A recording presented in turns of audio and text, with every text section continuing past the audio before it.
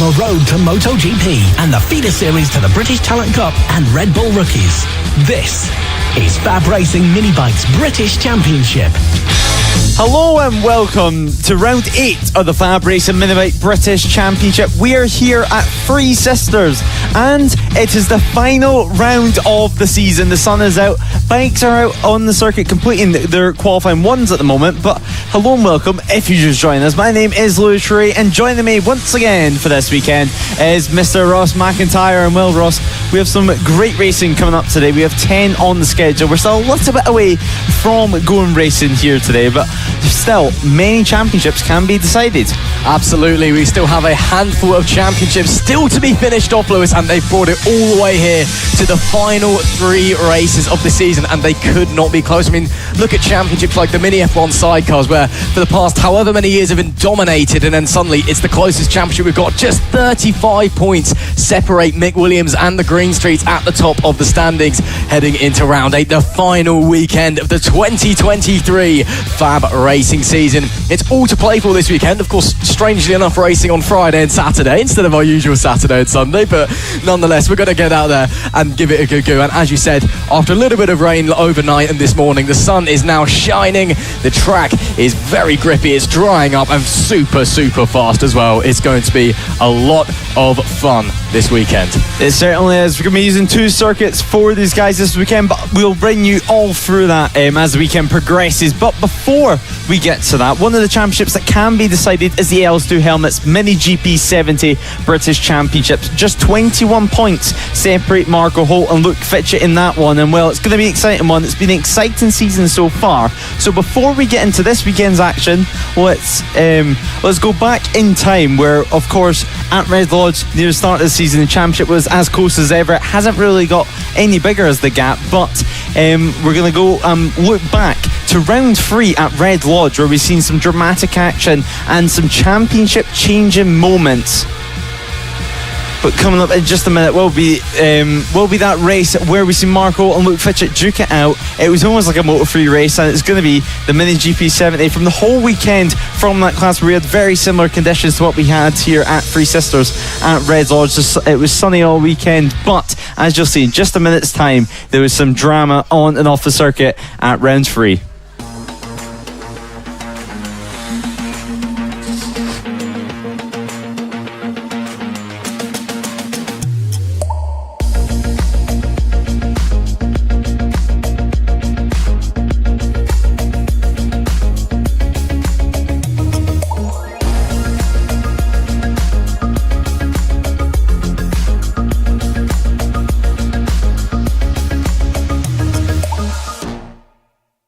So we're here with Paul Haskins from LS2 Helmets. So Paul, why don't you tell everyone why you're here this weekend? I've been invited down here. We've been helping a few of the young riders for a few years now. People like Ollie Hall, Ollie Sims, Clayton. There's a few that we've been helping. So I've been invited down a few times to come along, and this has been one of my first 3 weekends where I could actually get down here to come and see what happens at FAB Racing. So, but it looks fantastic so far. Yeah, I was about to say that. What is your first impressions of this paddock and this championship? Because obviously you help out quite a few riders here. The main thing with the paddock, I can't believe how busy it is and how many riders there are here. It's it's fabulous. And obviously I work at the BSBs and I go to GPs and World Superbikes and everything. So it's great to see young kids like this starting off that are building up and stepping stone through to these sort of things. Next step after here, I know now we have a lot of the riders at the BSB. Brad Ray, for example, obviously not in our helmet, unfortunately, but you know, he's come through. He's won the BSB Championship now and the World Superbike Championship. Lots of the riders are starting here. It's just fantastic. And on a normal day-to-day basis, away from the paddocks, what is your job at LS2 Helmets? I'm the sales director of LS2 for the UK, so I run the UK arm of it. So, as a company, we've been... Well, the parent company has been going for 33 years. LS2 as a brand has been going for 16 years. We supply helmets in over 105 countries now around the world. So I'm very honoured to be part of that in the UK. And now LS2 Helmets have sponsored the MiniGP 70 class, and now it's the LS2 Helmets MiniGP 70 British Championship. So what's it been like to have that involvement with a junior series and a real stepping stone to greater things? Well, same as I said earlier, that is the point of it. We want to help these young riders, and as they progress through, hopefully they'll be wearing an LS2 helmet. And the winner of the championship this year is actually part of the prize. He will receive an LS2 helmet and sponsorship for the next year in the GP70 class. So it's a stepping stone for them. So we're just helping as much as we can. Well, Paul, it's great to see you here, and it's great for you to come along this weekend. Fantastic. Hope we can catch up at another round again soon. Ollie Sims, I believe you're just about to head out, so just a quick one. How are you feeling this weekend? Yeah, it's gone alright. I had a little spill yesterday on the Mini, but other than that, it's been alright. And what's the class been like to race in this season? Because grids have massively expanded. Yeah, it's a better grid than last year, which is good. And is it harder to battle in? Is there more battles going on? What's it like on board the motorcycle? Last round, it was really hard to overtake because we were all so close together. And finally, any aims for this weekend here at Red Lodge? Try and get my times up as much as I can, try and get a podium. Well, good luck for this weekend. We're going to wish you all the best, of course, and we hope to see some great battles on the circuit. Thank you. So now it is time for the LS2 helmets Mini GP70 British Championship. It's the one everyone's been waiting for all day. It's the premier class here at FAB, and these are the talents of the future waiting in the holding area and waiting to go out to the track. So these riders waiting to make their way onto the circuit for what should be an incredible race ahead in qualifying. It was a fantastic qualifying to end off our qualifying for the weekend, because of course your qualifying results here at FAB will be your starting position for all 3 races this weekend. You can see the pole position, man. You can see Archie O'Brien, the number 91, the Spider-Man helmet, waiting and watching until they can head out for the start of the race. Tensions built here as it's only a 9-bike grid, but what a race we are going to see. So much talent is packed into this 9-bike field. There's not one slow rider here. We see that at Lid it was like a Moto 3 race, and hopefully, just hopefully, we can see that happen all over again. There's pole sitter Archie O'Brien. Alongside him in second position will be the number 7 Luke Fitchett, a 1:45.7 from Fitchett in qualifying. A great lap there from him, but Blake Wilson and Marco Holt will be on the second row of our grid. Bill Harris and Harry Payne in 6th and 7th, and Ollie Sims and Austin Johnson rounding off our grid. So I don't know about you, but Adam, but I cannot wait for this one. No, absolutely me neither. I'm so excited to see these stars of tomorrow out here on the Red Lodge kart circuit. They've been absolutely they've been getting their laps in. They've been on it absolutely every single session, even in the Friday rainpour that we had a little bit. They were definitely out there trying to learn anything about this circuit. Yep, they certainly were, and now the riders are trying to learn anything they can on the warm-up lap about the current track conditions, because this is the big one. This is the one that everyone wants to win. This is the one that sets up the talents for the futures. We've seen the likes of Casey O'Gorman, Josh Watley, Scott Ogden battling for this title, and even Evan Belford now. They're all going on to do great and wonderful things. It's the real building blocks, the real stepping stones for your future racing career.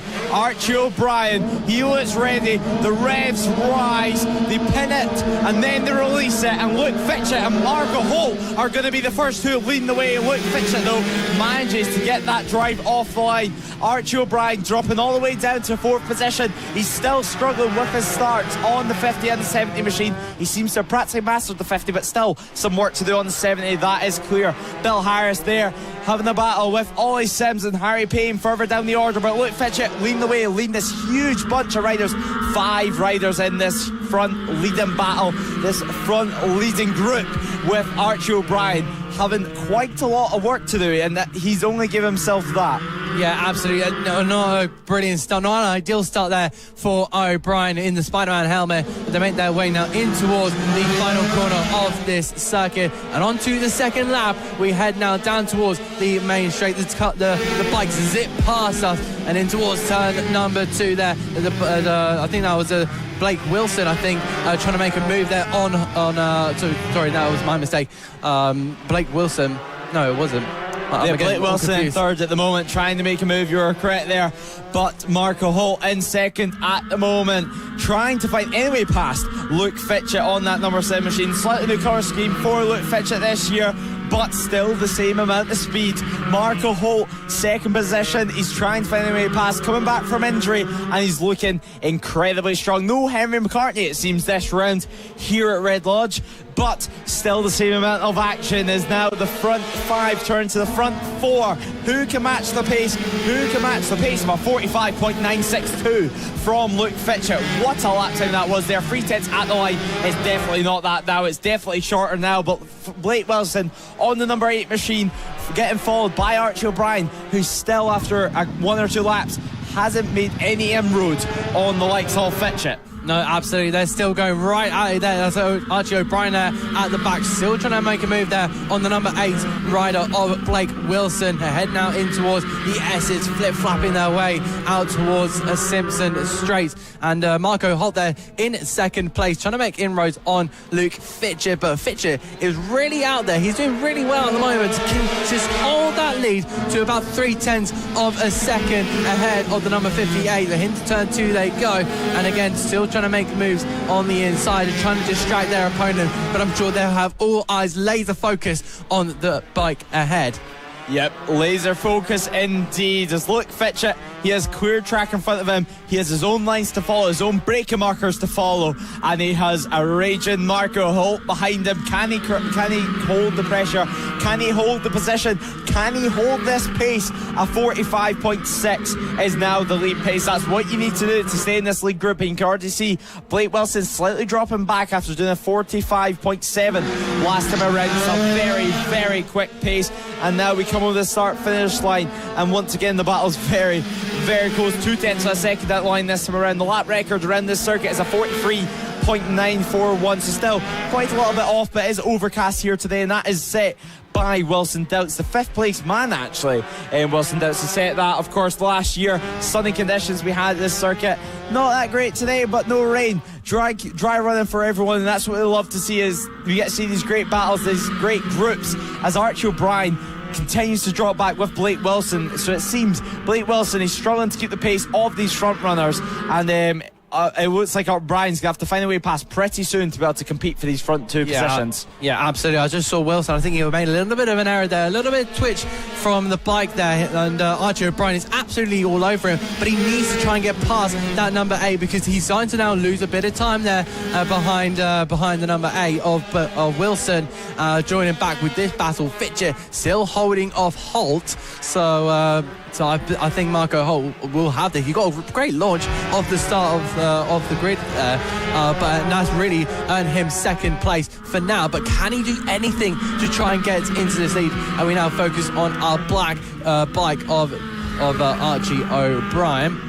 So I was looking at Blake Wilson at the moment, and it looks like he has some sort of issue with his gear shifter, or just the way that the bike's getting clicked into gear. And you can see it whenever he's downshifting especially. He has to keep the bike almost upright, it seems, and it's mainly the back section circuit he's doing it. As we'll watch him do it. He's done it almost every single lap, so I don't think it was a mistake there from him. I think there's either a slight mechanical or a slight niggling issue that he needs to get around and ride around. As they come down the back straight now, we watch Blake Wilson and we wait to see him set up the bike ever so slightly just in the second half of this corner. He comes round, and then once he back shifts here, he has to properly set up the bike to be able to get that bike clicked into gear, get that bike clicked down the gear compared to all the other riders. So he's potentially losing some time there. Yeah, so that's really unfortunate there. So that'll be costing him a good couple of seconds throughout each. That's 5 laps left remaining. Archie O'Brien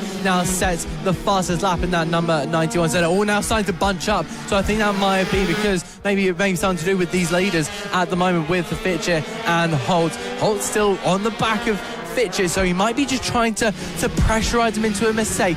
Keep Fitcher looking behind him, not laser scanned on the road ahead of him. But Holt there, maybe try a different line here, looking to the outside, but not quite poking that tyre inside just yet. I think he's going to save that for a couple of laps later. Luke Fitcher making his way towards the final chicane. Powering now out of the corner, and I think Holt's looking now to try and get past. Once again, we now switch to Harry Payne and Austin Johnson. This is the battle for 8th place, I believe. Yeah, so at the moment, having the battle further down the order there, but now we await to see what's going to happen at the front. What's going to happen with this lead group? 4 laps to go in this race. Luke Fitcher leading the way on the number 7 machine. Marco Holt just behind. Blake Wilson slightly further behind, but it seems every single lap they're doing about the same lap times. If one of the riders does a 45.1, all of them do a 45.1. If the front boy, Luke Fitcher, does a 45.3, everyone else does that sort of time. So it seems that no one's really able to get the upper hand in this later stage of the race. 4 laps to go of this race to come to the line to make it 43 laps to go, as Luke Fitcher 45.088 and everyone else doing 45.1s or 45.2s. So now, is this Luke Fitcher's chance? Has he been holding something in the locker to now show what he can do? What can Marco Holt do? Can he match it? Well, absolutely. He looks like he has been holding on, but I think that's a mistake there from Fitcher, and through goes Holt. Holt now leads the way here at Red Lodge Circuit, and they make their way now in towards the S's. I'm pretty sure Fitcher will be absolutely kicking himself. And I think that might have been a little mistake there. I think you may have gone a bit wide there. Oh, he's off.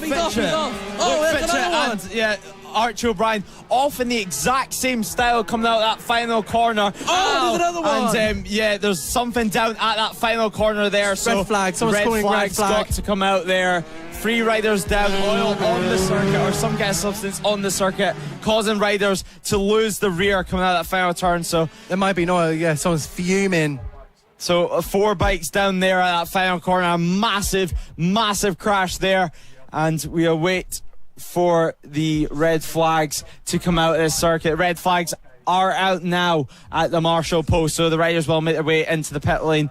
Luke Fitcher, Wilson Delks, Harry Payne and Archie O'Brien all down at the final corner, and luckily it looks like everyone is up on their feet at the moment. Luke Fitcher there, up on his feet. Everyone's wondering what's happening there. There's Danny Webb, walking over there, checking on the riders. Luke Allen as well, checking on everyone, see what's happened. The riders discussing what happened there, because something had to be on the circuit for everyone to lose the rear like that. Holly Harris doing a great job as well, pushing Archie O'Brien's bike off the circuit there, but terrible incident there, not what you want to see. Yeah, absolutely not. That was very much came as a surprise. There might have been maybe a bit of oil or something on the circuit, because there's no way that those all 4 riders can go off like that.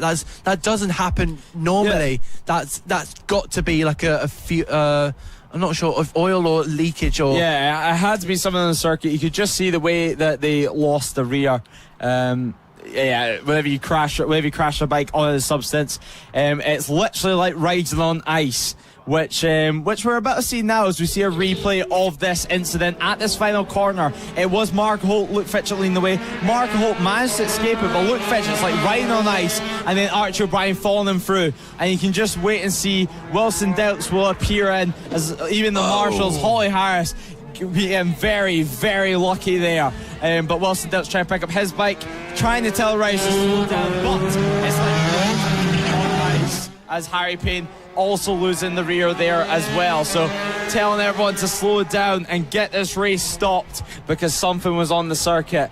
And now we see some discussions anyway happening at its final corner to see exactly what's went on.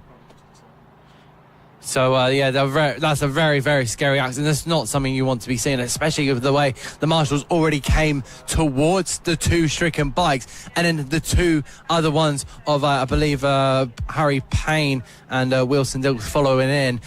You just don't want to see that on a race circuit.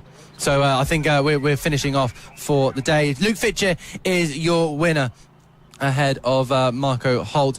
Blake Wilson will be on the podium. He's currently in P3 with Archie O'Brien in P4, Wilson Dilks P5. We had a Bill Harris, Harry Payne, Ollie Sims and Austin Johnson rounds out the 9 riders.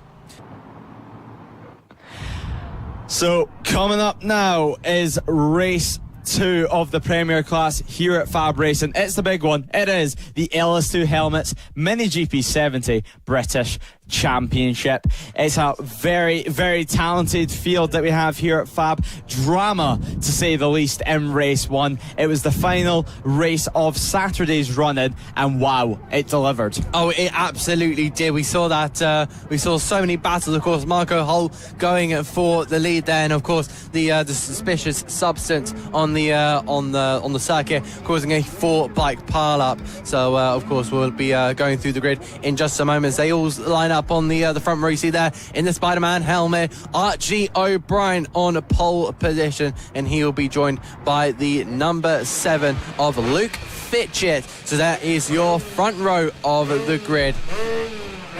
So we now get ready for the formation lap. The revs are going to be rising there. You can see Archie O'Brien launching off the grid, and we'll be going through the grid formation with you just a moment. So he's very excited for this race. It's going to be absolutely incredible seeing all these riders. So there you go. Archie O'Brien will be on pole position with a 45.5, and then Luke Fitcher will be alongside him. Blake Wilson will be lining up on the second row of the grid in 3rd place with Marco Holt, who took the lead, but can he replicate that today? Wilson Dilks will be in 5th ahead of Bill Harris on the 3rd row of the grid. Harry Payne will be in 7th with Ollie Sims, and Austin Johnson will be lining up in P9. So I don't think Wilson Dilks will be participating. I'm not entirely sure. Yeah, we're going to have to wait and find out, but a hefty crash at the end of race 1.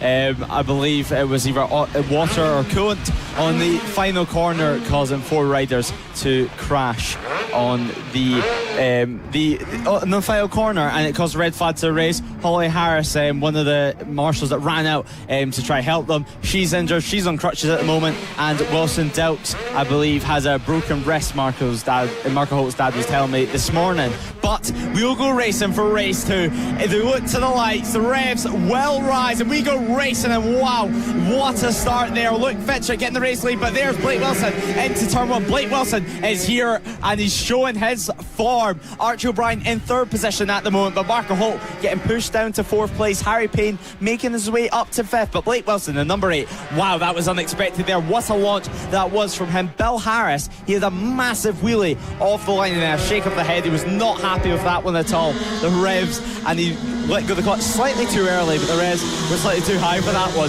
But Blake Wilson leading the way. We've seen it yesterday. He looked strong. He could match the pace for quite a while. He was struggling ever so slightly in the late race pace, but we're going to wait and see. It's been a whole night of thinking. It's been a whole night of wondering how you can improve, and now this is where we see who can improve as Austin Johnson makes his way past Harry Payne further down in the field, but at the line 0.2 of a second separated Wilson from Fitchett, from O'Brien, from Holt.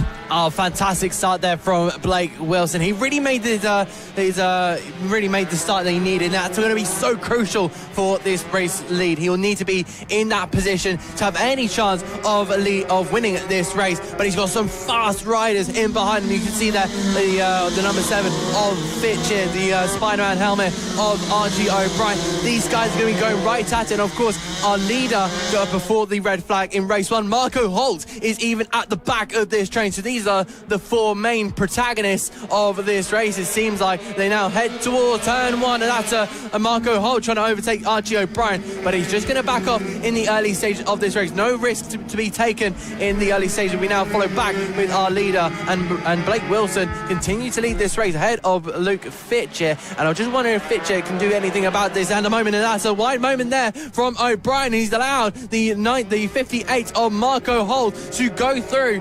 So Holt up to third place now. He will complete the podium places. And Archie O'Brien, once again, another mistake from O'Brien. He'll be kicking himself once again. He'll be hoping to try and lessen the mistakes for race 3, because that's going to be crucial if he wants to get a win in this class. Yeah, he's going to want to take the race win, but so is Blake Wilson. 10 laps to go. He is hungry for it.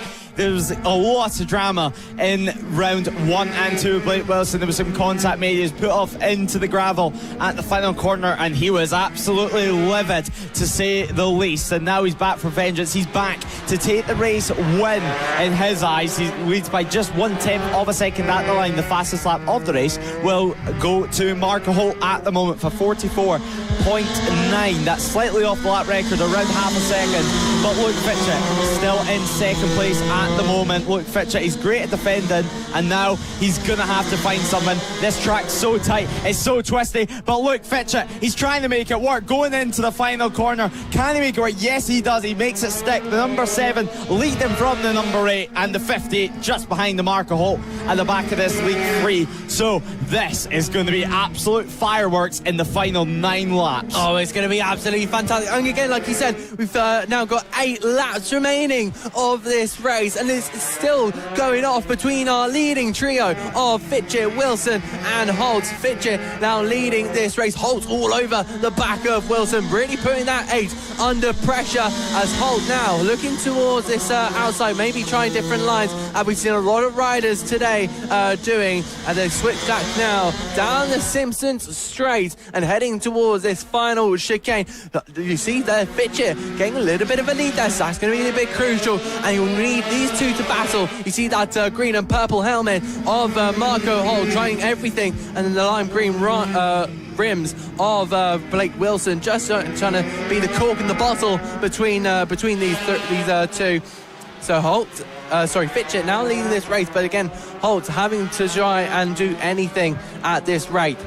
Yeah, we're going to have to see what's going to happen, because Holt, he looks like he's desperate for a way past, and I understand why, because last time around Blake Wilson, he was about 3/10 away from Fitchett's pace, but they've definitely caught up this lap, so it's going to be interesting to see what the lap time is going to be like. But is Marco Holt trying to replicate something here like what Fitchett did to Blake Wilson? I'm sure Blake Wilson will be trying to defend onto the Simpson Straight the best he can after that move was made on him. That's how you learn here in the L2 Helmets MiniGP 70 class. These are the talents of the future, and you can see why. They're so quick, they're fast, they're furious, and Marco Holt is wanting to find any way through. He's going to have to make it fit. He's going to have to get a better drive somewhere and get alongside him. He's been doing a lot of running in Spain this year. He was just at Spain last weekend. He picked up a podium place as well out there. He's been very, very impressive. As there Blake Wilson doing what he was doing yesterday, setting up that bike a lot more midway through the corner to get the bike back shift compared to all the other riders. But Marco Holt, he's desperate for a move, and he's clearly wanting to battle for that race win. Oh, he definitely seems in the mood to try and get this move done.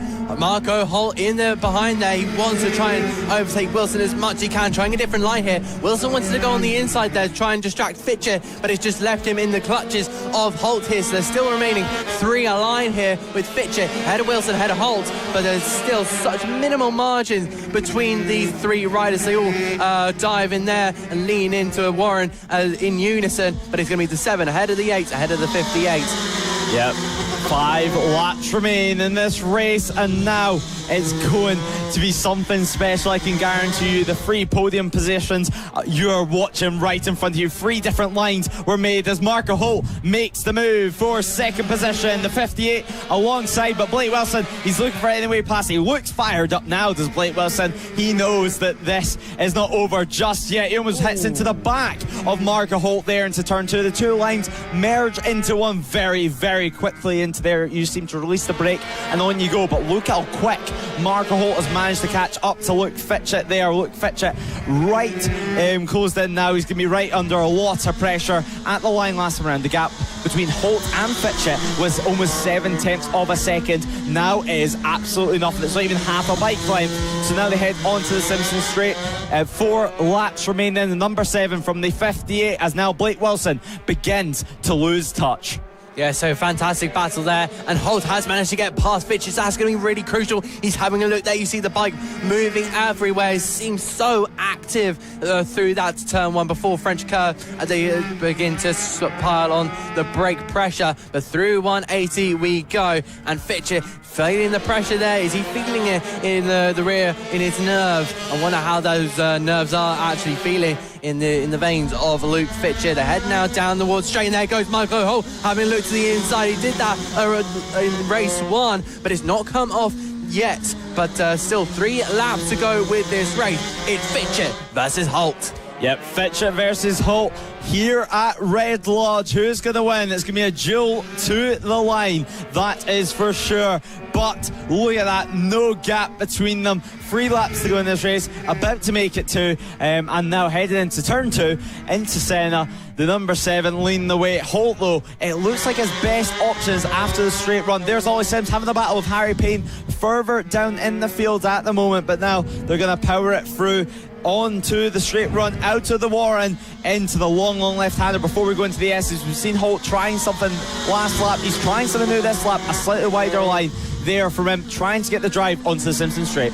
Yeah, so fantastic. You see there a few line changes there, just trying different lines as we've been seeing all throughout this weekend. Luke Fitchett through the final corner, they'll zip their way over the start-finish line to start the final lap of this race. This is going to heat up in the final few corners here at Red Lodge. Final couple of corners left, the final mile of racing. Ollie Sims finds a way through on Harry Payne, so Harry Payne, slight mistake there from him.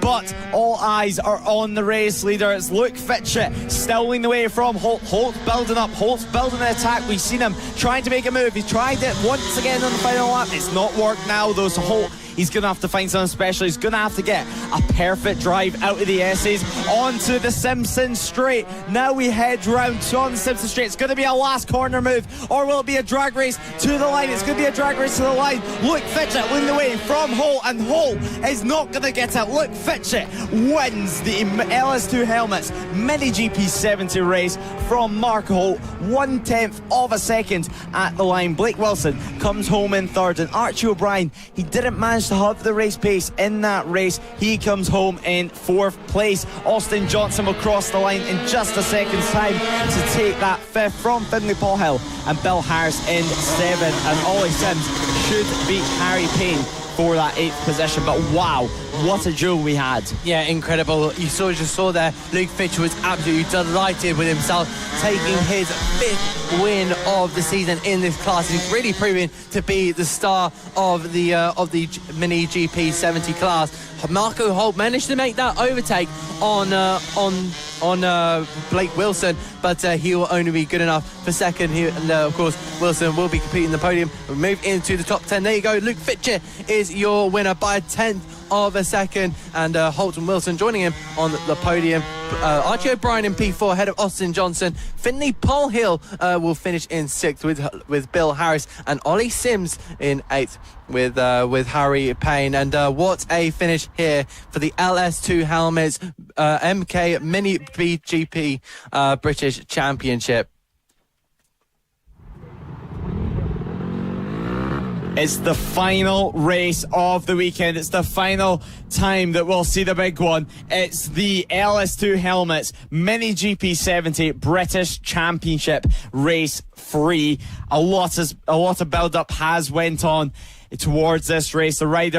Some of the riders are in the pit lane, in the holding area, and are looking focused at the moment. We've had some great racing so far in this class. A lot of drama. There was a big crash in the race one at the end of Saturday's action. There was some water or some coolant that dropped out one of the machines, causing the likes of Luke Fitchett, Wilson Delks to crash out the race. Archie O'Brien also another one of the victims to that fall. Harry Payne falling as well. So a lot of drama, a lot of action. But within all that drama, there's been some awesome racing with some great talents. Oh, it's been absolutely amazing watching the stars tomorrow making their way out onto the grid and doing battle around the Red Lodge circuit. And it's been honestly an absolute experience to see these guys in action and seeing what the future holds for such young riders. These guys are are still so young and they want to get on the international stage as much as possible, hoping to make it to Spain or making their way onto the international stage. But I'm sure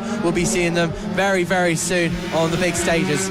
Yeah, I'm sure we will. And so far this weekend, it's been Archie O'Brien who has been starting on pole position after setting a 45.509 in qualifying. Luke Fitchett is alongside him on the front row of the grid. Blake Wilson will start the race from third, with Mark Holt alongside him in the second row of our grid, with Wilson Doubts trying to make a comeback. Will he start his race? Let's find out. In fifth place with Bill Harris alongside him after setting a 47.219. Harry Payne will begin the race from 7th position, with Ollie Sims and Austin Johnson rounding out our front row. So it's time for the final race of the weekend. Oh, it's going to be absolutely all guns blazing, and I'm so looking forward to the final race. It's been an absolute pleasure to be commentating over all the action. Myself and Lewis have really enjoyed ourselves, but yeah, we move on to the final race of the evening. And what a way to finish it off. What a way to finish it off. The revs will build very soon. The tension has already began. You can see Archie O'Brien warming up his bike to say he's definitely making sure it's ready to race. He's revving it flat out. They are going to put it all on the line. It is the big one, and now the lights are on. The lights are off and we go racing. It's Archie O'Brien who struggles at the start once again. Luke Fitchett takes the race lead. Mark Holt hanging it out to dry on the outside through turn 1, while Blake Wilson slips up the inside of Archie O'Brien, slipping them down to 4th position. Harry Payne having a good start as well in 5th place at the moment, but at the front, Luke Fitchett, the number 7, begins to lead the way in this race. Mark Holt, what can he do? He's been so dominant in the 50 class this weekend. Can he get this race won in the 70? We're going to have to wait and find out. The 58 machine, a wider line, and it looks like he was held up mid-corner there from Luke Fitchett. What's the run going to be like on the Simpson Straight? Will he try and make a move into the final corner, or will he wait until turn 1, the French curve? Let's find out. It's going to be a run to the line. Who's going to get the better drive? Who's going to have more speed on the start-finish straight? Archie O'Brien still in that 4th place as now we head into Senna. Oh, some brilliant start there from Luke Fitchett. He's managed to get the launch that he needed, and on the way through the snaking section, he'll be joined by Marco Holt. Holt is just in behind there with Blake Wilson just following up. Archie O'Brien there is starting to fall out back a bit, but I'm sure with the batting going on at the front of the field, which you've been seeing all weekend long, I'm sure he'll be getting in the battle. It's just very, very soon. Marco Holt trying the outside there, but he's just going to go and switch it back, and now just try and get the run here. He'll be analysing what Fitchett does, what is he not good at, and what will be his advantages, and he'll be looking at that and trying to suss it all out as we make our way through the race. Yep, 10 laps remain in the race at the moment though, so look, Fitchett, plenty of time to hold back maybe something special for the final couple of laps. Blake Wilson, the fastest lap of the race, at 45.127. He's sitting there in 3rd place, slightly behind these two riders at the moment. So Luke Fitchett, the number 7 machine, still leading the way from Mark Holt. Mark Holt though, he's looking very, very aggressive. We've seen that a couple of times in race 2. He just tries to show his front nose there on the entry to the long left-hander. He backs out of it though every single time. It's quite a tricky place. You almost need Luke Fitchett to set up for any hope of a move through there. But now on to the start-finish straight now to make it 9 laps to go this weekend of FAB-Racing. It's been a great round 3 so far, and let's end it on the high with this superb battle forming for the race lead. 3 bikes in one group. Oh, it's been absolutely fantastic watching Marco Holt now setting the fastest lap, but guess what? The top 3 have all done a 45.0. This is the pace they're dealing with. Every single etch matters. So if one makes a mistake, then then he's gonna go, oh, that's a massive accident. There's 2 bikes involved there. They need to pick those up immediately. And they're to 27, I believe. Yeah, that's Austin Johnson and Finlay Paulhill crashing out of the race there. Finlay Paulhill taking a bit longer to get remounted on that motorcycle, on that 199 machine.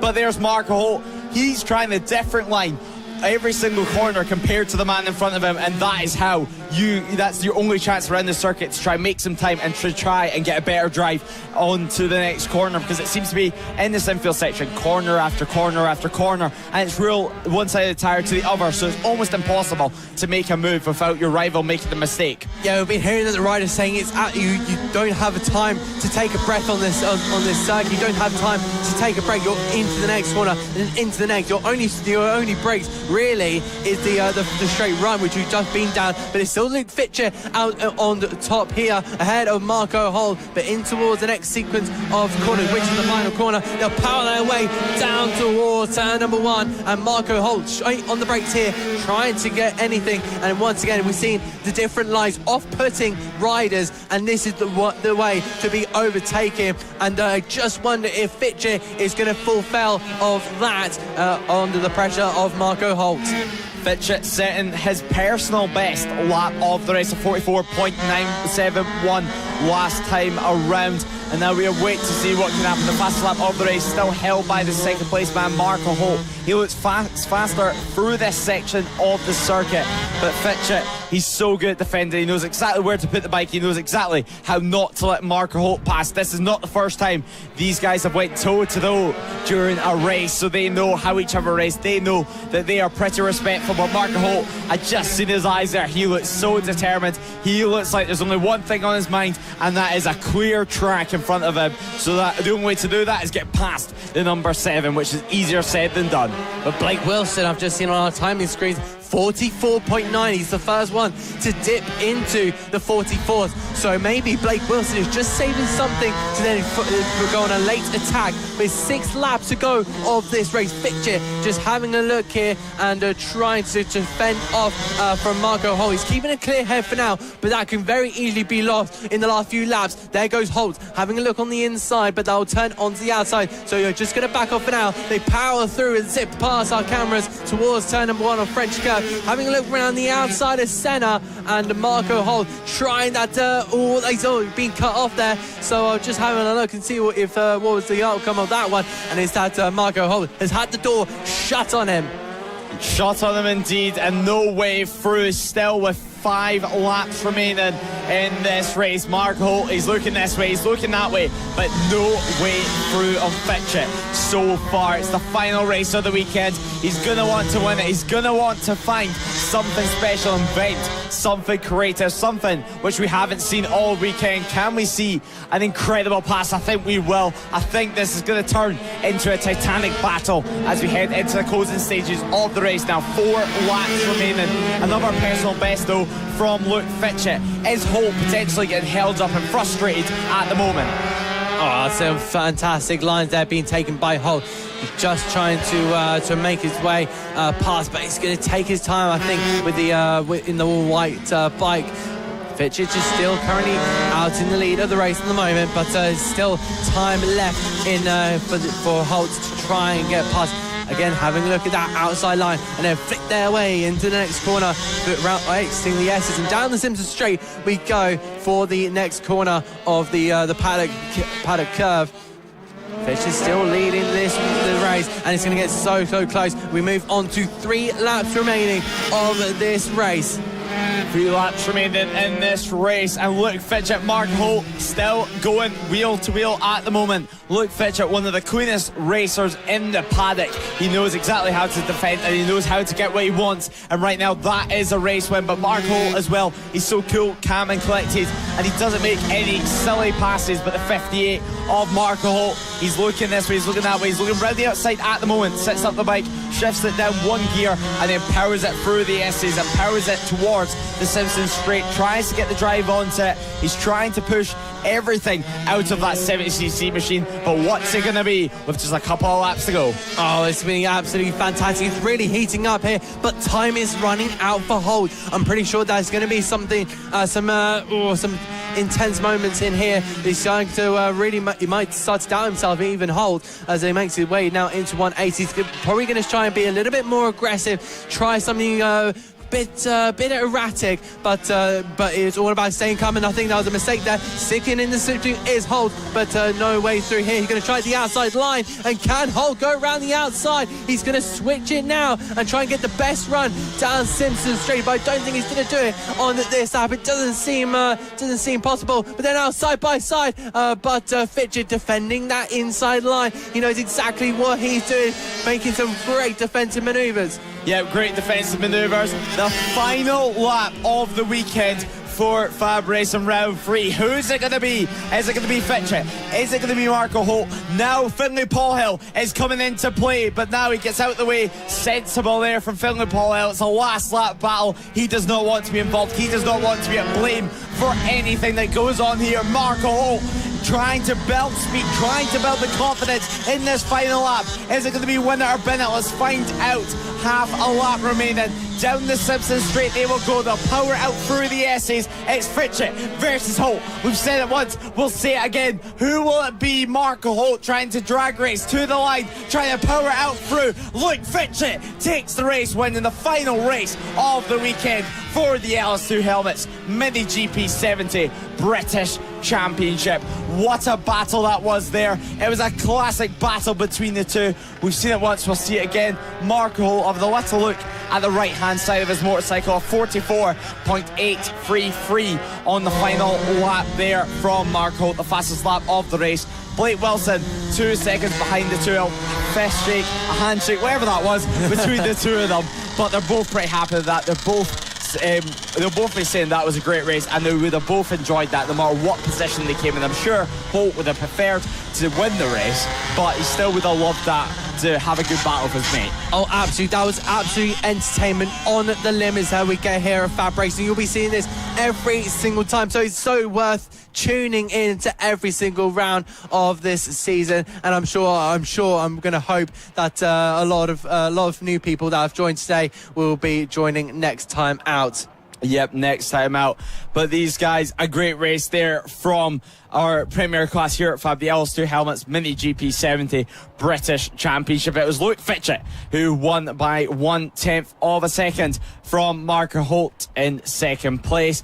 And Marco Holt, fastest lap of the race, and Blake Wilson came home and rounded out our podium on the number 8 machine, with Archie O'Brien having a consistent ride in 4th place. He stayed in 4th place for the whole race, and Bill Harris came home in the top 5. A good ride there from him, constantly improving on the MotoGP 70, trying to improve in the footsteps of his older brother Ronnie Harris.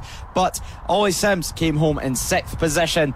A busy weekend from him, also racing in the LC40 Elite class, with Harry Payne in 7th, and Finlay Paulhill after that incident earlier on with Austin Johnson in 8th place. But what an amazing race, and what an amazing round we've had here for round 3. Slightly less hectic for the riders after a double header at Lid last time out, but a great weekend of racing. The weather has been on our side for the second day of running.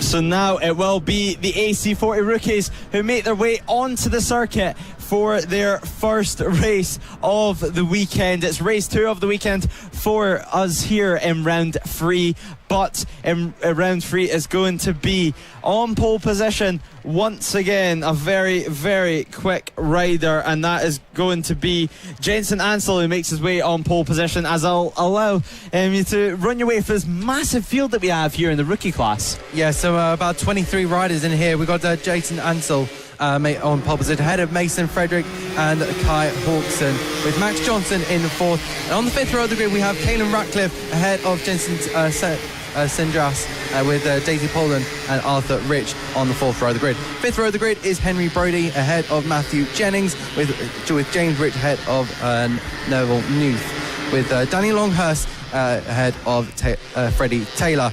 Emerson Oakley will be starting in 15th on the number 63 bike, ahead of Austin Dilks with Tommy Williams in 17th. 18th for Tyler Schalding, ahead of Oliver Wilson, with Reece Sackleby ahead of Ethan Bayliss.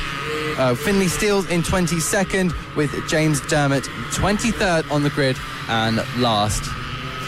Yep, a packed field here today. A lot of different abilities for these guys. These guys are just starting out in their racing careers and just starting out at the age of 6-year-old. And if you finish in top 6 in this rookie championship, you get forced to move up to the pros next year. So a lot on the line for these guys, but they're just starting out, so I'm sure they're just having the most fun possible. We've seen on the opening couple of rounds that Jensen Ansel, he's looking incredibly strong and incredibly dominant on the number 22 machine, but we're going to have to wait and see what's going to happen in the opening race of the day for the AC40 rookies. Yeah, really excited for this one. A lovely helmet there from our pole sitter. And do you think this one is going to be dramatic as the last one? So I think so. Yep, I think so too. 23 bikes is in this grid, and now they look to the lights. The revs will rise, the tension rises, and it's going to be off the line. Jensen Ansel, he gets a good initial getaway, but Kai Hawkins tries it round the outside, but it's going to be the likes of Ansel who will have the inside line for turn 1. Can he make anything of it? Mason Frederick in second position at the moment. A packed field. You can just see the amount of riders trying to navigate their way through this twisty section. For these rookie riders, this is what they need. They need tight corners. They need tricky corners to help them learn their racecraft. Just like this man here, Jensen Ansel, leading the way from Mason Frederick. So a great start there. And Caelan Ratcliffe is sitting in third position. So a great start there. A clean start from all the riders, most importantly. Oh yeah, definitely. And I saw that Jason Ansel has been really quick throughout this weekend. He's been topping a lot of the sessions. He's been remaining in that top 3. So he's made his way onto pole position really deservingly, but I don't think he'll run away at the race. There will still be challenges from the likes behind of Mason Frederick. So now we're being told that Mason Frederick's start was too good to be true. He's been given a jump start penalty, so he'll get dropped in the order of about 3 seconds at the line. So Mason Frederick, not what he's wanting. Fastest lap of the race also goes to Mason Frederick at the moment. So he's going to have quite a lot of work to do to be able to hold on to that second position, never mind fight for this win. Yeah, so I don't think he'll be aware of this, so he'll just be gunning for it as usual. He's currently sitting in second place, less than a second to the rear of Jason Ansel. They make their way now down towards this final chicane, and he'll be looking towards to just try and once again analyse his opponent of Ansel. But through they go over the start-finish line, and it will be 1.1 seconds between the leading pair. Yep, 1.1 seconds. But of course, Frederick does have that penalty, so if he gets past Jensen Ansel, he's going to have to bridge quite a significant gap. There is your battle, though, for the final podium position. There's your battle for third place. Caelan Ratcliffe leads the way. Kai Hawkins just behind him, and Max Johnson in the back of this field. You can hear the fans, you can hear the supporters, and you can hear the families cheering on for this final position battle, this final podium position. This is the one that everyone wants. They want to be on the podium. It's a big step for these guys, as Max Johnson right now is just watching these two guys in front of him have the battle and hopefully trying to pick up some of the pieces. Yeah, Max Johnson is just sitting in behind there. They make their way side by side is Ratcliffe and Hawken, and in towards the next sequence of corners. I think that is going to be Ratcliffe just staying in front for now, but they power now down towards the start finish straight and in towards turn 1 and 2. We'll just maybe see a move just in here, looking around the outside. He's going to try and carry the grip in those tyres and switch around. So now we're going to have to wait, and now they make their way through turn 1 and powering it out. Well, they've already finished turn 1, now they're already into the infield section of the circuit. But I was just about to say, you can really see the bumps through turn 1, especially on these mini motos. It seems to be the most I would say, most fierce bumps. It's really the bumps that affect them the most. You can just see coming around the outside now is Hawken on Ratcliffe. Even in his back section of the circuit, it's not necessarily a smooth track, but a great move there. Round the outside on the flip-flop goes Kai Hawken and goes into the podium position. So third place, but straight away down the inside is Keelan Ratcliffe, fighting it back, trying to hold on to it, but he cannot. And it's going to be Kai Hawken in third place over the line this time around. Would you believe it? Just 2 tenths separating these guys. And now coming onto the scene is Jensen Cedras to come into this battle for third place, making it a 4-bike group. This is absolutely fantastic, watching all 4 bikes battle for position. Hawken ahead of Ratcliffe, ahead of Johnson, ahead of Cedras. They make their way now down towards the Warren, and you can really see the bump just there. It was quite a big bump through the bottom of the hill there. Yeah, it is, and these riders will be feeling it a lot, of course. Quite a lot of different chassis manufacturers in this Minimoto class. It really depends what you want to buy, what you want to put your money on and put your child on. And it just depends how it deals with that, how much flex it has in that chassis, and how it handles that bumps whenever it's leant over. But leading the way is still Jensen Ansell, 6.9 seconds at the line this time around. Mason Fedrick on the number 5 machine is just behind that, but his gap at the moment between himself and Kai Hawken is 2.3 seconds, so he needs to extend it to keep on to that second place. Otherwise, he's going to dramatically drop down the order, as there is the 118 machine of Freddie Taylor making his way through on the Britain Racing machine. The Britain Racing also racing in the brand new BMW F900R Cup, which some of the FAB riders have actually went on to do in its inaugural season. But here's the battle, trying to get through some back markers right now is Max Johnson, as the boys in front of them have already done so. So back markers already with 3 laps to go, playing a huge point in this race. Yeah, so of course the back markers will be just sitting on the racing line, but it's all down to the riders approaching them to try and get past, and that's a roll. That is a big roll, and I wonder who that is. And there's a completely white bike there, and I wonder who that is. Yep, so he's bagging his feet, and that is Finlay Steele's up on his feet onto the tyre wall, and that's great to see. But there is your race leader. There is Jensen Ansell, 6.1 seconds at the line last time around. He powers it out through towards the straight run to the long left-hander, and right now no one is behind him, no one is in front of him. He is in an absolute ghost town. He is in a different postcode from everyone else at the moment. He's been absolutely fantastic. He's just absolutely left the field. He's waved bye-bye, and now in towards the final chicane we go. Yep, final chicane, and now crossing the line. It's final lap time. It's Jensen Ansell who leads the way. We await to see who's going to be in second, who's going to be in third. Of course, Fedrick does have that jump start penalty to be added on to his race time in the finishing place. But third position, we await for them to cross the line. It's still Kai Hawken who defends from Keelan Ratcliffe, as Cedras finds a way through Max Johnson, and you can just hear the cheering, the shouting, and there is Jensen Ansell making his way through with these back markers as well. Once to get passed by the likes of Jensen Ansell, who's at the front, they can learn a lot from him and learn a lot about their own riding. And there he is, getting past Freddie Taylor. But it's been a great victory. He's shown the class how to race, how to do these quick times. Fastest lap of the race is, of course, Jensen Ansell, 53.286, as now he's the fastest man still on the circuit. 8.5 at the line. It doesn't matter now. He comes around and he wins the race. He wins race 1 of the AC40 Rookies. A great win there. You can hear the cheers from the crowd.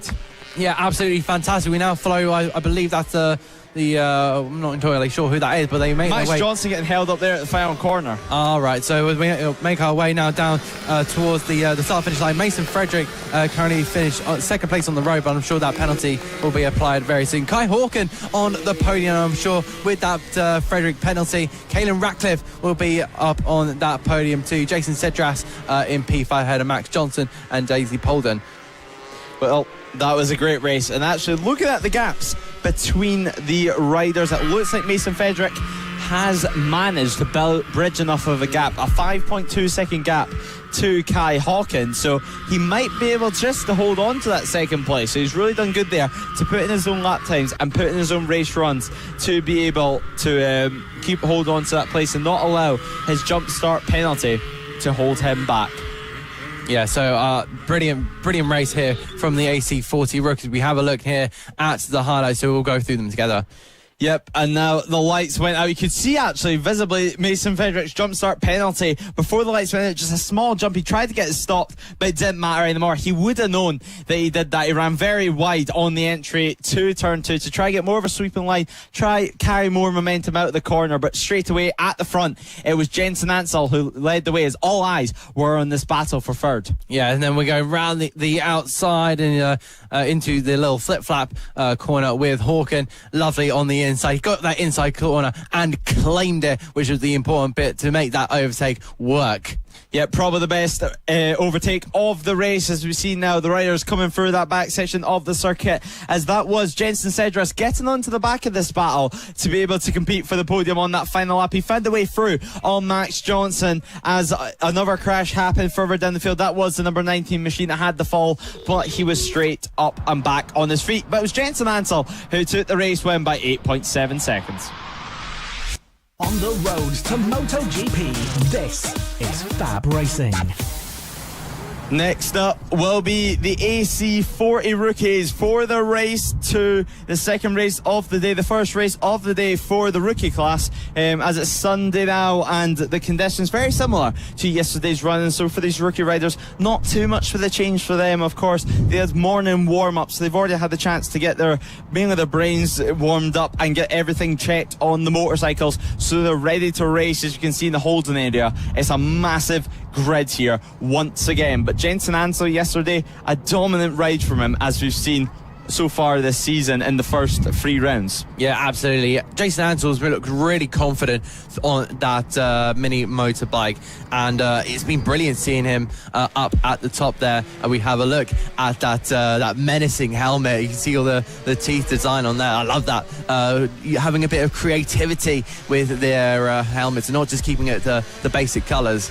Yep, definitely having some fun with it. You can see them positioning the bike towards the race line for the first corner. They're ready even on this warm-up lap. Jensen Ansel is going to be hoping for another race win on the number 22 machine, but a massive grid, and they'll be hoping for some massive battles, as we've seen yesterday. A lot of abilities in this class, meaning that we see quite a lot of battles.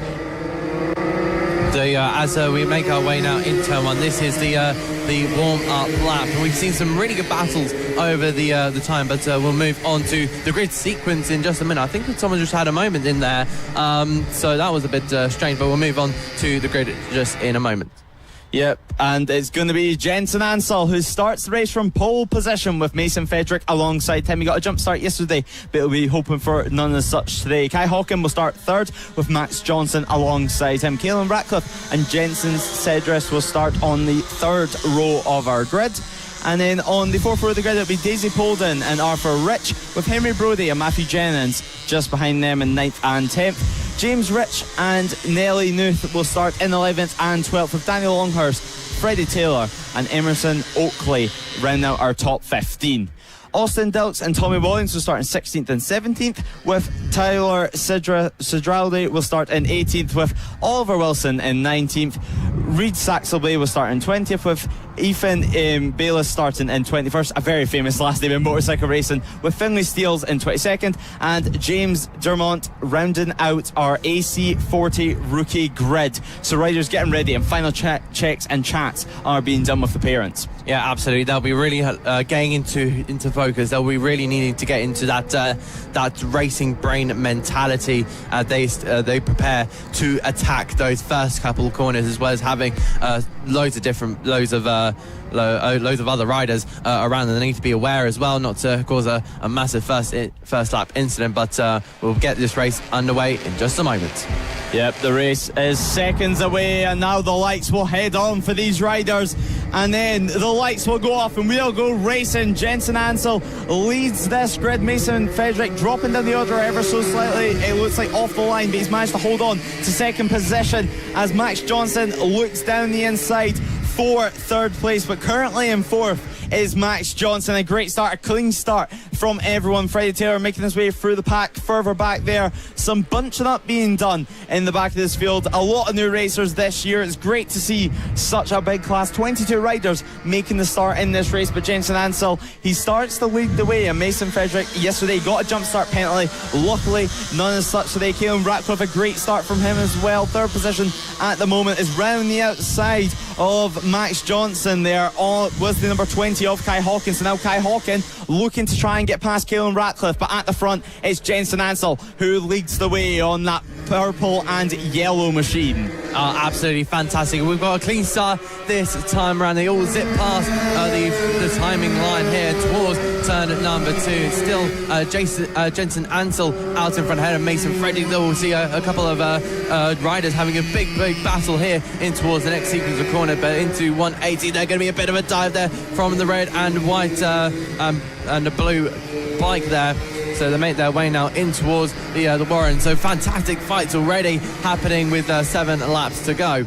Yep, 7 laps to go in this race, and the real battle right now is for third position. Caelan Ratcliffe leads the way, Max Johnson and Kai Hawkins just behind in this battle, and they're looking for different lines. It's clear to see Max Johnson there. It was like Kai Hawkins trying that move once again, so potential weak point of the circuit for Max Johnson is along that left-hander, but the number 2 there making a pass. Jensen Cedras finding a way through on Kai Hawkins, so Kai Hawkins not having the run he would want out onto the Simpson Straight. But now 7 laps to go remain in this rookie race, and now Max Johnson looking down the inside of Caelan Ratcliffe, and Max Johnson into turn 2 makes that move stick as Jensen the number 2 Cedras gets dropped down the order as well. So Kai Hawkins and Max Johnson making moves, so 6 laps to go. Oh, fantastic little battle here between two. I think that's Kai Hawkins just trying to make a move there on one of the other riders. They head now down the straight run towards that little section where, as you said, Max Johnson was having a little bit of struggle. He leads it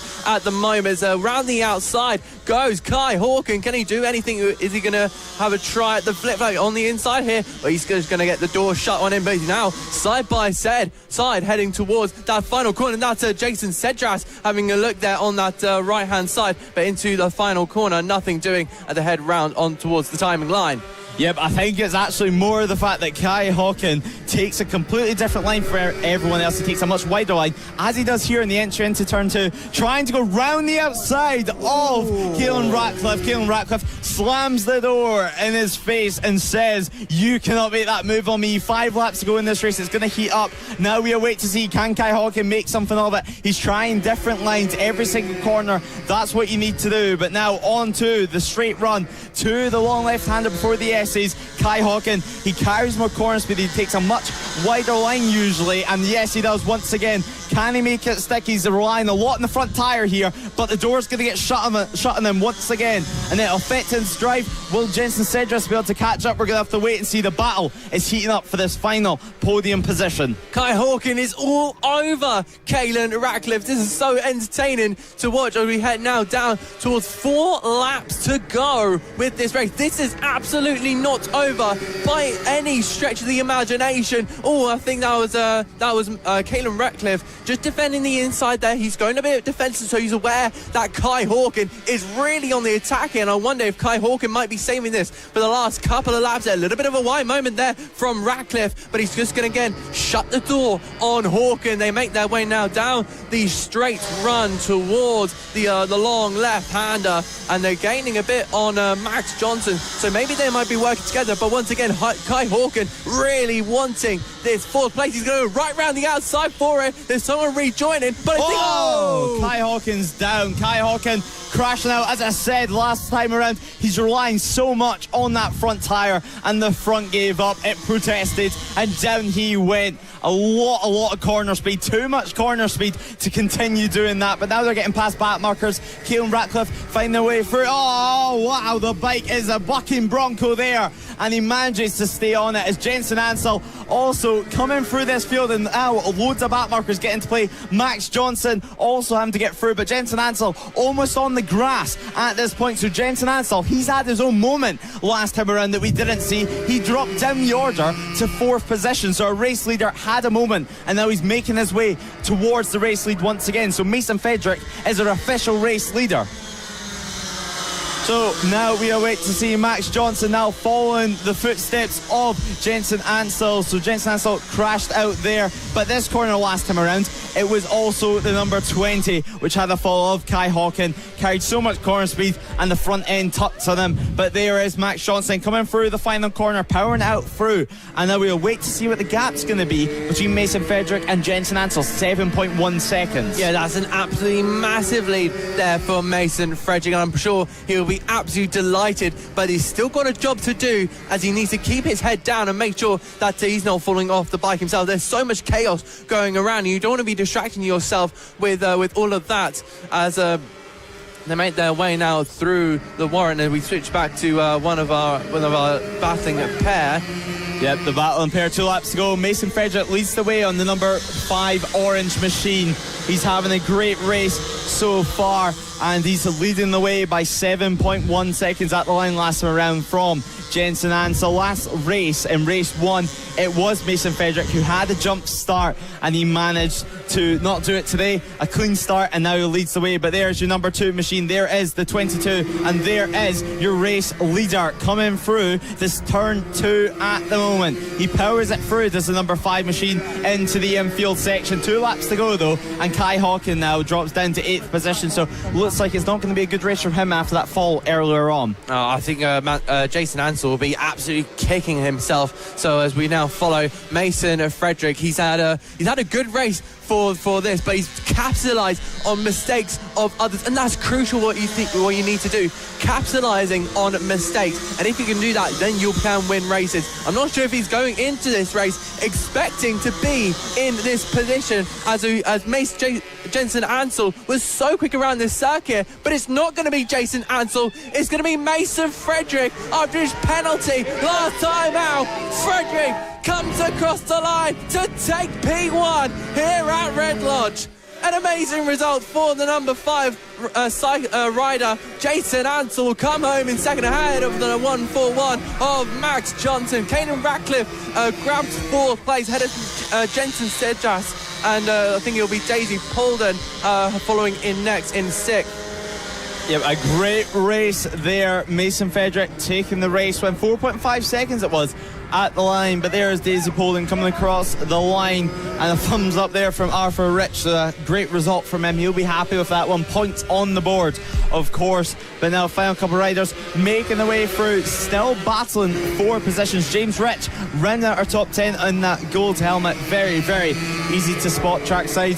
Cheers from the crowd. They're very, very delighted from this rookie race. The parents get very much involved, and that is why, because Mason Frederick, he won by 4.5 seconds from Jensen Ansell after he crashed out earlier on. Max Johnson came home in 3rd, rounding out the podium positions with Caelan Ratcliffe and Jensen Sedras in 4th and 5th, and then a great battle between them two. But it was Daisy Polden and Arthur Rich in 6th and 7th, and Kai Hawken, after a fall earlier on, came home in 8th position, with Henry Brodie and James Rich rounding out our top 10 in the opening AC40 rookie race of the Sunday's action, their race 2 of the weekend. What a race that was.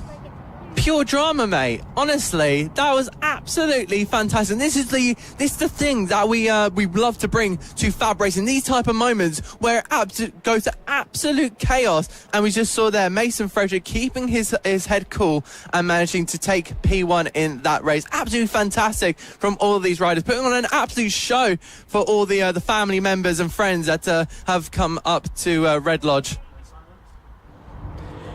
So now the final race of the weekend for the AC40 rookie class it is going to be the one that they're going to want to win. It's going to be the one where the track conditions are the best that they've raced in all weekend. So it's going to be interesting to see if we're going to have a few surprises this race. It's a massive grid, as it always is, for the AC40 rookie class.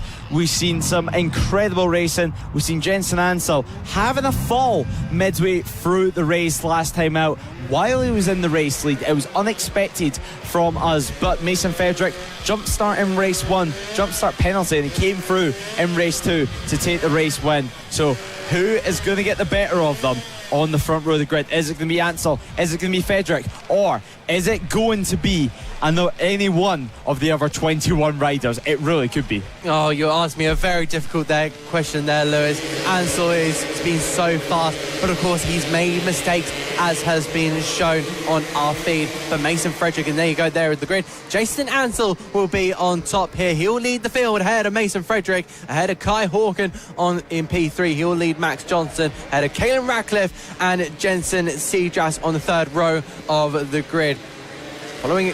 Following by in 7th place will be Daisy Polden ahead of Arthur Rich, and Henry Brody will be joining in there with Matthew Jennings in 10th place. He'll round out our top 10. James Rich will be ahead of Nelly Newth for the 6th row of the grid. 13th place will be Danny Longhurst ahead of Freddie Taylor, with Emerson Oakley lining up in 15th. Austin Dilks will be starting in 16th with Tommy Williams ahead of Tyler Schulte, with Oliver Wilson and Reed Sachs will be top 20.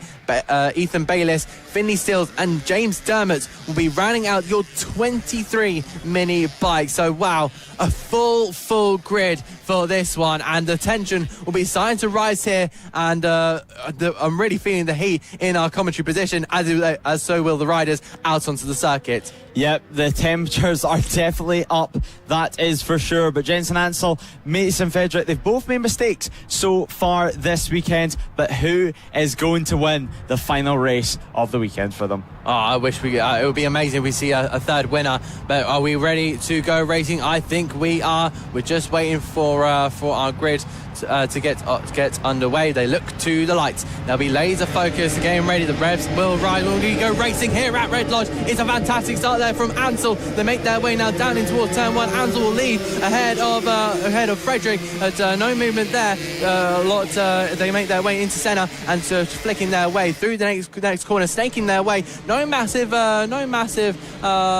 accidents or whatsoever in these early stages. So they'll just be trying to find a rhythm as they get their bikes underway. And in towards 180 degrees, we can follow the field now in towards. So still Jason Ansel up the top there, ahead of Mason Frederick. It doesn't seem like there's any. I'm not hearing any penalties at the moment, but it looks like Kai Hawken, I think that is trying to make a move there for P2 on Mason Frederick. But we follow our field now round, and we see the two of the line green riders. But here comes Jason Ansel in that number 22 purple bike.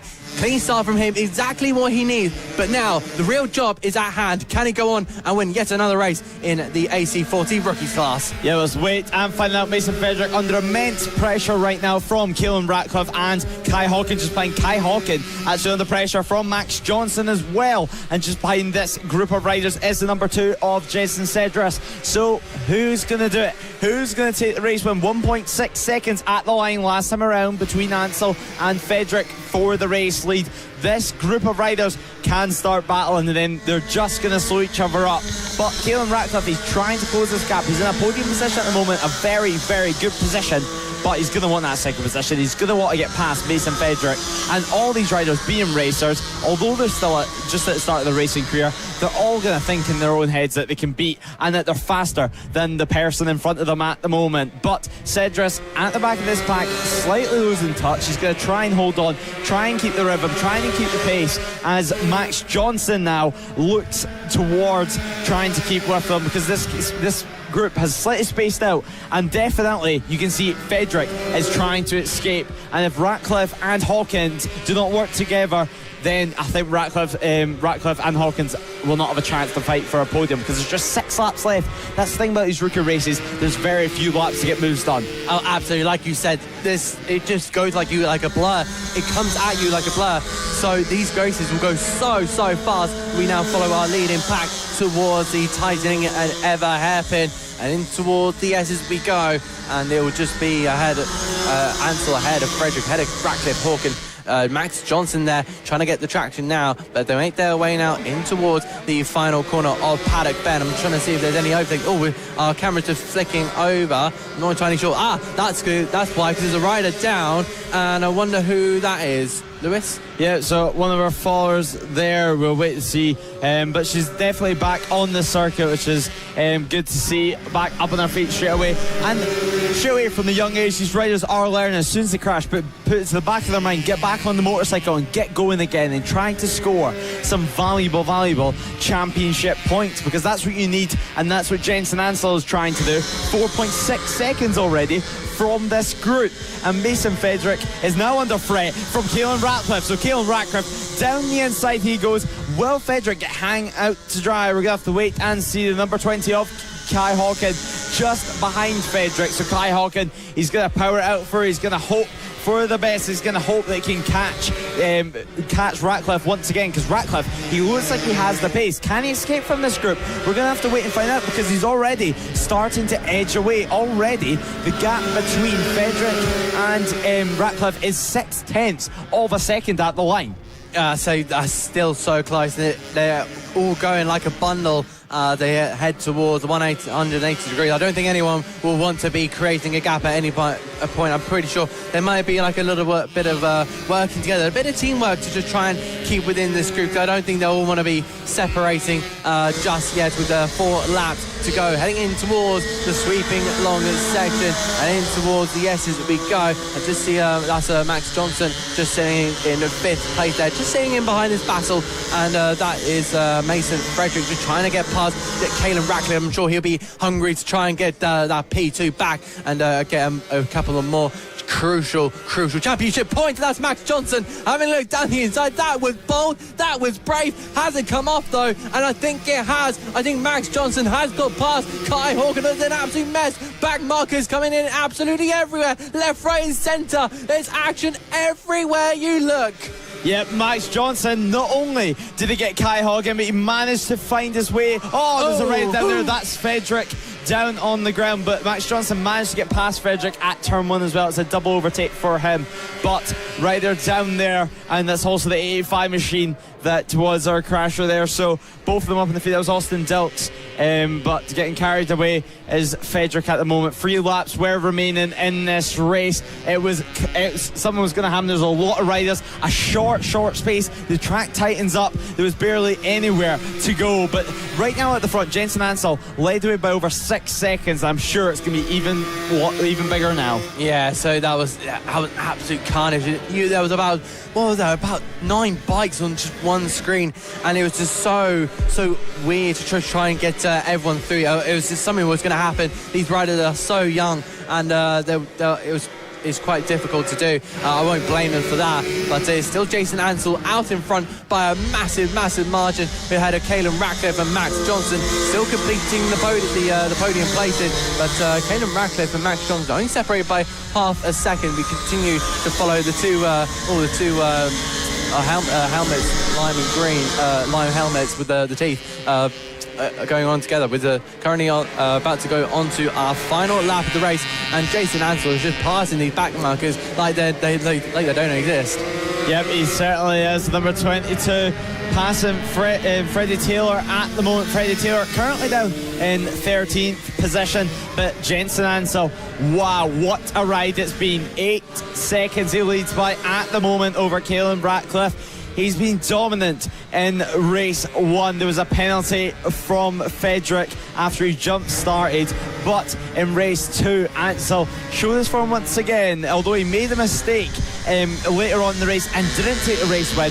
Up to that point, he showed his pace, he showed his dominance, and more importantly, he showed how quick he could be lap after lap. That's what we've seen. It looks like he's been racing for 10 years. Well, he's only been racing for a couple of years, and that's what we love about the AC40 AC40 Rookies. Perfection by Jensen Ansel. Perfection at the final corner, and perfection to win race 3 of the AC40 Rookies here at Red Lodge. He looks so casual. He looks like it was easy. He made it look easy on the camera. Caelan Ratcliffe should come home in second position, and he does. So Max Johnson, third position at the moment, and Kai Hawken. Jensen Cedras rounds out our top 5 positions as Frederick gets carried over the track at the moment. But what a great race that was. Checker flag is waving, and once again the AC40 Rookies delivering a dramatic race. Although Ansel led away at the front and ran away with it, it was still a highly entertaining race for that second position. Oh, absolutely. Despite Ansel really, honestly, truly dominating this race, these other riders have proved so much action. There you go, Jason Ansel is your winner by almost 10 seconds over the rest of the field. Ratcliffe there in second place ahead of Max Johnson. Kai Hawken will be in fourth place ahead of Jensen Cedras, with Daisy Poland taking home 6th place and a good amount of championship points. Arthur Rich will be in 7th ahead of Henry Brody and James Rich, so the two brothers in 7th and 9th there, with Nelly Newth rounding out your top 10. Great race there from the AC40 Rookie class. They've had 3 races this weekend, and that's them done for this round here at Red Lodge. Of course, at the end of the year, the top 6 finishers in the championship will be forced to make the move up to the AC40 Pro class, and you can just see some of the helpers for these rookie riders there in the hole in the air. Look at Alan here this weekend. He's been helping a lot of the riders out, although he's on crutches at the moment due to a crash at Silverstone. He's still here. He's still up on his feet on crutches, helping these riders out as soon as he can. But now we await to see. Here at FAB-Racing, we're very, very quick with the turnovers. We're actually ahead of schedule so far today, touch wood, of course, but the AC40 Rookies will be back next round at round 4.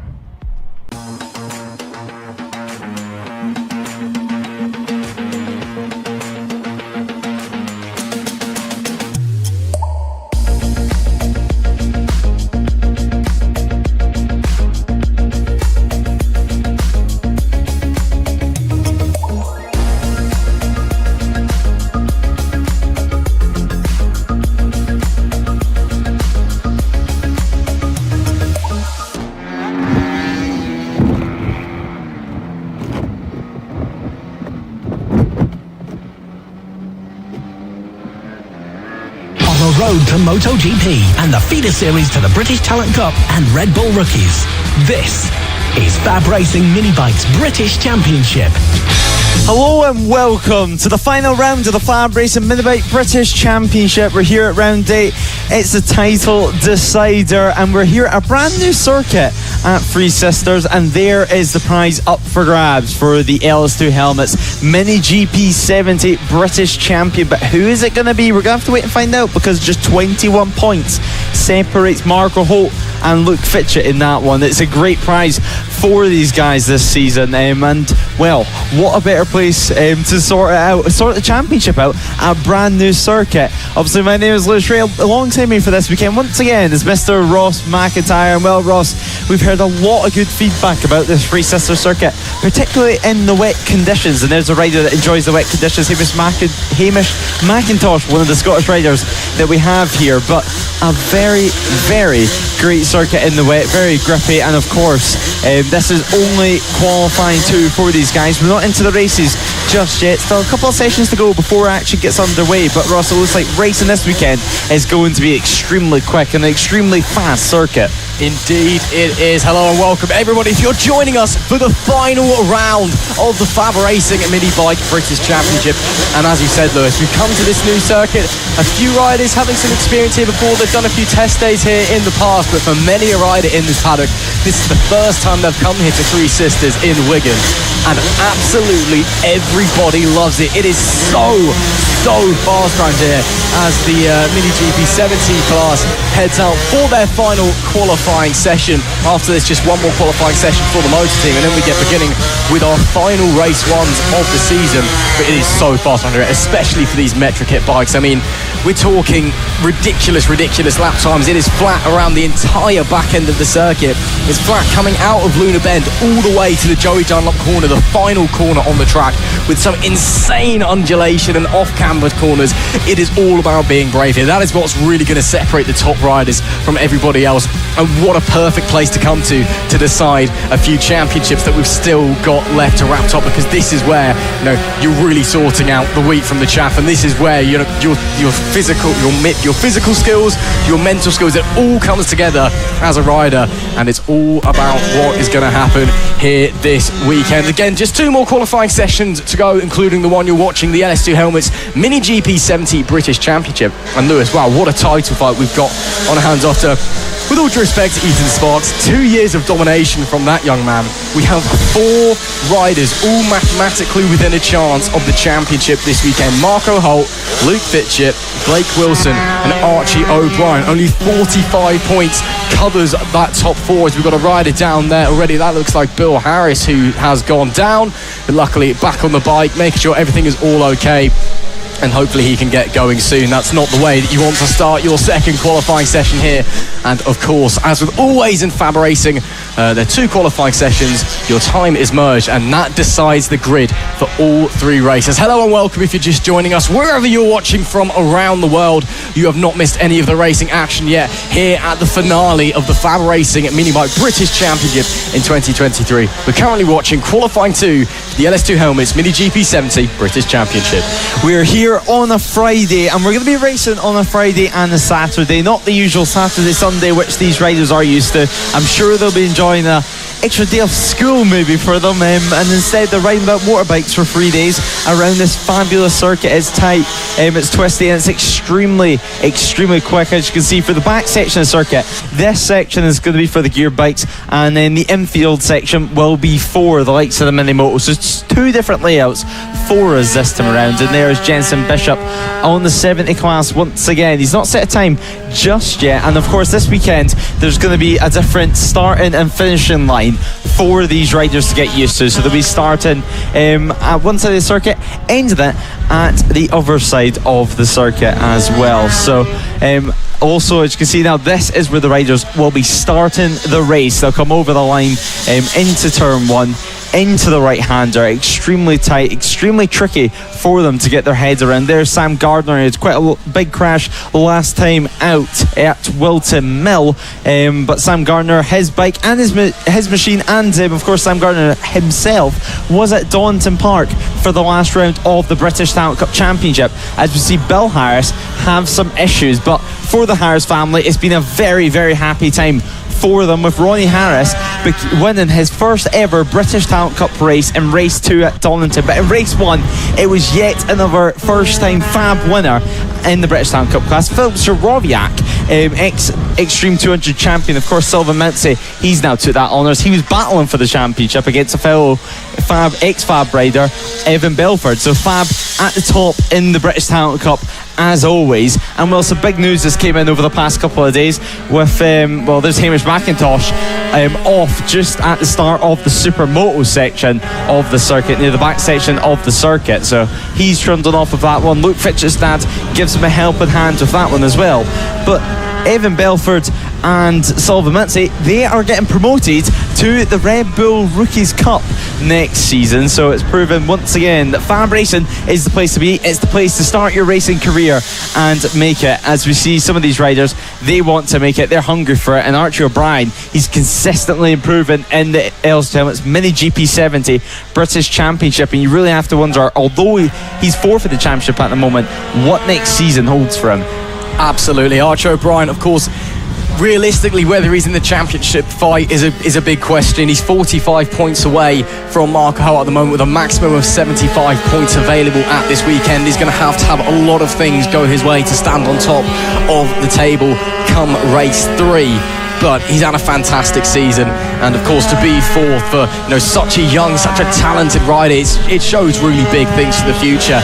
And of course, we've talked about the likes of Evan Belford and Philip Sorowiak and Sullivan Mintzy and Ronnie Harris, who all gone off to achieve great things in the British Talent Cup. And of course, a massive congratulations to Evan Belford for winning that championship this year, to Sullivan Mintzy for being vice champion, and for both of them for getting the call up to the RedBull Rookies Cup for 2024. We can't wait to see them achieve fantastic things on a European stage, and it's fantastic to see again FAB-Racing succeeding in sending riders off into the big wide world of motorcycle racing.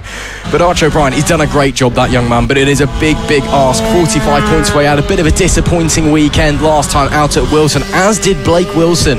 P3 in the championship standings at the moment, as Luke Fitchett managed to overtake him and into second place with that 21-point gap.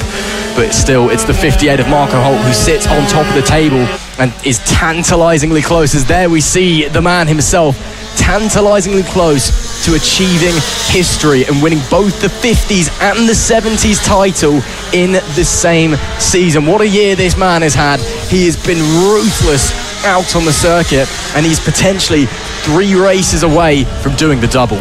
It is at the moment 21-point lead in the championship is Marco Holt. His gap to Luke Fitchett. We were speaking to him just moments ago, and he was saying he's just going to go all out attack, give it his best, and see what unfolds on the circuit. Anything can happen. Whether, although it looks like it, well, although the forecasts say it's not going to rain for the rest of the day, that is not to be believed, because, well, so far this weekend it's been on and off rain constantly for these guys. You can see how quick it is at the back section of this circuit for the Premier class here at FAB-Racing. They power out through, and then you can just see them speed down towards what's going to be, well, not the final corner, it's the final corner before the starting line of this race. But the 58 of Marco, a great season in both the 50s and the 70s. He's already wrapped up the 50 class last season at Wilton Mill. He loves a good celebration as well for Marco. Give him his credit where it's due. He's took 8 race wins so far this year in the LS2 helmets, Minigp 70 British Championship class, and I don't think you'll mind getting a free LS2 helmets on top of that if you took the win. Absolutely. Marco Holt is absolutely in the driving seat at the moment. Of course, wherever you're watching, what do you think is going to happen in this championship that is the closest it has been in years? Make sure to share your thoughts and share this stream so we can get FAB-Racing around the whole world. Checkered flag waving in the final qualifying session for the Mini GP 70s. Marco Holt does set the fastest lap time there of 57.276 on his final effort, but again, we'll have to get the qualifying order confirmed for you because the times are merged from the 2 sessions, and it was wet in the first session, so we'll have to wait and see. But that being said as well, practice, should I say, of course we're here Thursday, Friday, Saturday this weekend. Thursday practice, it was raining all day, and the lap times were only roughly 2 seconds off of dry pace, and the riders were all just commenting just how grippy, just how fast it is there, even when it's lashing it down. So we're going to be interested to see what happens over the weekend and at the end of this qualifying session if it does begin to rain. One final qualifying session of the year, and it's in the Moto team, where we do still have one of the classes available for a championship fight, that of course being the open class. The standard class was wrapped up last time round by Team Pinky and the Brain, but Team Acme Racing, it's only got a 39-point gap back to Team Ernie the Badger. We'll have to wait and see what is going to happen between those guys out there today, but still fierce championship fights wherever you're looking across the FAB-Racing grid. Yep, fierce championship fights in the open class at the moment. We're going to have to wait and see who is going to take the honours in that one. It's a tricky circuit for these big motorcycles, although big motorcycles do still race around this Three Sisters circuit. 600cc bikes still race around here. Occasionally even cars go around this circuit, so it's not your traditional go-kart track. It's a bit bigger for these guys and should suit this class a little bit more. But Team Acme Racing, they lead the way in the Open Class Championship at the moment. It's a fabulous day outside. FAB-Racing is back once again, and we are racing on a Friday. What is more to love in life? But now these guys head out on circuit, and 7 minutes they'll get for this final qualifying 2 session before we get underway with the first race of the weekend, which of course will be the AC40 Rookies. That's another championship which could be wrapped up, and Jensen Ansel leads the way in that one by 44 points. So of course we have to wait and see what he can do there. But just one last session remaining. Who's going to get pole position in this one? It's championship deciding. There's 2 classes. Potentially some standard class bikes could get in the way of a title. They could indeed. Of course, the 2 classes racing on track at the same time. And although where they finish in correlation to each other doesn't matter, if you finish third overall in the open class, you still take, the open class victory if you're the first of that class. But what we've seen so far this season is that when they're out on circuit, the riders, they don't really care about what class they're in. They just want to have a good race. They want to battle. They want to fight for the personal glory of being the overall winner.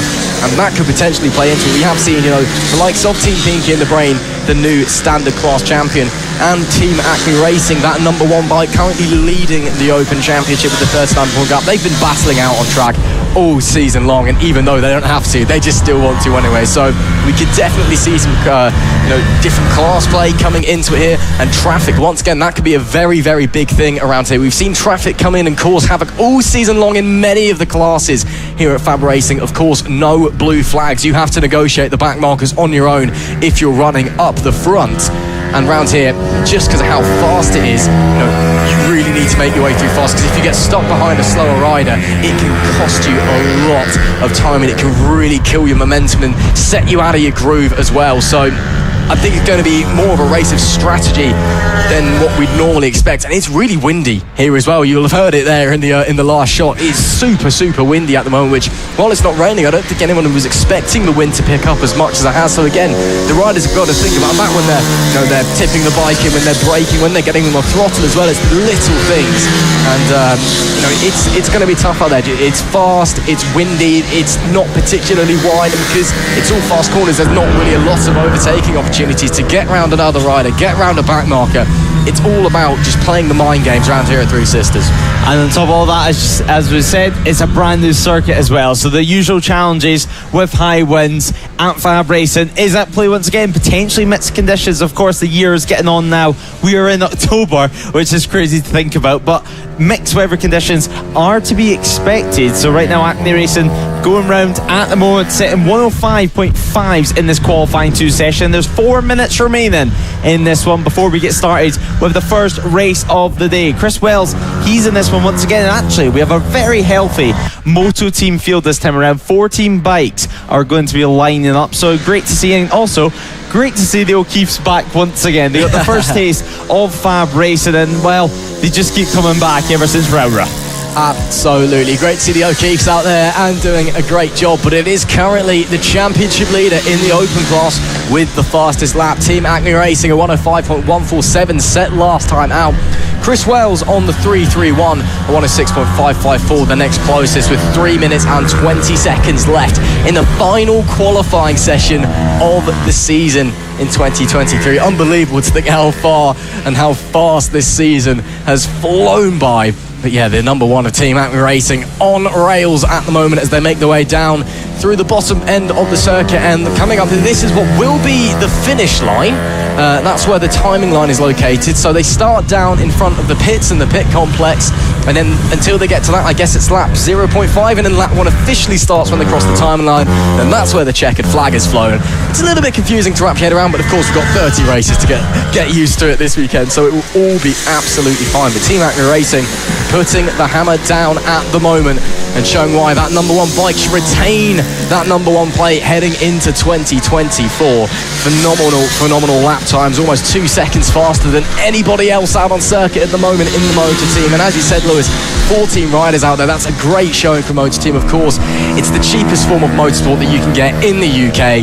You just buy yourself a cheap second-hand bike, whack a race fairing on it, and you go out there and have some fun. So it's great to see more and more people coming in and giving it a go. Great to see the 666 of Team Keats Racing back out there as well. The Keats, normally the Sidecars stalwarts, but heading into Moto team this weekend. It's great to see them back out there and giving it a go in a slightly different category as well. So that is absolutely brilliant. We've got 1 minute and 50 seconds left in the final qualifying session of the season, and then, Lewis, it is time to go racing.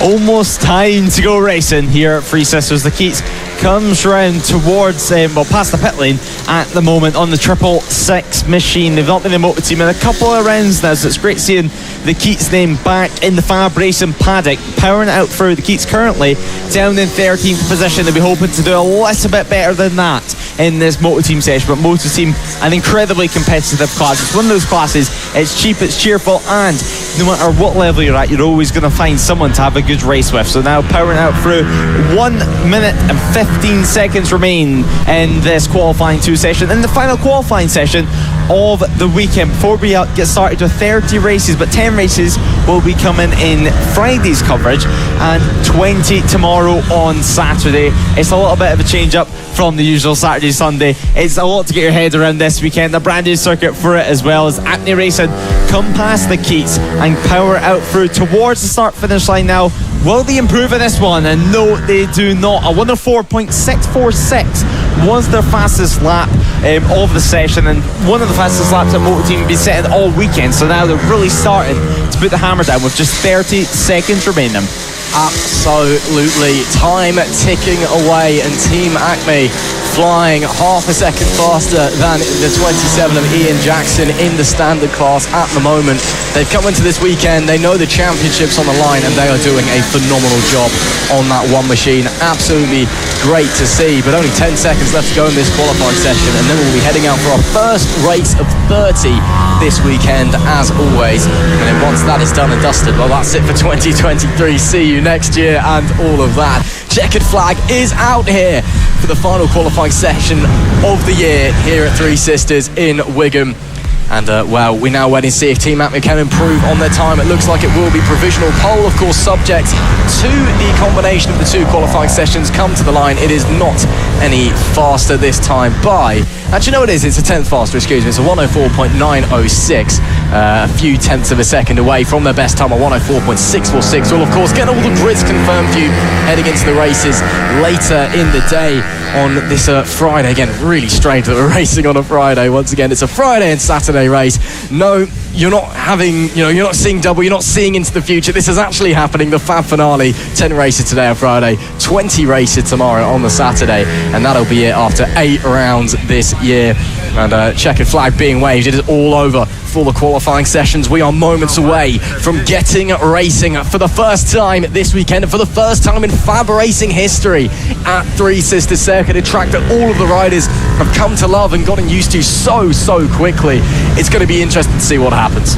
It is indeed. So the final riders coming over the line at the moment, and then we're going to wait for riders to come into the holding area where we're going to have the AC40 rookies heading out, and it's going to be an exciting race in this class. A championship could potentially be decided here at Three Sisters in race 1. It's a 44-point gap, but Jensen Atzel, he's had a very impressive year so far. So what's going to happen? These guys will be using the infield section. So like you just seen with the Moto team, when they went over by the fast back section of the circuit, they won't be doing that this time around. So the AC40 rookies will just be heading out on track in just a moment's time.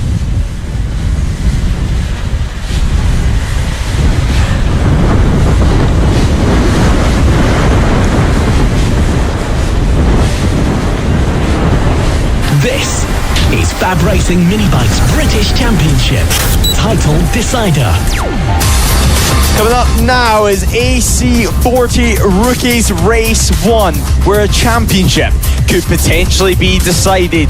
Jensen Atzel leads the way in this one, the number 22. He leads the way by an impressive 44 points, which in AC40 rookie terms is an extremely big gap. But Mason Frederick, he's chasing in the last couple of rounds, has been extremely impressive. At Wilton alone, he got 2 race wins. So Jensen Atzel, he'll be feeling the pressure in this one. The parents giving the last word of advice before they head out on their warm-up lap, and then we can get racing for the first time ever at Three Sisters.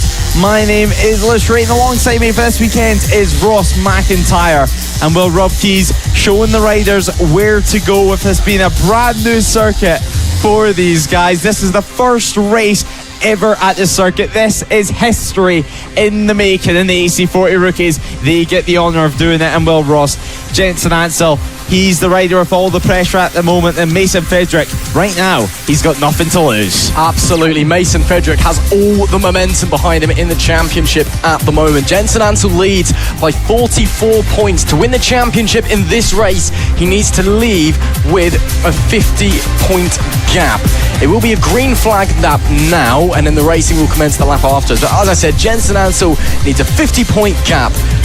That was a 50-point gap that he needs after this race to claim the title now. That means he has to outscore Mason Frederick by 6 points, but with the form and the speed that Fedric has at the moment, you've got to be wondering, it's got to be a bit of a big ask. And with Fedric starting from the pole and Jensen Ansel directly behind him in P3, we simply have no idea what's going to happen. This one could go down to the wire. It could go all the way down to race 3. It could be chaos and it could be decided in this race. Nobody knows. As you said, Lewis, it's history in the making. It's the first time we are going racing here at Three Sisters in FAB-Racing, and we will have a green flag lap now, and we will run through the grid, and it will be Mason Fedric, the man chasing the championship leader. He starts from pole position with Kai Hawken on the 20 alongside him. Jensen Ansel starts in P3, your championship leader, with Henry Brody alongside in P4. Max Johnson is 5th with Kayla Ratcliffe in P6. Daisy Polden and Austin Dilks round out the 4th row of the grid,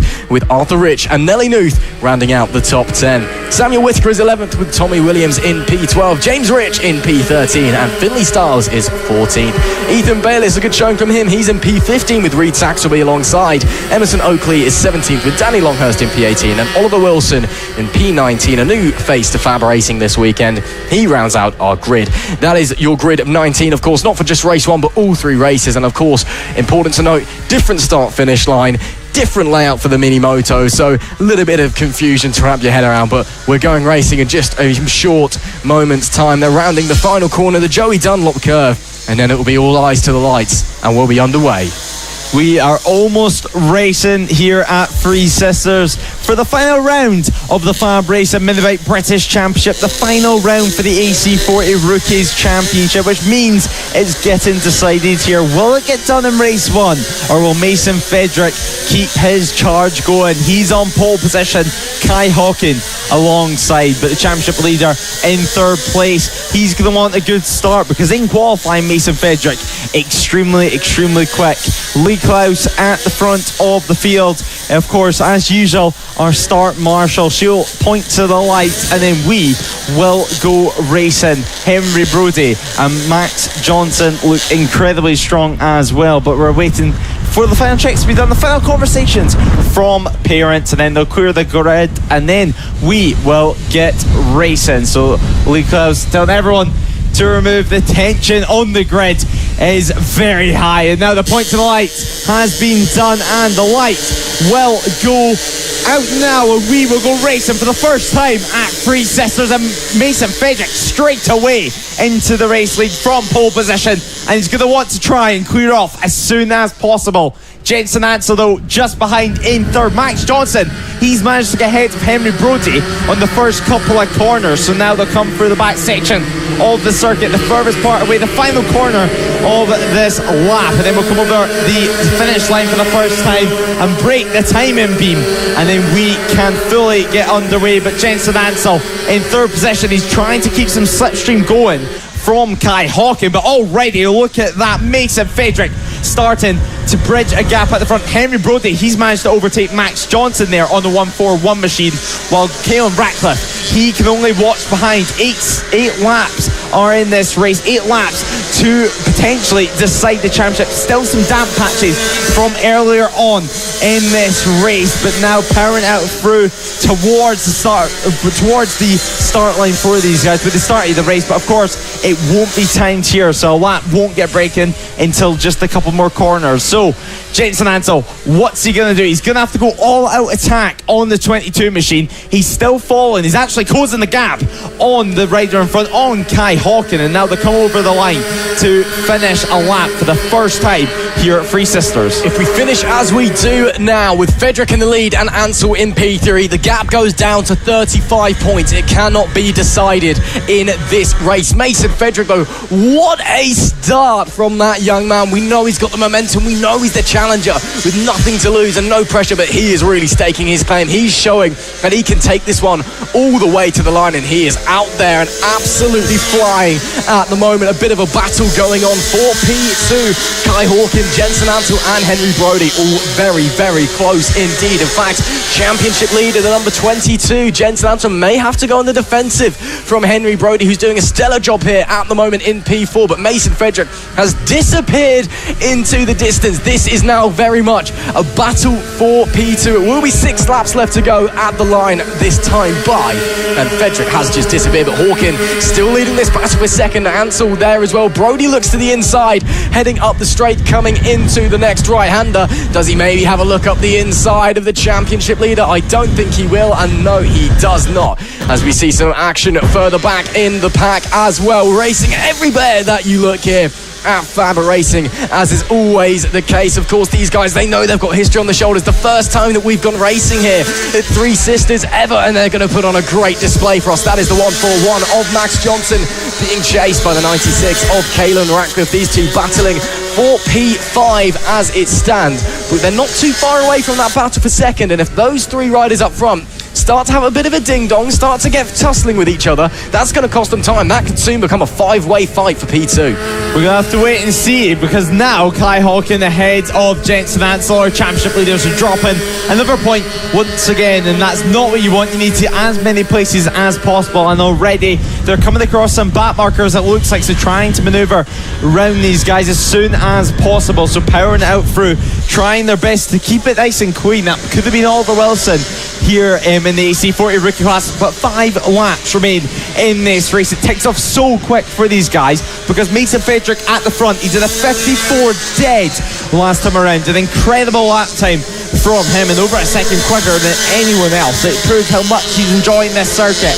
This is a real track. We have to commit at every single corner. So many quick corners, even on these mini motos, and there's quite a few bumps actually, so you need to be used to the bike moving about underneath you, and very, very comfortable with a bike that's moving about underneath you. So potentially, if you've had a bit more experience on, for example, some dirt bikes, that will come in and show its experience anyway. But 4 laps remain in this race now. Another lap takes down here at Three Sisters, and actually the sun poked out ever so slightly, but the wind still extremely high, so a lot of wind for these AC40 rookie riders. They've been used to quite a lot of wind this year, because we've had quite a few rounds recently anyway. We've had mixed conditions. Of course, Welton Mill, an absolute scorcher until some rain fell, but all in all, it's been pretty mixed conditions. So these guys, really, it's been the best time for them to get up their experience. But Henry Brody, a great race he's having. There's Whittaker having his own battle, further back with Tommy Williams, and Tommy Williams trying to get the advantage on the straight. They cross the line now, and Tommy Williams up into 13th position with Finlay Styles just ahead. So Williams is going to be chasing Styles for that 12th place. Indeed, he will be. It's such a great learning experience for these young riders as well, because this circuit is so different from everywhere else that we're used to on the calendar. It's not a very technical circuit. It's not very stop-start, especially on this infield section that the mini motos are running. It's all about carrying that corner speed. So we were really seeing, what riders have developed those skills already here in the Rookies Championship. Of course, the first time that many of these riders are racing full stop this season, and some riders who maybe need to do a bit more track time, but of course we can still see their talent and their promise nonetheless. In this fight for P2, it is still Kai Hawkin who leads Jensen Ansel ahead of Henry Brody. Jensen Ansel did have a look up the inside into Paddock Bend there, decided not to go for the move, but he is right on the tail of the number 20 in P2. Can the championship leader try and minimise the damage being caused by Mason Frederick at the moment? If they finish as they do now, gap is 35 points in the championship. If Jensen Ansel gets into P2 as they start the final lap of the race, I believe it may be. No, this is 2 laps left to run, apologies. If he manages to get through into P2, as they've got some back markers to negotiate here, the gap will be around about, it should be about 39 points, which makes it a lot harder for Mason Frederick to continue to challenge for that title heading into race 2 and race 3. But as we carry on here, what can Jensen Ansel do? Is he able to pull some magical moments out of his back pocket as we come around with 1.5 laps left to run, or is Kai Hawkin able to put on a stoic defensive effort and make it all the way home for P2? Let's wait and see, because Jensen Ansel, he's starting to build in the AC40 rookie class. Kai Hawkin just ahead of him at the moment. Both of them on the podium places. So they'll come across the final corner now onto the common rod straight in just a moment's time, and then they'll go on to the final lap of the race. But already Mason Frederick, our racer here, negotiating some traffic. He's already on the final lap of the race. He's only got about 3/4 of a lap to manoeuvre around this Three Sisters circuit, and yet again to close the gap in the championship. Sadly, no points were scored in race 3. Of course, this is not the finish line, although it's where they started the race. They have they've got half a lap remaining, but Mason Frederick, 2 race wins at Wilton Mill last time out, had no points scored in race 3 due to the fact he didn't have a transponder fitted in a wet to dry race.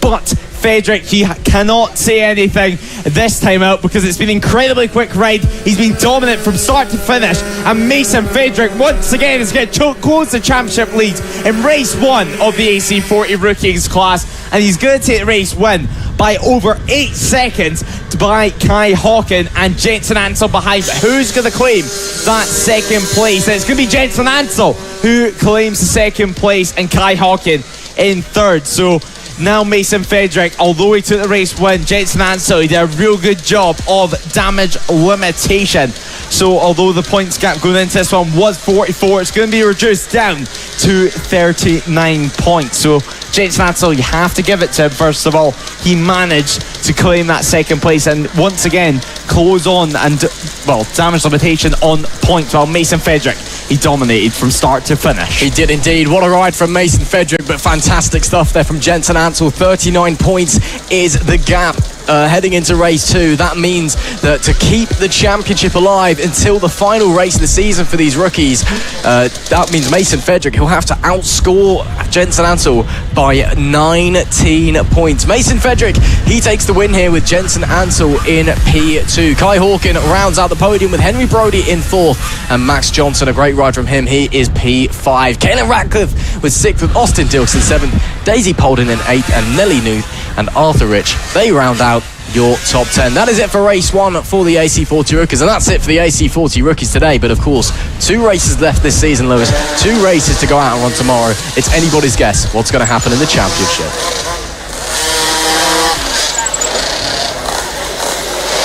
Race 1 for the LC40 Elite coming up, and although the championship for this was decided quite some time ago, we're still going to get a great one, because the action over the last few rounds has been absolutely outstanding to watch. Byron Johnson, after winning the championship at round 6, he's now facing some competition. Now that all the pressure is off, he's maybe had a bit of misfortune, maybe he's not quite as dedicated, he's just out there getting some track time, but we've seen a fair few winners come in and challenge his season-long dominance.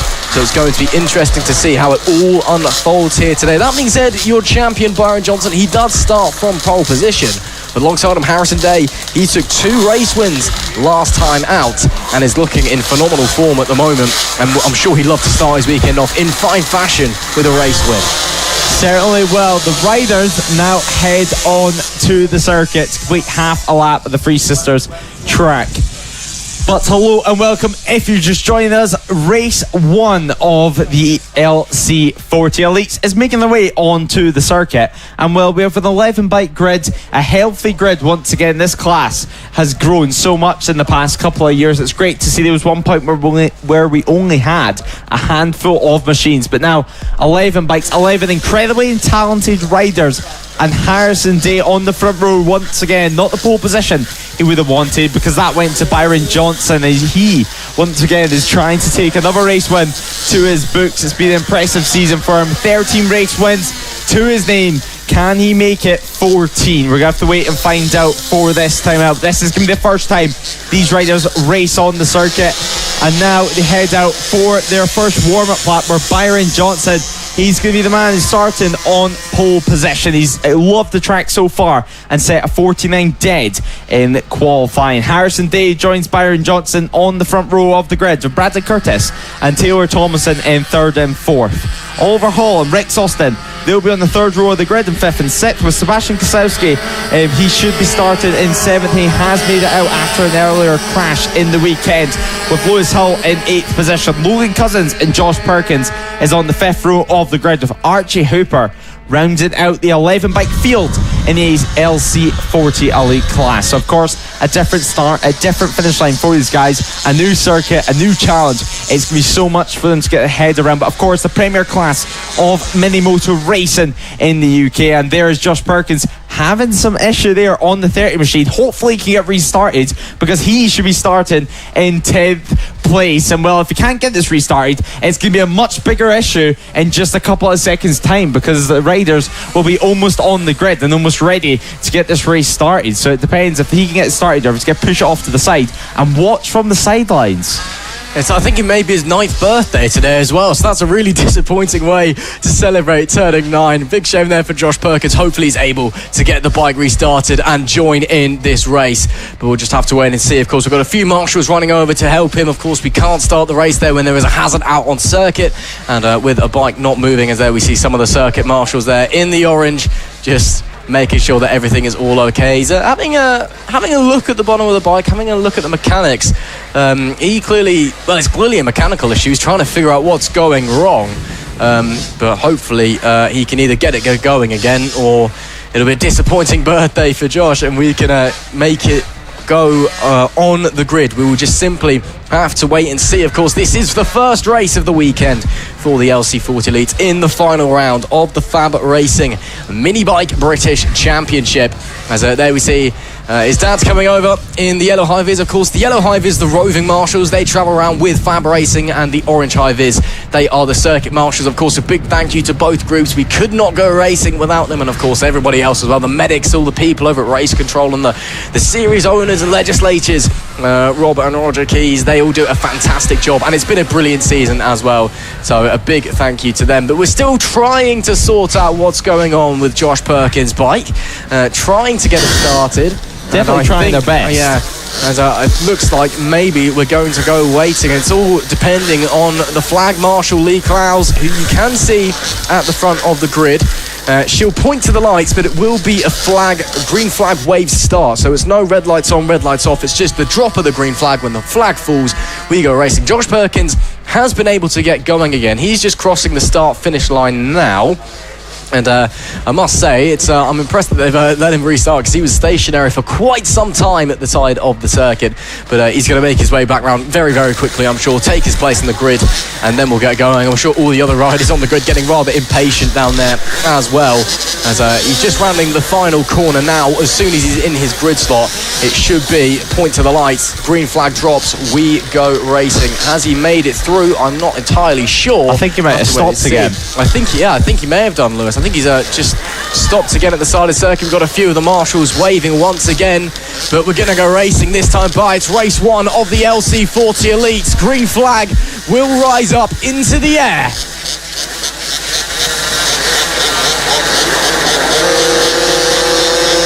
Green flag drops. We're on the way. It's a fantastic start from Harrison Day from P2 on the grid. He'll sweep round the outside of your champion Byron Johnson and take the lead heading through Paddock Bend. What a start there for him, as I think that was Lewis Hull falling backwards. But Harrison Day, what a fantastic start for the number 16 to 71 of Bradley Curtis. Hot on the champion's tails as well. Just behind them, Taylor Tomlinson. He's in the fight with Oliver Hall there, who's having a very strong weekend heading into this final round. They make their way to the start-finish line now. We now begin lap 1.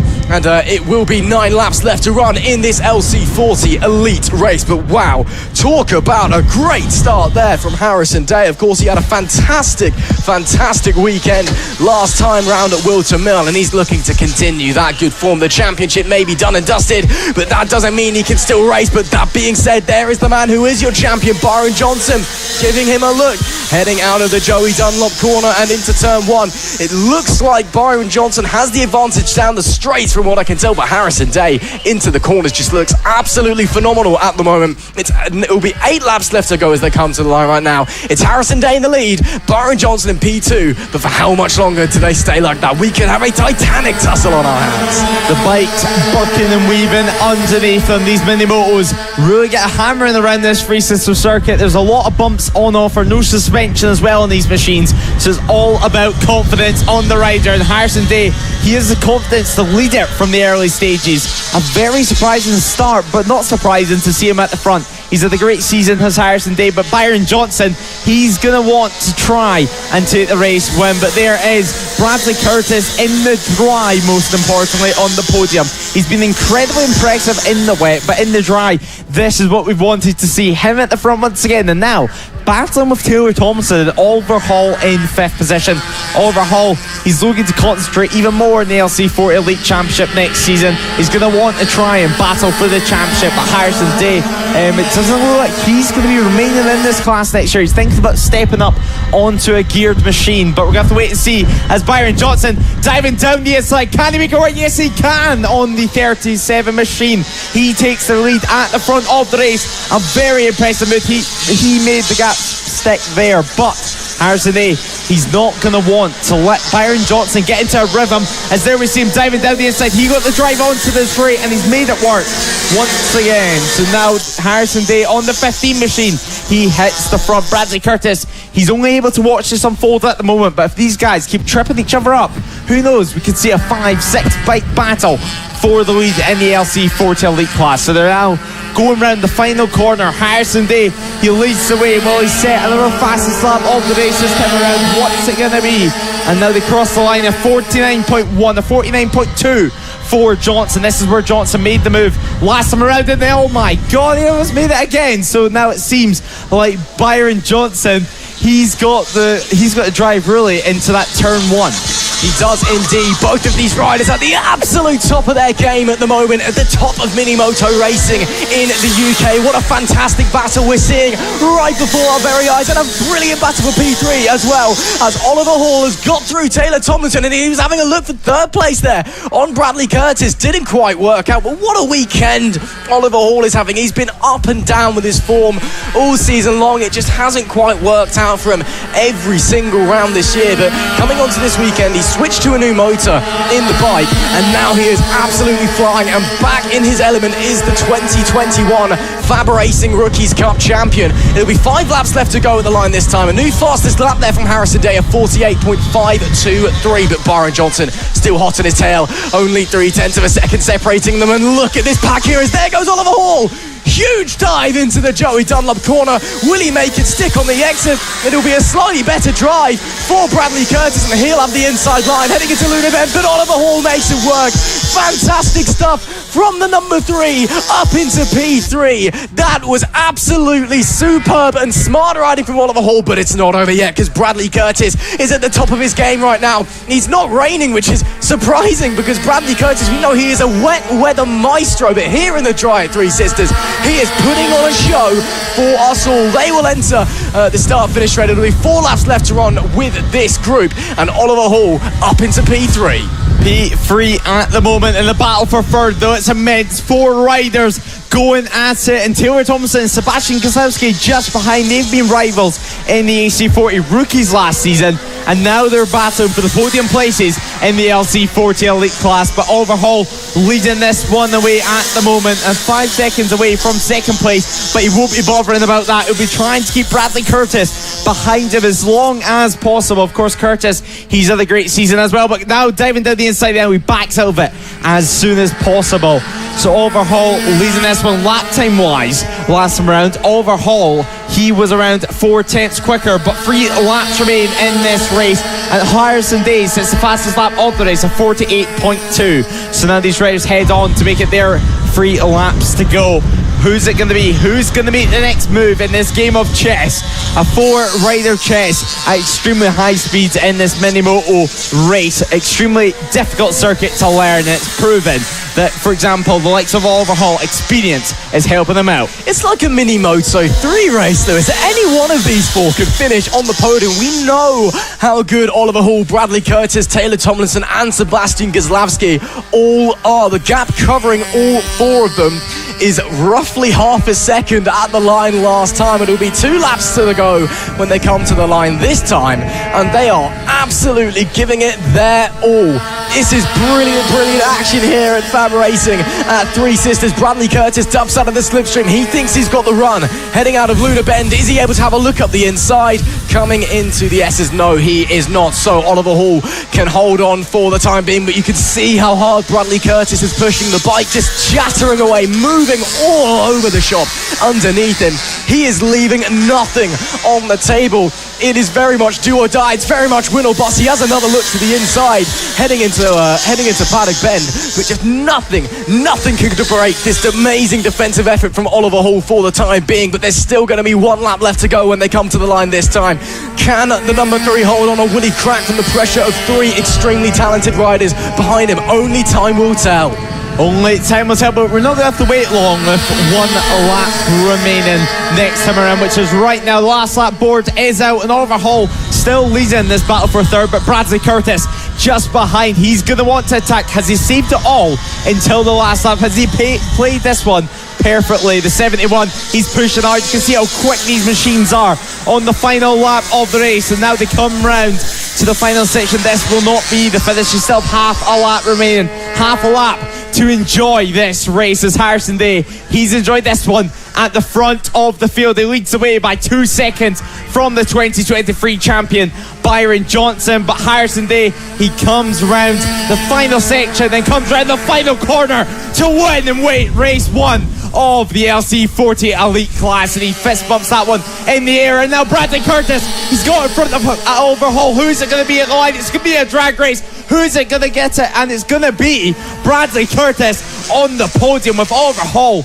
hung out to dry in the 4th position, Sebastian Goslavsky in 5th, but Harrison Day, he was the rider that won that one by 4.2 seconds from Byron Johnson and Bradley Curtis. But now the riders headed into pit lane, and wow, what an LC40 Elite race, Ross. Oh, I'll take 2 more of those tomorrow, please. Thank you very much, boys. That was brilliant action in the LC40 Elite. Harrison Day, what a ride. Byron Johnson, brilliant stuff for second, and then that titanic battle for P3. Bradley Curtis just edging out Oliver Hall for P3. Goslavsky just getting Tomlinson at the line as well. You can see how absolutely delighted Harrison Day is, celebrating with his father Josh there. But it is Harrison Day. He takes a dominant and fantastic victory by 4.5 seconds in P1. Byron Johnson, he'll be in P2 with Bradley Curtis rounding out the podium. Oliver Hall just misses out at the line, with Sebastian Goslavsky just pipping Taylor Tomlinson at the line for P5. Rex Austin is 7th, with Lewis Hull in 8th. Archie Hooper is 9th. Unfortunately,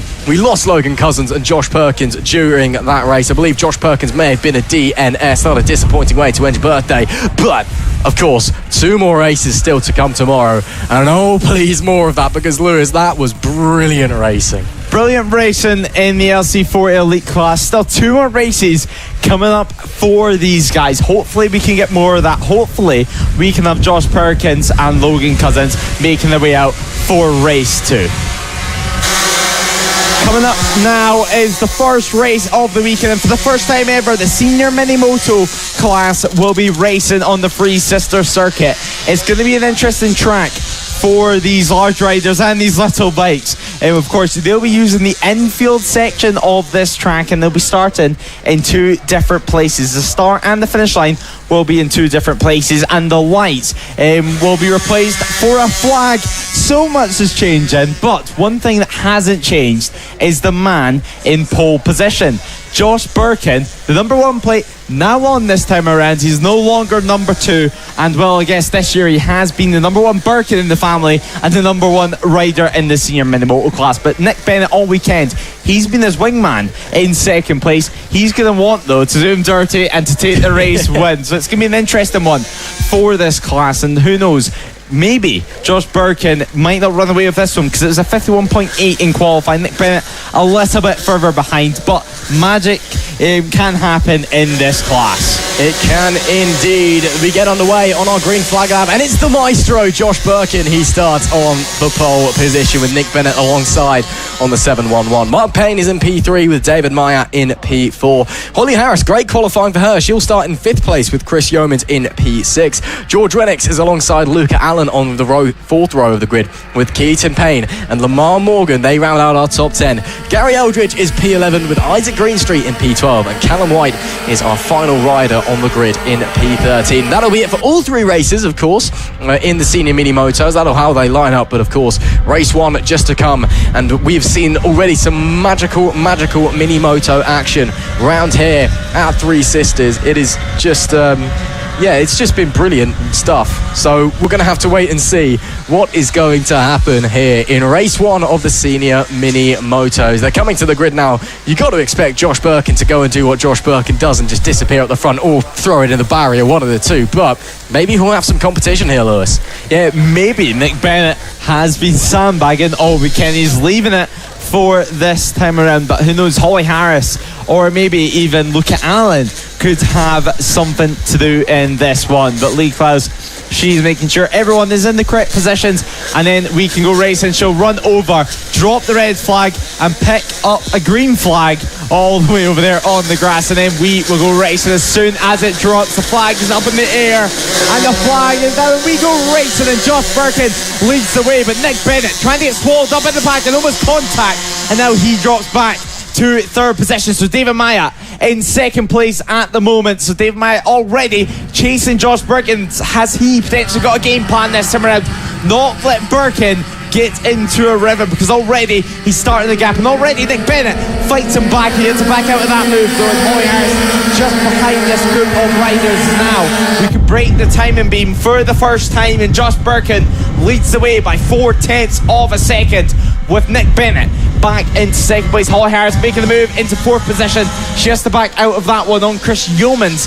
So Chris Yeomans already battling away at the front of this field on the 85 machine. Great to see him having a good race, but Mark Payne just behind as well. But there's Nick Bennett. He's gained up a lot of ground on Josh Birkin, and now what is the gap going to be? We're going to have to wait half a lap for that one, but now already after half a lap of this race, half a lap of the time to this race anyway, Nick Bennett, he's closed up this gap, and it looks like Josh Birkin, well, we have a race in our hands. We do indeed. What a start that was from the 22 of David Meyer, rocketing into P2, then a little mistake here and there, and he's now fallen back. He's back up into 3rd place now, actually, so he's worked his way back past Chris Yeomans, but I believe he's really struggling for power, because look at him coming up here, just getting absolutely swamped by everybody.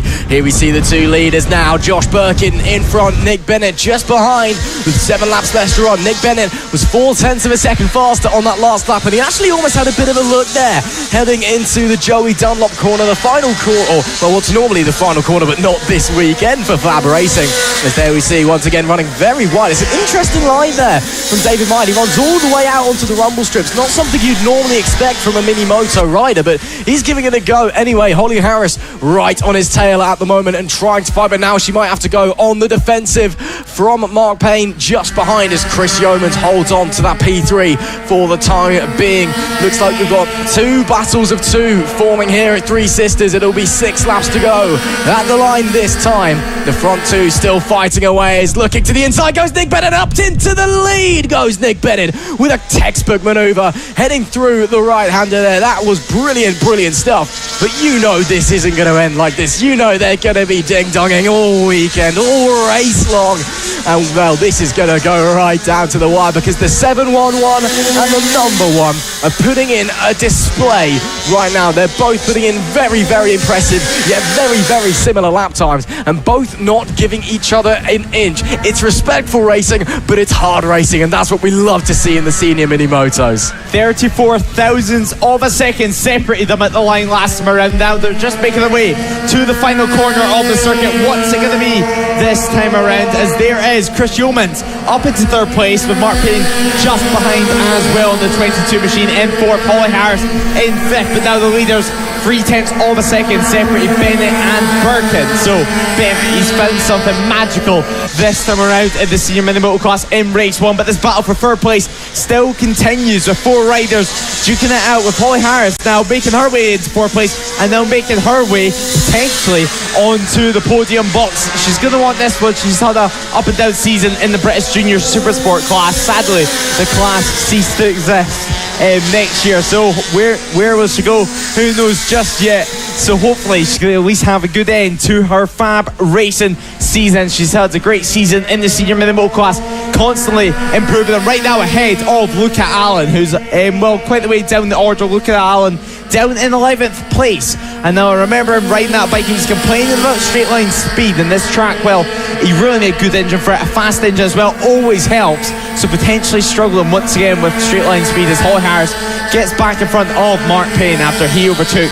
a couple of corners to go. But 4 laps remaining in this race, and the battle for first and second continues, and this big battle for third of Holly Harris diving down the inside and backing out once again. Yeah, you talk about how much this is a power circuit. Well, that start finish straight to up the hill slightly, and of course on the bigger bikes you then continue to sweep up the right-hander and up the hill. As there we see the battle for the lead once again. Josh Birkin slides through. Lovely move around the outside on the 711 of Nick Bennett, but they'll be coming round with 3 laps to go now. So time ticking, time running out for the battle between these two. As I was saying, you can see up this start finish straight slightly up a hill. These two aren't struggling, but riders like David Meyer on the 22 clearly just having problems and just can't get the power down onto the floor, whatever the reason is. As there you see once again Holly Harris just streaking ahead of him as they head up the start finish straight. So a big shame there for the 22 and the fast starting David Meyer, but unfortunately it's racing, it's just one of those things. But Holly Harris is still determined to fight her way up into the podium places. Chris Yeomans is holding on for the time being on the 85, but the number 15 of Holly Harris got a lot of pace on that mini moto machine.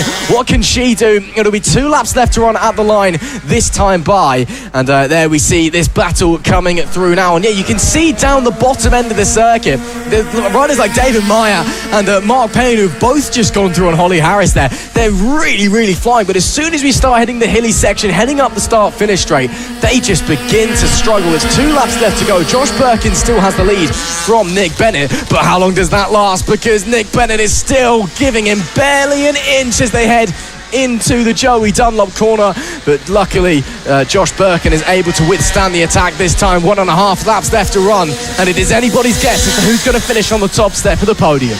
Been a brilliant battle for Birkin and Bennett here at Three Sisters. What is going to happen on this final lap of the race? Now they're just coming towards the end of this lap, and then we can commence a full out battle between the 2023 champion, the number 1 plate Josh Birkin, and 711 of Nick Bennett. We power out through, and then we start going uphill where slipstream is going to hell, whatever slipstream you can possibly get. As Nick Bennett looks down the inside, Birkin though releases the brake and holds on to the race lead. He runs a tiny bit wide on the number 1 plate machine, but how will Nick Bennett's drive get better? How will he be able to take a better line? Well, Josh Birkin perhaps rides slightly defensive on this final lap of the race. It's been a great race so far. Nick Bennett, he's at the fastest lap of the race. Can he go even quicker this time around? Half a lap remains here at Three Sisters for the first ever time for the senior mini moto class. They power it through, just half a lap remaining, and Nick Bennett, he's beginning to build on this one. Just a couple of corners remaining. Is he hoping to get a good drag to the line? Is he hoping that is going to that's where he's going to be able to take the race when now the final corner comes now, and then he power it through. Who's it going to be? It's going to be a drag race to the line, and Nick Bennett wins the race by 0.005 of a second from Josh Birkin. Who's going to claim third though? Looks like Chris Yeomans is going to take it on the 85 machine. So Chris Yeomans crosses the line. They're 3 wide there over the line, and Holly Harris somehow claims 4th position, but Nick Bennett, he wins that one by just 0.005 of a second. He left it until the drag to the line.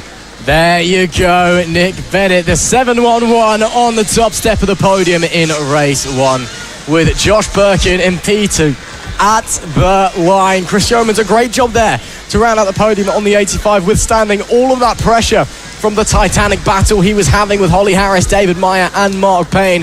The two riders sharing a joke there, I think is the term that I'd use, having a bit of a laugh. Of course, everybody in the senior mini moto paddock, very, very good friends off of the track, but very fierce rivals on it. And a handshake, a fist bump, whatever you may be, those two, well, I think Nick Bennett is more delighted, but both of them, I'm sure, a big smile under the helmets after a fantastic race between the pair of them. Simply phenomenal action here in the senior mini motos. And wow, what a race that we have seen here. And well, it's just been phenomenal stuff to see there between those guys. Of course, they'll be back for 2 more races on Saturday, not Sunday. Again, slightly different format this weekend. But race 1 for the senior mini motos done. Racing on Friday for the senior mini motos is done here at Three Sisters. And you can see how happy Nick Bennett is with that one. A massive smile on the face of the 711. He's on the top step of the podium. What a great result for him. What a great race that we've had in race 1. And well, fantastic action all over the pack. And well, it's going to be interesting to see how it all shakes out coming into the 2 races later in this weekend, of course. And well, we're just going to have to wait and see what is going to happen in race 2 and 3. This is FAB-Racing Minibikes British Championship Title Decider. Well, title decider on the line, but it's a bit of an interesting title decider, this one, because it's 44 points separating Taylor Tomlinson so it's 44 points separating Taylor Tomlinson from Sebastian Gazlowski in P2 in the championship, but Gazlowski did not qualify, so he's starting from the back of the grid while his rival starts in P2. Rex Austin pipped him to the pole, but his advantage Taylor Tomlinson, because all he has to do is outscore his rival by 6 points in this race, and much akin to last year, Taylor Tomlinson will be on top. It is Rex Austin that starts on the pole position. Taylor Tomlinson, the championship leader, he starts in P2 with Logan Cousins in P3 and Josh Perkins in P4. Preston Baker is 5th with Archie Hooper in P6, and Sebastian Gazlowski should be starting the race in P7. He has got a very, very tall order to climb if he wants to keep this championship going all the way to the wire. If they finish as they do, then it will be Tomlinson crowned as champion of the AC40 Pros in 2023. It's almost a mirror image of the Rookies Cup from last season, where once again Tomlinson and Gazlowski battled hard all season long, with Tomlinson prevailing at the final round. Maybe we're going to see a similar thing this time, Lewis. Maybe we will, because just 44 points. Gazlowski had a crash earlier on in the weekend, and he had to get a little check-up from the medics, which meant that he didn't make it into qualifying, and now it means he's started from the back of the field. Taylor Tomlinson, he's not in pole position though. Rex Austin is up there, and we've seen Taylor Tomlinson make some mistakes whenever he's been battling before, but we'll be using a flag here at Three Sisters, and Logan Cousins getting told exactly how that is going to work. So Lee Klaus, she's waiting at the front of the field, and then all the helpers, all the parents will clear off. She'll get the green flag, it'll go up in the air briefly, and then it will come crashing down, where we can get the drama started here in the AC40 class. Now the lights are on, the lights are off, and we go racing for the first time ever here at Three Sisters, and straight away Taylor Tomlinson dropping down the field to 3rd position. So Taylor Tomlinson losing ground, and Logan Cousins in 2nd place, but Rex Austin, he leads the way. So Rex Austin on the 911 machine, he leads the way after an incredible start to the race. And Gazlowski already from the back of the field, he's made up 2 positions on the 64 machine, now already starting his move on Logan Cousins. Taylor Tomlinson though, he goes back into 2nd now and starts his chase on Rex Austin. In qualifying, it was 1/10 of a second that separated them from pole position, but in the infield section, Taylor Tomlinson on 77, an impressive ground made there. So perhaps in the race of the lead, Rex Austin potentially riding a little bit tense on the 991 machine, and there is Logan Cousins crashing out of the race, losing the front on the number 7. He picks it up in just a moment's time, but he picks up himself. Great to see him on his feet, and Dale Baldwin, our photographer here at FAB, I'm sure he would have got some great shots of that, but hopefully he can get that break restarted. Hopefully he can get that back in this race, but we'll have to wait and see. Some fabulous pictures from Dale Baldwin, but there's Taylor Tomlinson looking to take the race lead now from Rex Austin, as Sebastian Kosowski, he's in third. Well, if they finish like this, Tomlinson is champion. Kozlowski has to win or finish second if Tomlinson wins to take this title to the second race tomorrow. It is so tense out there. It'll be 7 laps left to run in half a lap's time. Kozlowski, though, absolutely flying. His fastest lap, which was set last lap, was half a second quicker than anybody else out on the circuit. He is a man with a point to prove, of course, missing out on qualifying after being told by the medics that he was not fit to race. Now he's been declared fit and he's out there. He is determined to prove that he has what it takes. He's determined to take this championship down to the wire, and he is determined to make his way through Rex Austin. But Rex Austin's also having a look on Taylor Tomlinson as they head up to the top end of the circuit, and the top 3 separated by nothing. We have got a race on our hands here, folks, as they head through, coming into the infield section. It's still Tomlinson from Austin, from Kozlowski, your top 3, but any one of them could win this race. You know, all 3 of them have the pace as Austin looks to the inside, heading into Luna Bend, can't quite make the move appear. But again, the fact that he is attacking, it shows that he has the pace, but maybe he's now falling back into the clutches of Sebastian Kozlowski, who's going to have a look to the inside, but it has the door firmly shut in his face. But once again, all of these little moves just show each one of these riders has the pace and the ability to make moves and make things happen out on the racetrack here at Three Sisters. Running up the hill once again, it wasn't a very good exit for Taylor Tomlinson, but he will maintain the lead heading into turn 1. And it's, 6 laps left to go. It's anybody's guess. Kozlowski has another look again heading through the S's. He just can't quite make the gap appear at the moment, but with the lap times that he is running, he is surefire to be challenging for the race lead the whole way through. 1/10 of a second separated them at the line last time around. So incredibly close at the front of the AC40 Pro race and at the Three Sisters circuit.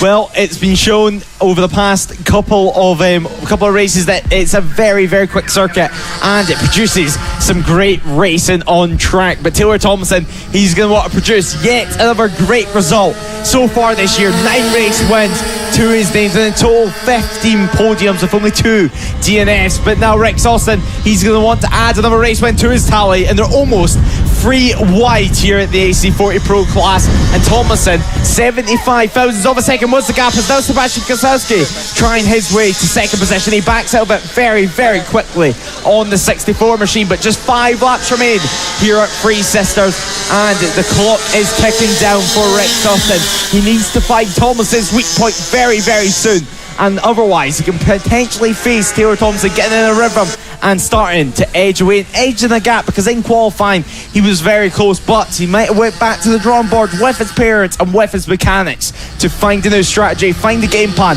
and find some time on this circuit. He will indeed, and time is also ticking for Sebastian Kozlowski as well. If he finishes second and Tomlinson wins this race, as Rex Austin has a look heading up the Conrod straight and into turn 1, Rex Austin will slide through.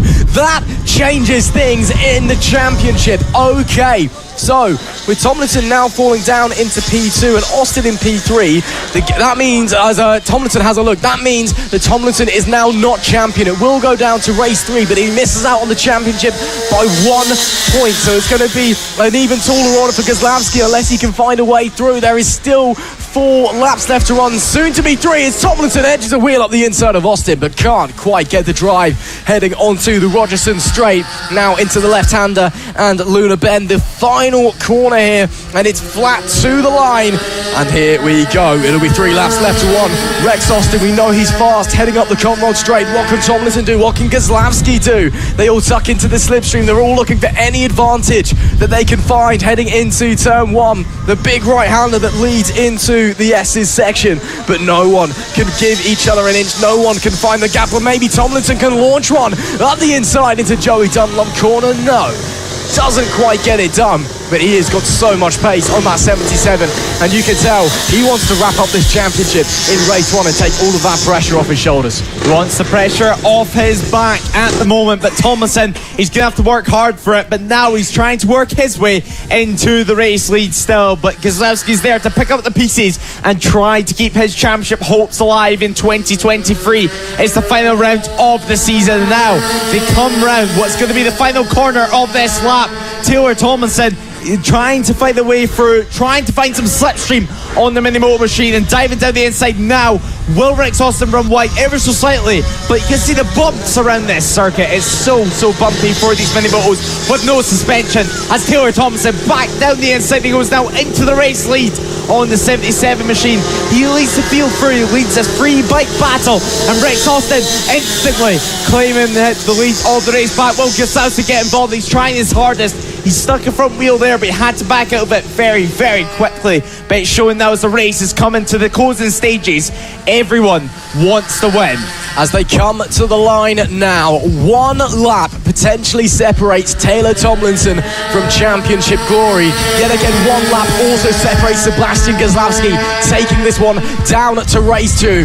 It's the final lap of the race. It's anybody's guess. Tomlinson dives to the inside. He takes the lead, heading through turn 1, and now it is all in his hands. Can Keselowski find the gap on Rex Austin? No, he cannot. It is advantage Tomlinson as we head down to the back end of the circuit and into the Joey Dunlop corner and back onto the main start finish straight. Tomlinson's going to have to go defensive from the fast charging Rex Austin, who's back through. Can Tomlinson counteract? Can he fight back as they head through the left-hander and onto the Rogerson straight? The three of them were separated by less than 2/10 of the line last time.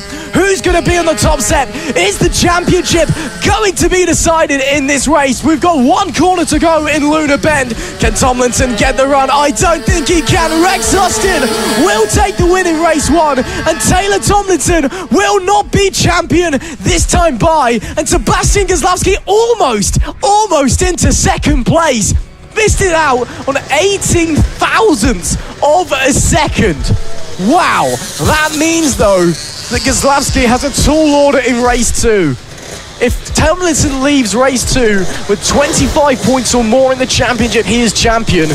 The gap is currently 49 points. Keselowski has to win and Tomlinson has to not score to take it to race 3. But man, oh man, what a race. What drama we've seen here in race 1 of the AC40 Pros. That is how you start a weekend from Rex Austin.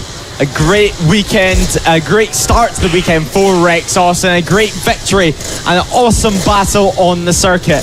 And now Sebastian Keselowski, he's getting a little talk from some of the members of the team on, from the 64 machine. Of course, Keselowski involved in the Danny Webb GP Camp Harrison Day, also down there, giving his support to his friend out on the circuit, Lewis Hull, talking to some of the riders as well. But these guys, always great friends on and off the circuit, because Rex Austin, he won by just 1/10 of a second for the opening race of the weekend, and the first ever time here at Three Sisters. Taylor Tomlinson and Sebastian Keselowski, the championship rivals, were in second and third, with Preston Baker finishing in fourth. Josh Perkins, he had a good result in fifth position, with Archie Hooper in sixth. And sadly in that race, we did lose Logan Cousins after his crash, after losing the front earlier on in the race at Paddock Bend.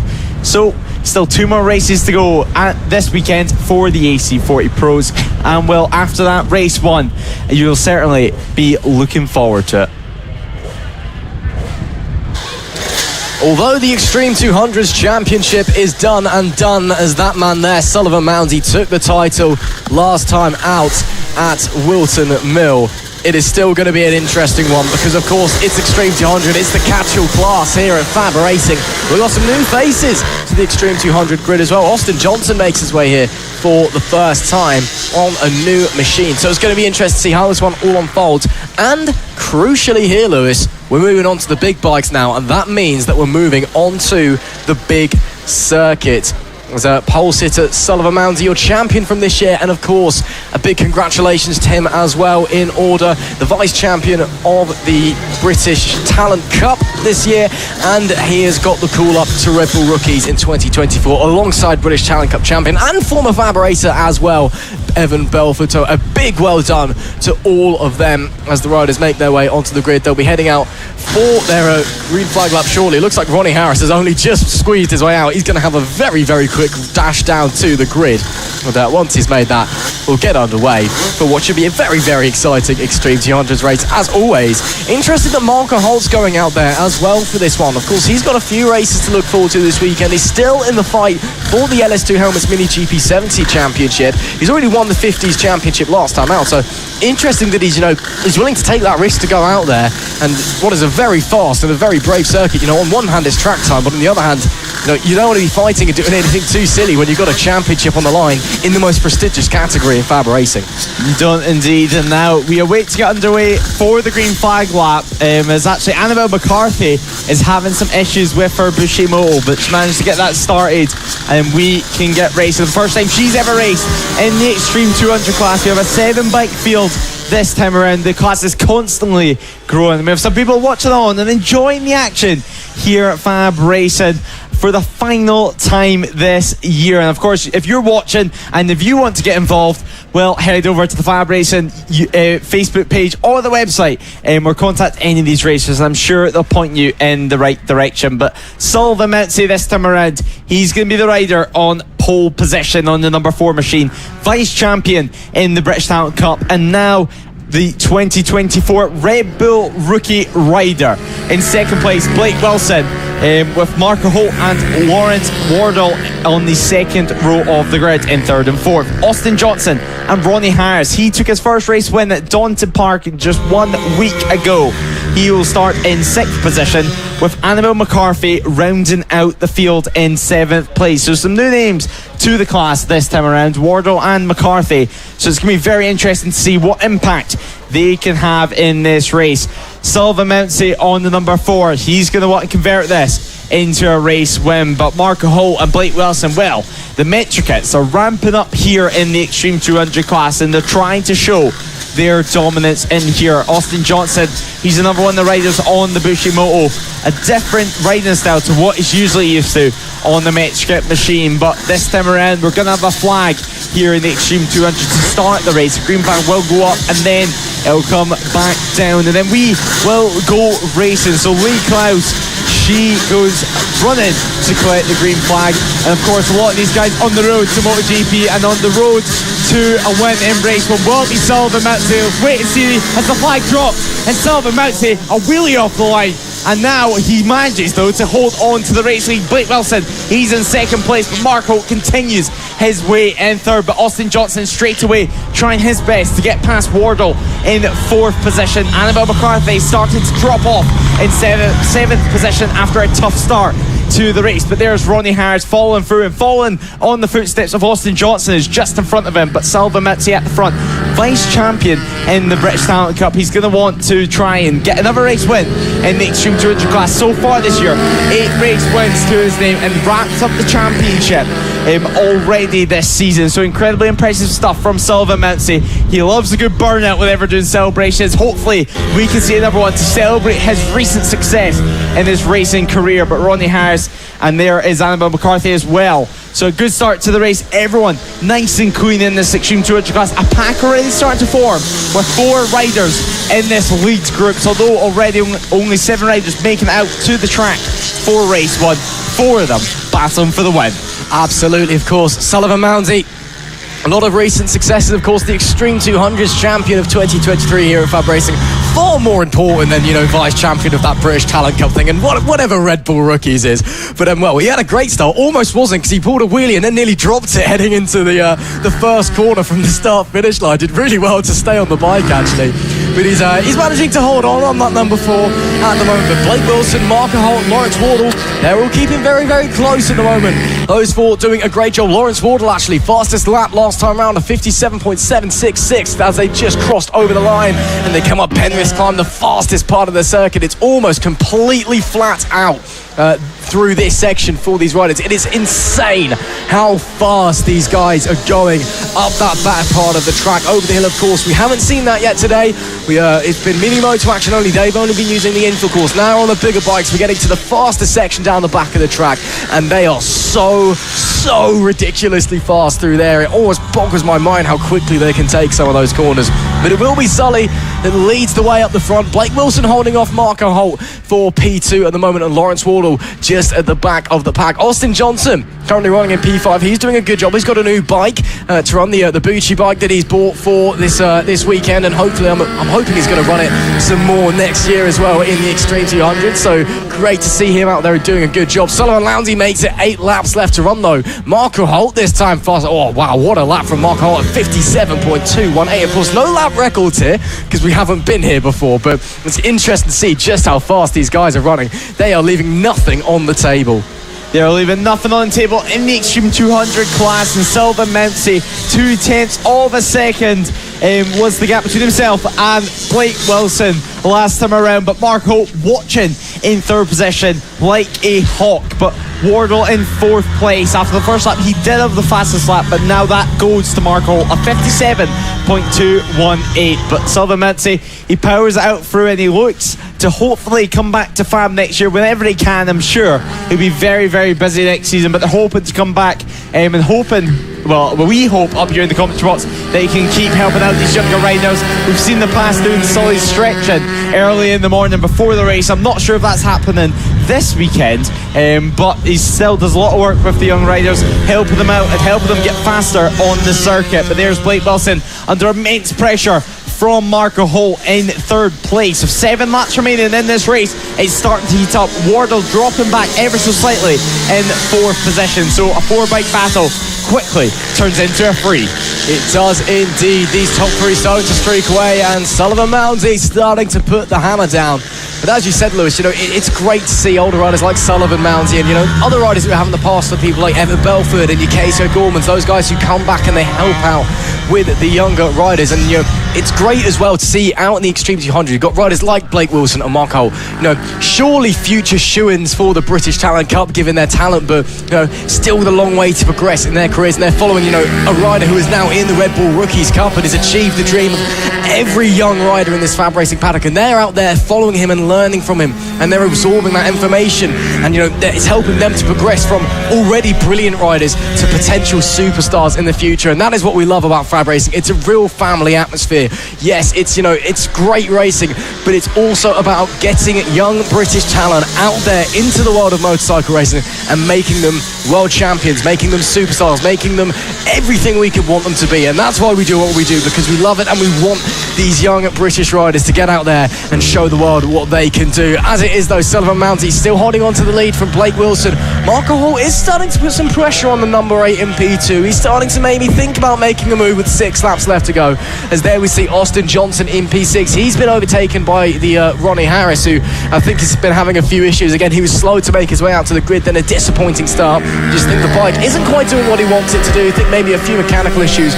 But Austin Johnson out there, again, new bike this weekend, and he's doing a good job at the moment, of course, hopping on a new bike. It's a new track. Gives a little wave to the camera there, actually. There you go. Didn't expect to see that from someone in the middle of the race. Of course, we have seen riders doing wheelies in the middle of the race. Throwback to Rossi Banham a few rounds ago, just showing off because he could. But don't think I've ever seen someone wave to the camera with 5 laps left to go. But there you go. Thanks very much, Austin Johnson.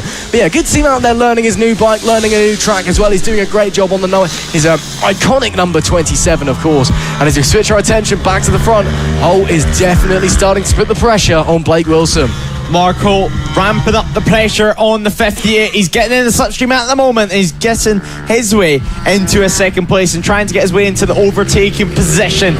So last time around, 3/10 of a second separating these two riders, and then we come around the final corner of this circuit and power it through towards the line, and it's the fastest lap of the race. The first rider into the 56-second bracket in the Extreme 200 class, a 56.975 for Marco Holt, as now they power it down through it. It's such a tricky circuit to get your braking marker for this corner as it's dropping away from you. As there's Blake Wilson still defending. It's a great job what he's doing at the moment with 4 laps remaining Lawrence Wardle, he's still ahead of Ronnie Harris in 5th position, but there's confirmation of the fastest lap of the race. It's went to Marco, a 56.975, and can he go even faster this time around? 1/10 of a second. He brought the gap down by 2/10 last time around. Well, if he did the math, that meant that he would have to overtake him this time around to go 2/10 faster once again. But we're going to have to wait and see if Blake Wilson is picking up the pace as we make our way round the final corner for the last time once again, and then we go round towards the line. What's it going to be? Is it going to be another fastest lap from Marco Holt? As no, it has not, as there we see him continuing to race on, and Marco Holt, it looks like he has no problem at the moment. Actually, he seems to be dropping away massively, and Marco Holt potentially pulling into the pit lane from this race. So Marco Holt potentially pulled into the pits in race 1, and then straight back into the paddock for Marco. No clue where he has gone, but Ronnie Harris powering out through as well, as so is Wardle. So Lawrence Wardle, he'll be promoted into the podium places, and there's Blake Wilson, he's all on his own. So Marco Holt having issues there on the 58 machine, and straight away pulling into the pits, and away out this race he goes. A 3 laps remaining. So disappointing for Holt. Yeah, indeed, what a shame. He was running super well, as there we see another rider potentially with problems. Nope, that's someone getting ready for the next race. But yeah, Mark Holt just he came in and went straight back into the pits. Of course, after this we do have the MiniGP 50 race, which I'm presuming that he's going to be in, so maybe he's getting ready for that, but I can't see him on our grid, so I'm not really sure what's happened. And he didn't stop, didn't tell anybody there was an issue, didn't get some help from any mechanics, just went straight back to the awning. So what a shame there for Marco Holt, but 2 laps left to run. And this man, Sullivan Mounty, of course, now a Red Bull rookie rider from 2024 onwards, and he is showing us why. Vice champion in the R&G British Talent Cup. He got the call up to Red Bull Rookies, and of course, he's now put the hammer down. He's now showing us why he is the Extreme 200, champion in 2023. Which, of course, the most prestigious thing that he's achieved all year is winning the Extreme 200 championship in 2023. But of course, he has had a fantastic season, and he will start the final lap here at Three Sisters Circuit. He is clearly enjoying. He only got here this morning. They got back from the Red Bull Rookie selection days in Spain only yesterday. They got about an hour of sleep, him and his dad, and then they packed the van and came here. So 1 hour's sleep, Sully is doing a great job out there on circuit, and he's got about half a lap left to run to make it a dominant victory. It was the fastest lap last time. He's really turned the wick up late in this race at 56.893. That is a phenomenal lap time from the number 4, who's been fantastic all season and been doing a great job. As there we see further down the order, Annabelle McCarthy doing a fantastic job in P6 at the moment, getting some track time out there, which is great to see. But Sully rounds the final corner. He'll win in race 1 here at Three Sisters with a dominant ride, yet an enjoyable one nonetheless, as he rode with the likes of Wilson and Holt early on and showed them how it's done by the vice champion of the R&G British Talent Cup. He pauses poses for the camera. I'm sure we'll get a burnout in a short moment. But wow, what a race there for Sullivan Mounty. He takes a dominant victory over 4.5 seconds ahead of Blake Wilson in P2. Lawrence Wardle rounds out our podium. Great start to his FAB-Racing career there for the 414 with Ronnie Harris in P4. Austin Johnson finishes P5 on the 27 with Annabelle McCarthy in the 113. And unfortunately, we lost Marco Holt. But there he is. Sullivan Mounty makes his way back into the pits there. But wow, what a great result there for Sullivan Mounty. Simply great stuff. And of course, we'll see him twice more this weekend, and much more of him next year on a European stage.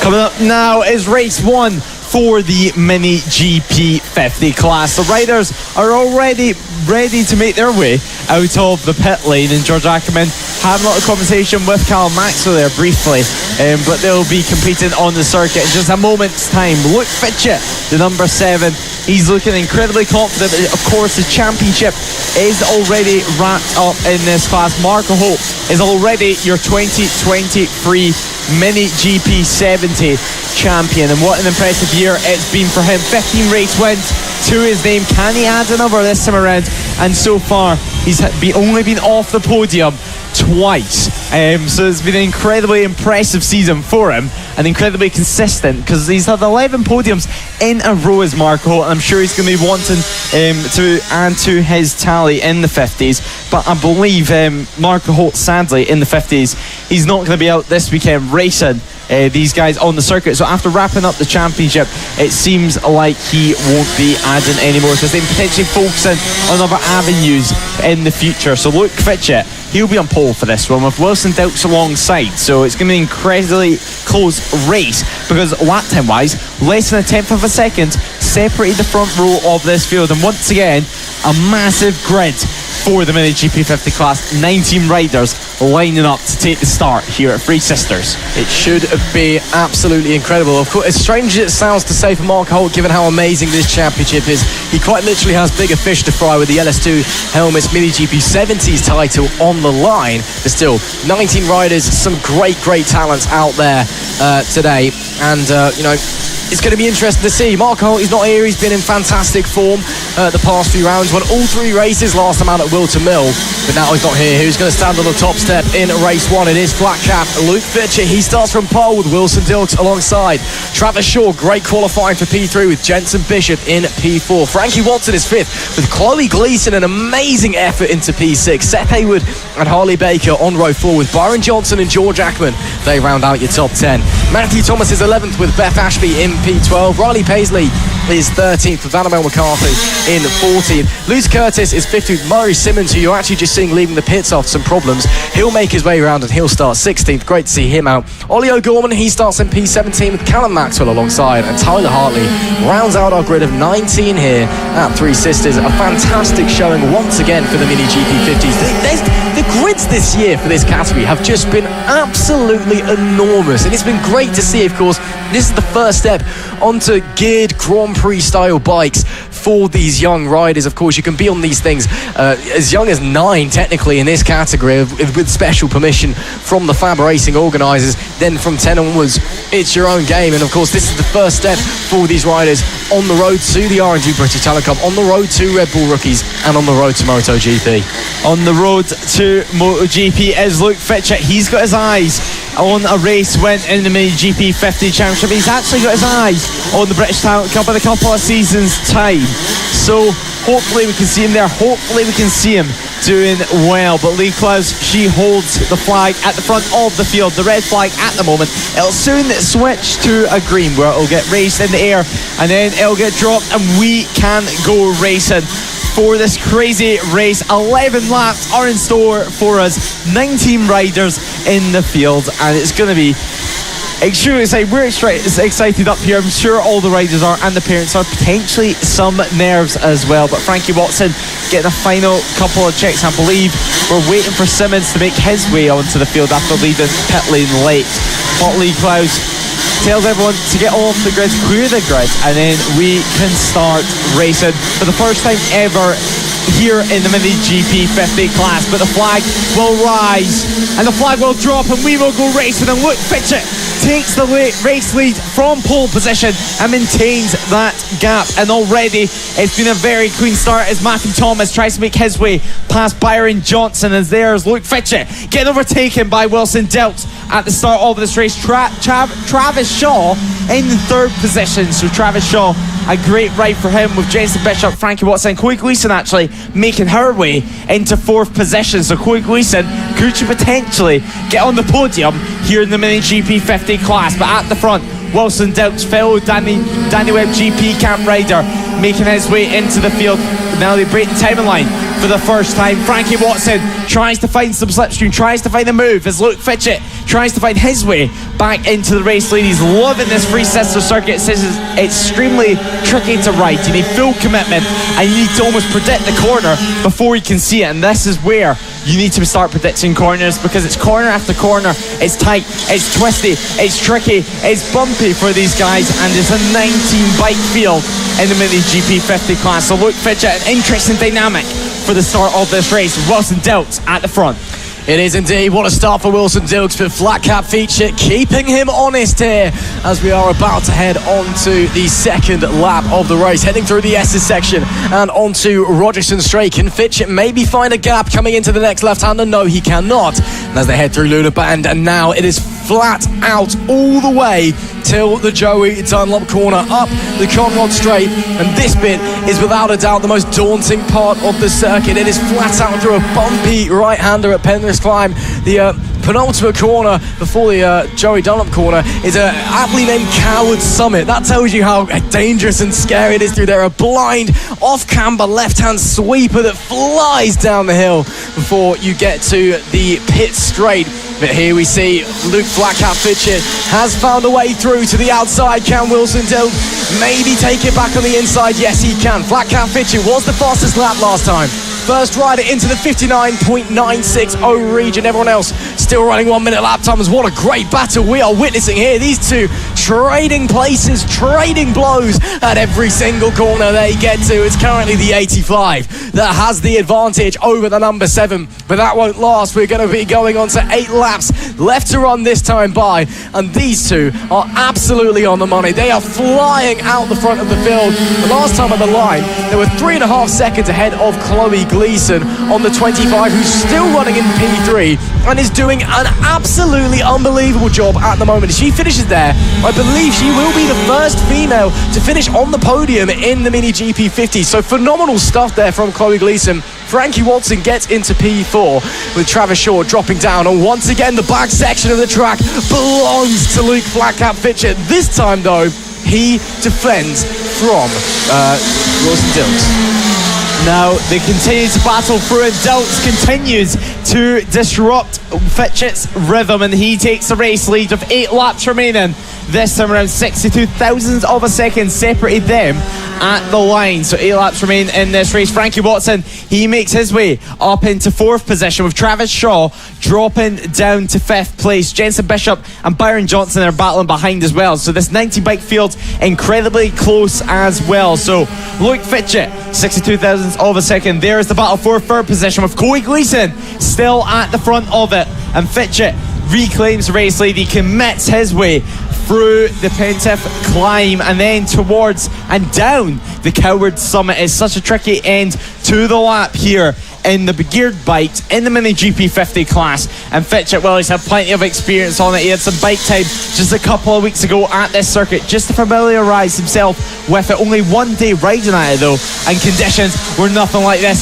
The first time he rode it in the dry was today, as now Dilks once again at the exact same corner reclaims the race lead at the SE. So incredible stuff from Wilson Dilks, and it proves how much confidence he has, and it proves what a new circuit can do. I mean, we have Dilks in the lead, Sandley no halt, but Chloe Gleason on the podium, battling away with Frankie Watson and Travis Shaw inside the top 5. Absolutely, some fantastic battles happening all over the circuit here at Three Sisters. The riders have taken to this place like a duck to water. They just absolutely love it, even though some people haven't been here before. What a dive there from Wilson Dilks, battling with Luke Fitchett all the way up the straight. Brilliant stuff, heading through Penrith Climb and heading into the final corners. This is where Fitchett is clearly stronger, but as it stands, that number 85, now he's got the fastest lap. Now he's into the 59 of 59.751 from Wilson Dilks. A phenomenal lap, and we've still got 5.5 rather laps left to run. These two are giving us a battle for the ages. Just phenomenal action everywhere you look here. As always in FAB-Racing, we've come to the final round of 2023 here at Three Sisters, and so far every single category has served us up a treat. It has been phenomenal action so far this weekend, and especially here in the 50s. Of course, these riders on the road to MotoGP, on the road to the British Talent Cup, as there we see to the outside goes Flatcap Fitchett side by side into Penrith's climb. Oh my goodness, Luke Fitchett, take a bow. What a move. That was super brave. safe. That was super tight. That was wonderful, wonderful, wonderful. Impressive stuff and very, very risky. So Luke Fitchett on the number 7 reclaims the race lead with Dilks in second. So Dilks continuing his charge and continuing his battle.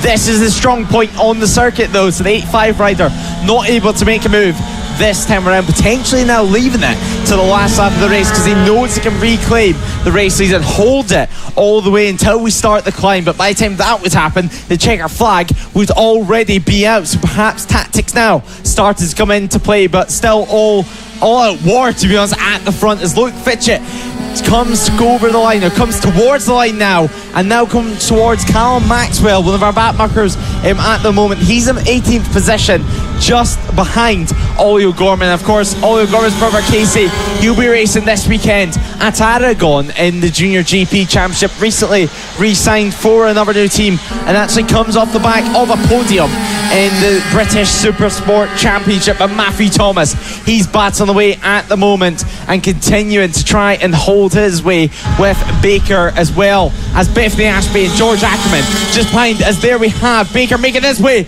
down the rise in the Coward Summit there, and he's made it work and made it through on Matthew Thomas and Bethany Ashby, pushing George Ackerman wide. So perhaps some yellow flags being waved in the infield section of the circuit, but Bethany Ashby doing her best to hold on to this position. So this is the battle for the final couple of positions inside the top 10 with just 4 laps remaining. Yeah, yellow flag being waved. Looks like Travis Shaw has stopped at the side of the circuit. Think a mechanical issue there for him, so a big shame, but luckily he is all okay as this battle rages on further down the field. Matthew Thomas doing everything he can on that number 47 to try and make his way through Seth Hayward. But it's going to be interesting to see how they continue to duke it out as the 24 of Harley Baker doing a great job to get through there. They now begin with 3 laps to go across the line. Now there goes Matthew Thomas up the inside, heading into Penrith's climb. Such a difficult corner again, much like, and then the side by side, surely not. Wow, what a move there from Harley Baker up the inside at Coward Summit. That is brilliant. I mean, that section of racetrack is so difficult. Both corners, you've got a steep climb or a steep decline. They're off camber, they're bumpy like there's no tomorrow, and your every instinct screams slow down or just get off the bike or just get me out of here. You've just got to grit and bear it. You've just got to trust the bike has got to stick and just go for it.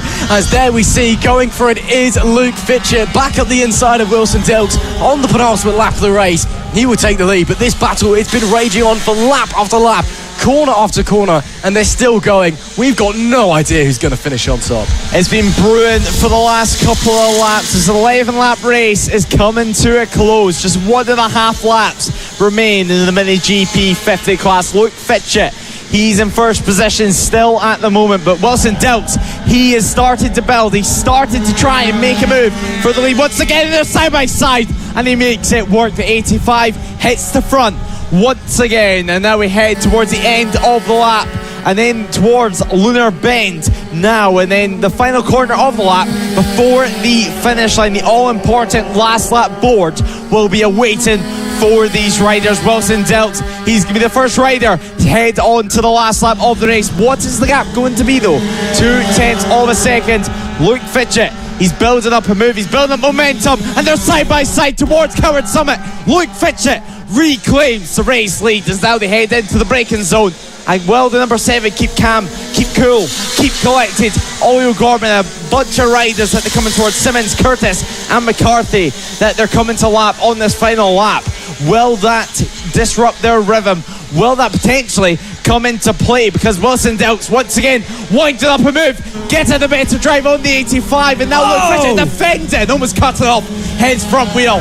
So number 7 potentially not going to be disrupted by back markers, or will he? We're going to have to wait and see towards the final corner. Yes, he will. Ollie O'Gorman just in front, and Luke Fitchett past now, and then Simmons will be the next. Wilson Dilks following through, trying to get the drive into the final corner. Lucy Curtis as well, as now Luke Fitchett comes towards the line. Who's it going to be? They're side by side, and Luke Fitchett wins by 1/10 of a second. What a race in the Mini GP 50 class. Who's going to claim that third?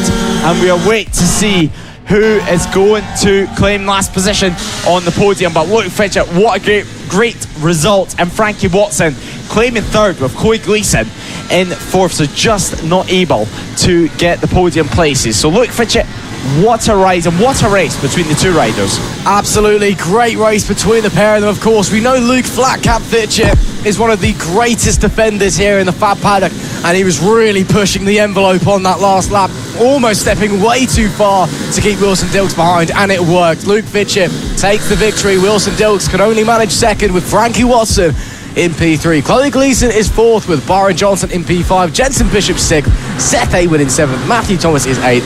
Harley Baker P9 after dropping back, unfortunately. And Beth Ashby rounds out our top 10.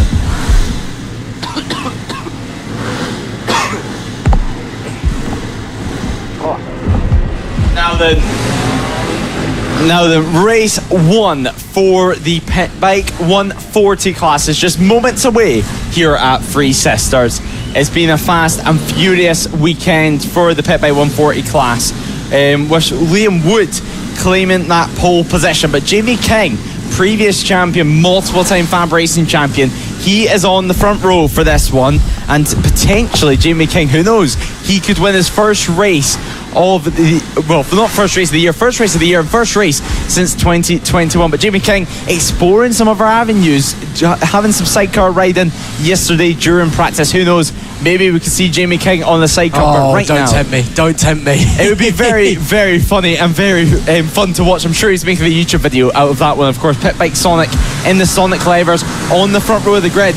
What is going to happen in this one, though? And the clouds are starting to loom over the circuits. Potentially, who knows, some rain inbound. Although weather forecast say no, you just never know here at Three Sisters. So Liam Wood on pole position and Chris Wells out there, and once again showing off the number one plate. They've gone the way. They were supposed to cut round and go to the grid and then do their formation lap, but they've gone the wrong way. So I'm sure some marshals are going to be race control. They're telling him to slow down. So it looks like this will be the green flag lap then. So Liam Wood starts from pole. Jamie King alongside. He's had some good form in the last few races. Maybe it's time for him to step back onto the top step of the podium for the first time since 2021. Of course, the three-time pit bike champion who's just not had the best of luck the last few seasons. Michael Med starts in third with Bailey Lawrence. Great qualifying from her. As you see her on picture, she starts in P4. Chris Wells with that number one plate, the new champion of this year. He could only manage P5, a disappointing qualifying for him, but you know that he'll fly forward in the race alongside Cameron Salt in P6. Keaton Payne is 7th with Robert Med in P8, and Sean Whittaker rounds out our grid. We've just had confirmation in our ears that this is now being classed as the green flag lap because they all went the wrong way and didn't go around properly and then do a proper green flag lap, but it's fine. It's fine. We're going racing. It's race one of the Pit Bike 140s here at Three Sisters. It's all going to be absolutely fine. Lining up then on pole position, Liam Wood, who's been in fine form the last few rounds. But alongside him, Pit Bike Sonic, who's been on the up the last few races as well. It's going to be interesting to see what happens. Can Liam Wood hold on? Can Pit Bike Sonic find his way through? No, this is the warm-up lap. Okay, so we are doing a proper warm-up lap then. So chaos already, and it's not even started. It's always the way with the Pit Bike 140s. Always in Pit Bike 140 racing, you have some extra drama because that is the way they do it on and off the circuit. But Liam Wood's in pole position for this one. The interesting dynamic for the Pit Bike 140 class this year.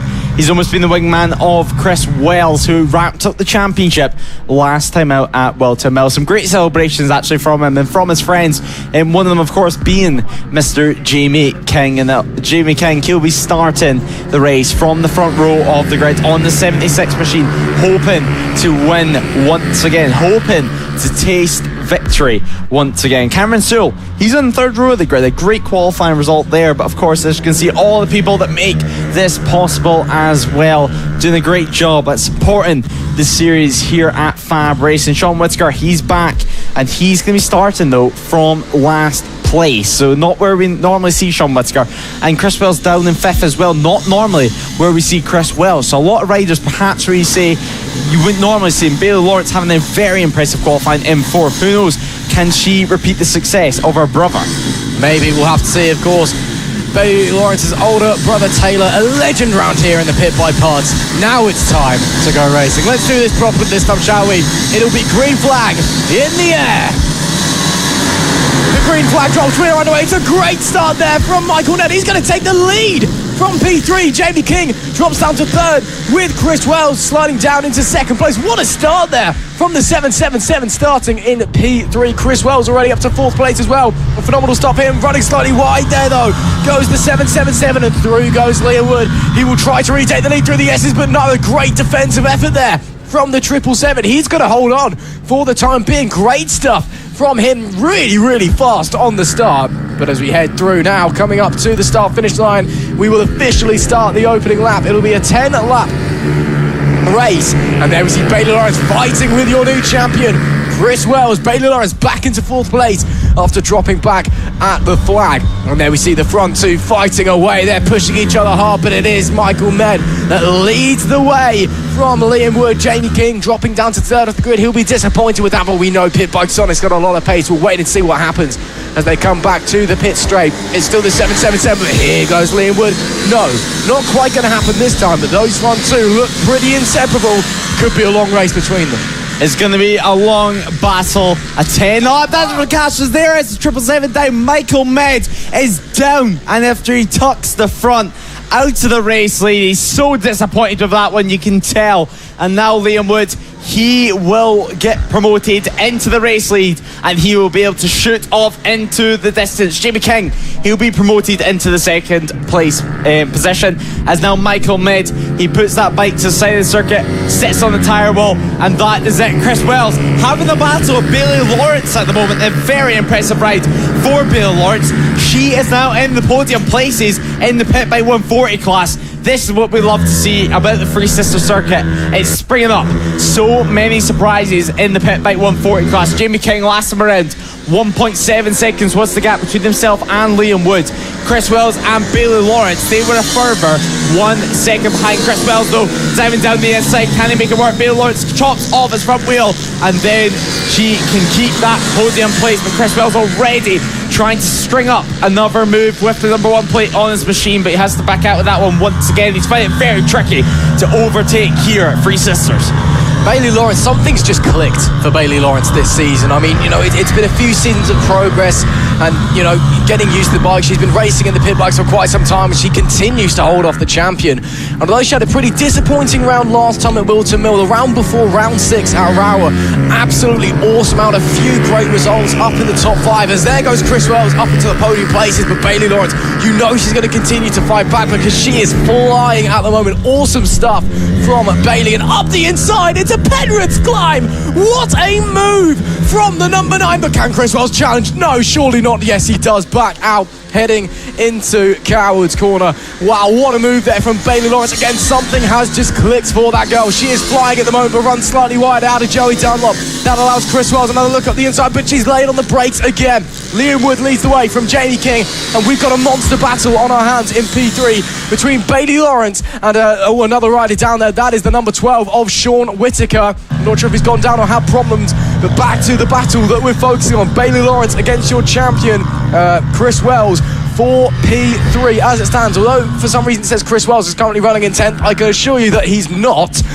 He's fighting very hard for this podium place, but Bailey Lawrence is putting up a stoic defensive effort at the moment as they come round. They'll head on to 7 laps left to run. Up the inside goes Chris Wells once again. That seems to be his favourite move, and actually gives her a little wave. He's racing Bailey Lawrence. He's racing her hard, and he's saying, come on then, give us what you got us. Back up the inside goes Bailey Lawrence with a phenomenal move. Chris Wells, you can tell he's enjoying this. He's giving her waves. He goes through his saying, come on, show me what you got. Now these riders continue to battle for the final place on the podium, but the important thing to remember is that this is not the finish line at the moment. So at the finish line, over the past couple of laps, it's been Chris Wells who's been ahead. So Chris Wells, he looks to be fastest in the final couple of sectors, but 7 laps remain in this race, and Bailey Lawrence still defending for that 3rd position. She is really enjoying this battle with Chris Wells. It's really great to see her at the front of the field. Jamie King currently in no man's land. 2 seconds behind Liam Wood and 4 seconds ahead of these guys. Sean Whittaker still trying to get his motorcycle fixed at the side of the circuit, but now coming around the final sector of this circuit, down Lunar Beds, and then towards the final, towards the finish line at the moment. But Bailey Lawrence crossed the lines. We get 6 laps to go, and now breaking that rhythm of Chris Wells. Will Chris Wells potentially make a move at Coward Summit this time around? He's building up a move, and he makes it work on the number 1 plate, and he makes it through into third position. And what a battle these guys, what a tussle they are having for third position. Cameron Sewell is just behind these guys. He is having his own battle with Keaton Payne for 5th position. So no matter where you look in the pit by 140s, as usual, battles all the way through. This is amazing stuff for the final podium place. I'm just loving your new champion, Chris Wells. He is clearly enjoying battling with Bailey, which, heading into the start of the season is not a fight you'd expect to see. And then as he's going past me, saying, come on, show us what you got, bring it to me. And she definitely is. Although she's dropped back slightly at the moment, Chris has started to put the hammer down ever so slightly. You know that she's going to try and catch. You know that she's going to continue to try and fight for that podium place. It is 5 laps left to go. Liam Wood is 3 seconds up the road from Jamie King in P2, with Chris Wells now holding on to that P3 spot for the time being. There we see Pit Bike Sonic, your 3-time Pit Bike champion, a 4-time FAB-Racing champion overall, actually. Well, technically 5 if you include the Moto team thing that he sold earlier this year, but let's not get into that. A legend of the FAB-Racing paddock. And although in this race it may not look like he's going to step back onto the top step of the podium, he's still putting in a phenomenal effort on that 76 machine. And it's great to see Jamie back to his full form, back to his full potential, and showing us what he can do on a pit bike. Of course, this man, he's got many a story. Will happily tell you how he had passed with Marc Marquez one time. He's got many a story about pit bikes. He's destroyed one of our cameras before. He's just a real legend around these parts, and it's great to see him back to his absolute best, and of course all in those Sonic leathers. The number 94 of Liam Wood makes it 4 laps left to run this time by. He's still pulling away from Jamie King up the front. What a great performance from Liam Wood on the number 94. Jamie King holds on to second, with Chris Wells now starting to extend the gap to Bailey Lawrence in P3. Further down the order, this is Keaton Payne and I believe Cameron Sewell fighting for 5th place. Another titanic battle further down the order. Again, as with always in the pit bikes, everywhere you look there's action, everywhere you look there's a tussle. It is brilliant racing, and it's a fantastic category. And it's a shame that the grid is just so, by pit bike terms, it's so small this weekend. Normally we're having over 20 riders, only 9 making it to the final round, unfortunately. But even then, it's been a fantastic race so far, with 4 laps left to run. Liam Wood at the front, 3.4 seconds was the gap, and small puff of smoke coming out of his exhaust there, and that's one thing we're seeing 1 or 2 pit bikes this season. So Liam Wood hopefully can make it to the end of this race. He makes it to the end of the lap though, and he's going to tick off yet another lap in the race lead. 3 laps remain in this race, and obviously at the start of the race we did see Michael Med battle with him, but Michael Med getting pushed to his limit, and he cracked under the pressure of Liam Wood. So now Liam Wood's on his own and 4.5 seconds ahead of Jamie King in 2nd position, and then 3rd it's still Chris Wells, so 2.3 seconds ahead of Bailey Lawrence at the moment. So these riders having a good battle. The gap's starting to stretch out ever so slightly in the latter stages of the race. Of course, these guys slightly messed up on their green flag lap, which meant the race did get reduced sadly, so it was only a 10-lap shootout for these guys. But Liam Wood, he won't mind, because he's been at the front for every single one of them. He has indeed. What a performance we are witnessing from the number 94. Again, little puff of blue smoke. The engine maybe just burning a little bit of oil. Hopefully that's not becoming a problem as the race goes on. But onto the penultimate lap goes the number 94. It was a 4.5 second lead at the line last time. It's a new fastest lap this time, a 101.207. That is absolutely ferocious pace from Liam Wood. The gap, he extended it by a second last lap. It's now 5.5 back to Jamie King, with Chris Wells in P3 as well. I think Chris Wells, the champion, he's now started to find his rhythm a little bit. Again, just extending that gap to Bailey Lawrence after their titanic battle earlier on in this race. But Liam Wood, he is absolutely laying the hammer down. He's doing a fantastic job out there at the moment. As further back, Keaton Payne and Cameron Sewell continue their battle But as we focus on the 94, he has a glance back and there's nobody to look at. He is in a league of his own out there in race 1 of the Pit Bike 40s. Of course, the last 3 races of the season for this guy, this being the final round of the FAB-Racing Minibike British Championship, and they're making sure that it's a fabulous round. As there we see Keaton Payne and Cameron Saul continuing to fight further back down the field for P5, and looking down there for a brief moment, but final lap of the race for Liam Wood, and he could basically do it blindfolded. He has been phenomenal this race. Liam Wood at the front for the final time in this race. 6.2 seconds is the gap. He can cruise round for this final time, but hopefully he doesn't have any issues. Hopefully he doesn't make any unnecessary mistakes, as there's still Keaton Payne ahead of Cameron Sewell. Cameron Sewell, though, he's trying his best, and he maybe thought that was the final lap there, so his hand was up in the air, very confused. But, well, time flies when you're having fun. But there's Liam Wood in the race lead at the moment. What's the gap going to be this summer? It's going to be interesting to see how he approaches this final lap. If he just cruises around, or if he continues to maintain the gap, continues to push, because sometimes that lapse of concentration is when you make mistakes. And Liam Wood, he's not made one of them. He's forced Michael Med to make a mistake, but Liam Wood, he's going to come out on top in race 1 of the Pit Bike 140, a race 1 once again, and a race win to add to his books. Jamie King should come home in second position, 6.6 seconds behind, so Liam Wood pushed on in that final lap. And Chris Wells, he claims podium over Bailey Lawrence after their battle. Who's going to get fifth? It looks like Keaton Payne has got the better of Cameron Sewell, and what a pit bike race this has been. Keaton Payne crosses the line in just a moment's time. He does indeed, and what a race that is for Liam Wood as well, because that means he is now the vice champion of the Pit Bike 140s in 2023, with Lucas Brown being a no-show and the gap over 50 points between the pair of them. Liam Wood is your new vice champion for 2023. He takes a stunning victory here in race 1 with Jamie King in P2 and Chris Wells your champion. He rounds out the podium. Bailey Lawrence brings home a phenomenal P4 for her with some great racing action, with Keaton Payne in P5, Cameron Sewell in P6, and Robert Med, he rounds out our finishers. Unfortunately, we did lose Sean Whitaker and Michael Med after his crash from the lead on only the second lap of the race. What a real shame for him. But of course, still 2 more races to come tomorrow for the Pit Bike 140s, the final race of the Pit Bike season. And well, we're going to have to wait and see what is going to happen, because well, Liam Wood looks pretty dominant, but we've seen Bailey Lawrence with a great ride. Jamie King looks pacey as well. It could be anybody's guess as to what is going to happen in race 2 and race 3.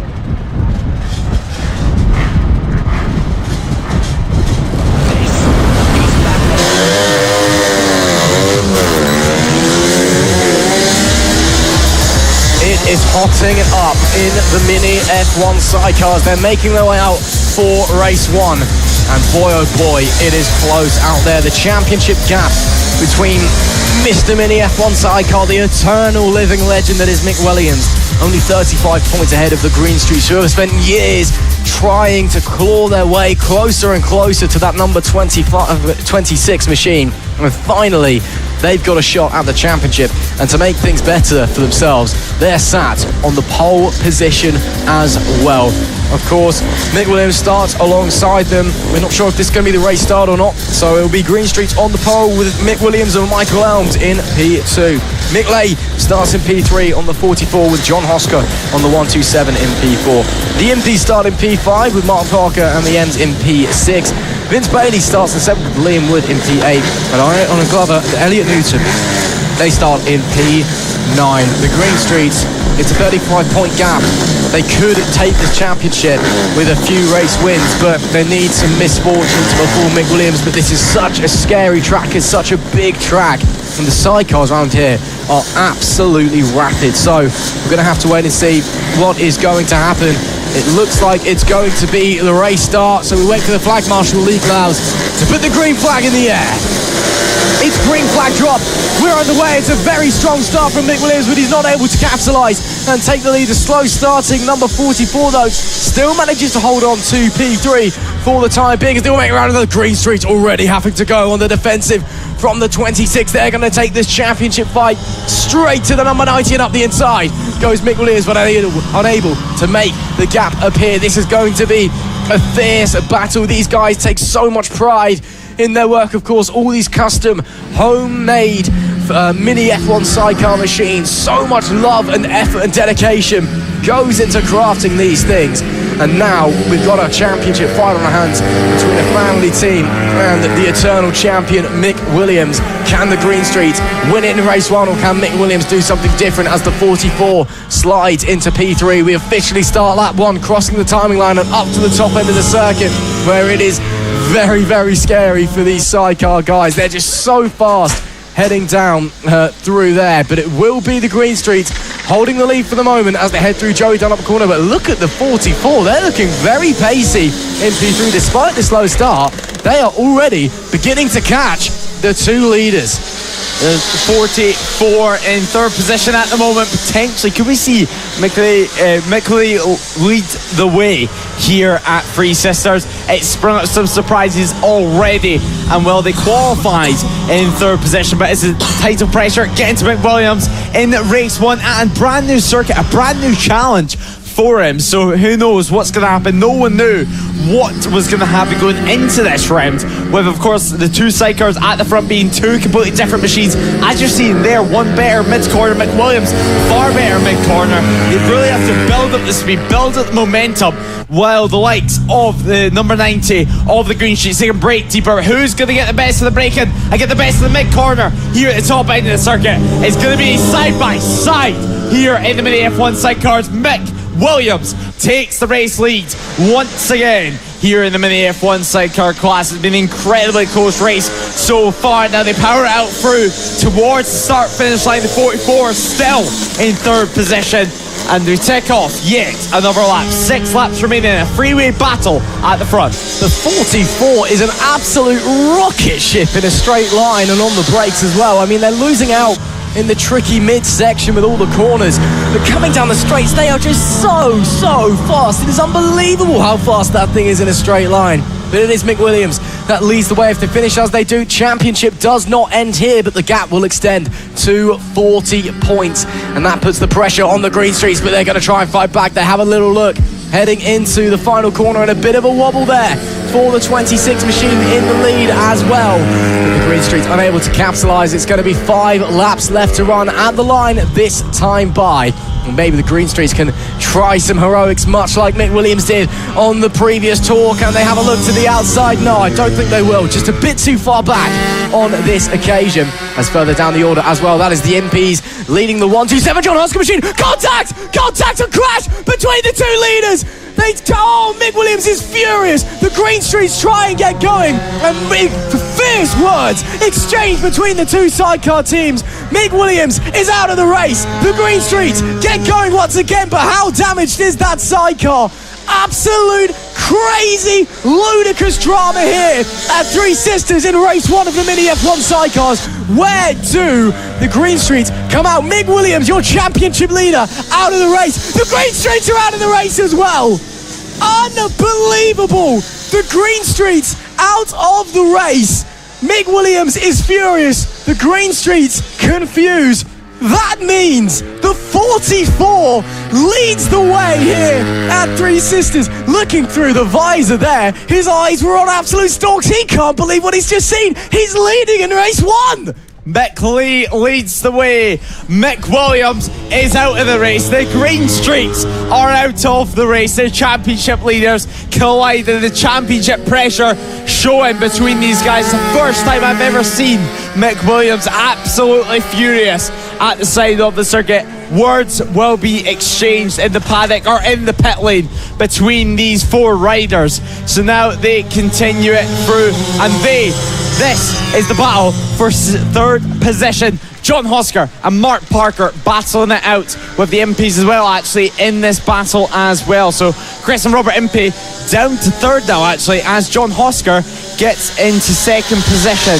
So now these guys continue it through while McWilliams and the Green Streets are just watching that side of the circuit, completely different ends of the pit lane from each other. They are not wanting to see each other as McWilliams throws off. McWilliams is walking away through the paddock as well, it seems, for these guys. Throws off his levers because that is one of the first DNFs through contact that we've seen from McWilliams. There is the Green Streets having the conversation, talking about what went through. They seemed a lot more relaxed about the situation. They were trying to dive down the inside, but there is the 127 of John Hosker in third position. It sounds like they've just got promoted into second through MP. So MP, they've dropped down to third position this time around, and now they come towards the line. Hosker 23 seconds behind Mick Lee in the 44 machine. So the 44 of Mick Lee leading the way by an astounding 23 seconds. Dominance in Mini F1 Sidecars from very, very unexpected circumstances.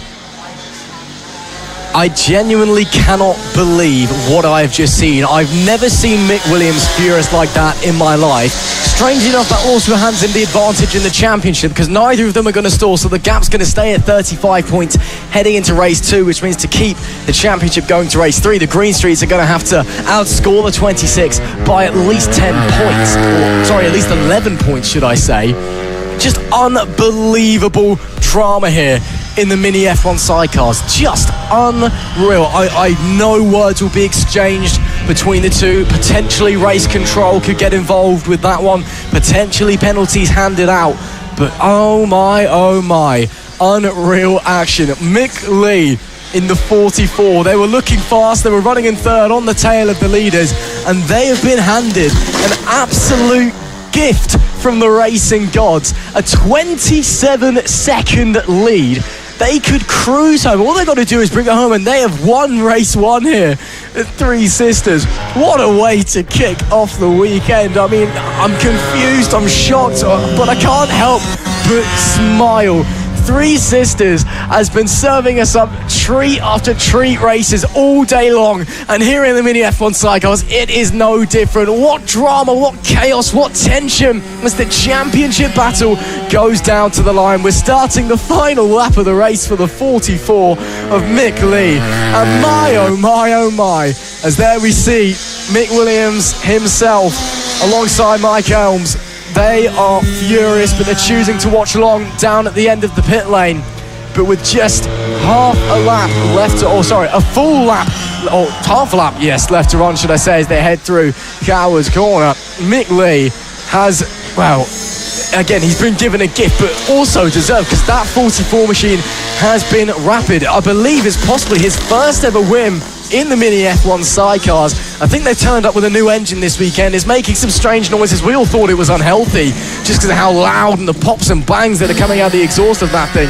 But it is fast, as there we see starting their final lap. That is Impey and Mark Parker fighting for the final podium place.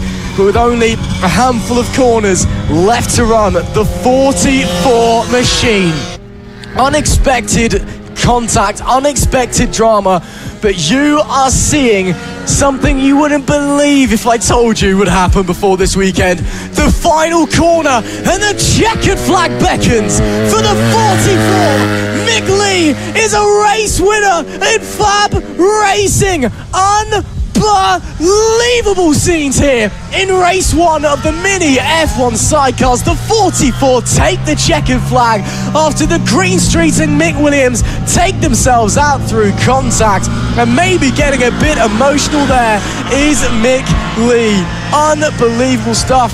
The Hosker machine, the 127, they will look set to come home in P2 as we wait to see where everybody else is going to finish. But the gap that Mick Lee had, they were so fast. Second place still hasn't crossed the line. There, so John Hosker takes second now. It will be the MPs on the 457 rounding out the podium. Mick Lee won that race by 36.5 seconds. as there we see Mick Lee talking to some marshals, or Mick Williams talking to some marshals, and Mick Lee and the passenger go up to have a conversation and see what happened, maybe asking what happened, did you see? Of course, so they would have been watching. Yeah, they would have, absolutely. They were right behind the leaders when that contact happened. They would have seen it, but Mick Lee takes the victory. Hoskett in second. The MPs round out the podium here. And, just unbelievable scenes here. And, what drama in race 1. 2 races left in the Mini F1 Sidecars. It is anybody's guess as to what is going to happen in the future. Moving forward, the sidecar removed. Just unbelievable action here in race 1. 2 races left to run this weekend. The championship tenser than ever. And boy, oh boy, through some unexpected drama, we have been served up perhaps one of the tastiest championship fights we've had in years in FAB Racing.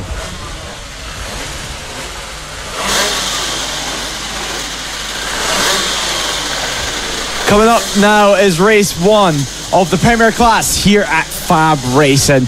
It's the LS2 Helmets Mini GP 50, Mini GP 70 British Championship. So the first race of the Mini GP 70 British Championship is just coming up, and rain is just coming into the air. So Luke Fitchett and Marco Holt, championship rivals. The championship is as close as ever. 21 points separates these guys. So 8 race wins for Mark Holt so far this year, and just a 21 point lead. Multiple riders can still win the title. Likes of Blake Wilson and Archie O'Brien can still have a play, but it is raining here, and it's raining just before the Premier Class here at FAB, so they will not want to go race on these slick tyres while rain is in the air, and potentially a change of tyres could be coming up. So race 1 of the LS2 Helmets Mini GP 70, it's the deciding weekend for this class. Of rain in the air, the riders will make their way out of pit lane, and they will hope to claim the LS2 helmet prize at the end of the year. But if the rain gets any harder, potentially we could see the race delayed. Potentially we could see the riders swap onto tyres, or a small delay while we await to see what this weather forecast is going to do. We did say throughout this whole day that we did think the weather forecast had been pretty unreliable all weekend, and here we are once again. It's showing us that, well, it said it wasn't going to rain, and it did. Chaos here at Three Sisters. What a Friday we have had here. What a first day of racing at the FAB Racing final round here in Wigan. Archie O'Brien lines up in P2 on the grid. He desperately needs a race win. He's 45 points away from your championship leader, Mark Howell. He is still mathematically in with a chance, but he needs a race win to keep his title hopes alive. But it will be championship leader Mark Howell, potentially on the verge of history. He starts on pole position with Archie O'Brien in P2. Blake Wilson only 23 points away from Holt. He's in third place with Flat Cap Fitchett only 21 points away from Holt in P4. Your 4 championship rivals starting together, as you can see. Blue skies in the distance, but a little bit of rain coming down. Is that going to affect anybody? We'll have to wait and see. Wilson Stilks starts in P5 with Sam Garner alongside. Bill Harris and Jensen Bishop make the 4th row of the grid, with Harry Payne and Austin Johnson rounding out your top 10. And Finley Polhu and Hamish McIntosh. That is your 12 riders for race 1 of the Premier Class here at FAB Racing. The championship can mathematically not be decided in this race. As we see the dads there, we see Luke Fitchett's dad, Marco Holt's dad as well, maybe discussing what's going on with the skies. Yep, definitely pointing to the clouds. It doesn't appear to be coming down too hard, but we're just going to have to wait and see. It's just spitting. We know this track is grippy in the wet as well, but not on slick tyres. So it's going to be a play by ear. See what happens. Archie O'Brien, pressure on that young man's shoulders. He needs a good result today to keep his championship hopes alive. But these top 4 are so close in the championship, and it's all waiting and seeing what is going to happen. There's rain in the air. There's tension in the air. The championship cannot mathematically be decided in this race. but there could be chaos, there could be drama. We have seen it all weekend long so far here at Three Sisters. It's time to go racing in race 1 of the LS2 helmet, Mini-GP 70 British Championship with a historic title on the line. It's green flag in the air. The green flag drops, we go racing. It's a great start from Mark Holt. Up the inside there goes Blake Wilson. It's a disappointing start for Archie O'Brien. Luke Fitchett runs wide at turn 1 as well. He might get done for 5th here, heading into the hairpin, but he will just maintain the position. But wow, the number 8 of Blake Wilson fighting Marco Holt to the inside, coming through left-hander and into the S's. He is fighting hard. He knows that the championship is up for grabs, only 23 points away from the race leader in the title as it stands. But Mark Holt leads the way. Archie O'Brien still on the back of this front 2. He desperately needs to finish ahead of his championship rivals in this race, with only 2 races left in the season, not including this one. But Marco Holt leads the way from Blake Wilson in P2, and Archie O'Brien rounding out the top 3. Luke Fitchett, a disappointing start for him, but he's holding on to P4 for the time being. Does Blake Wilson find the move coming into Joey Dunlop curve? No, he does not. But does he get the drag coming down the pit straight? Not quite, but he is pressuring Marco Holt everywhere you look.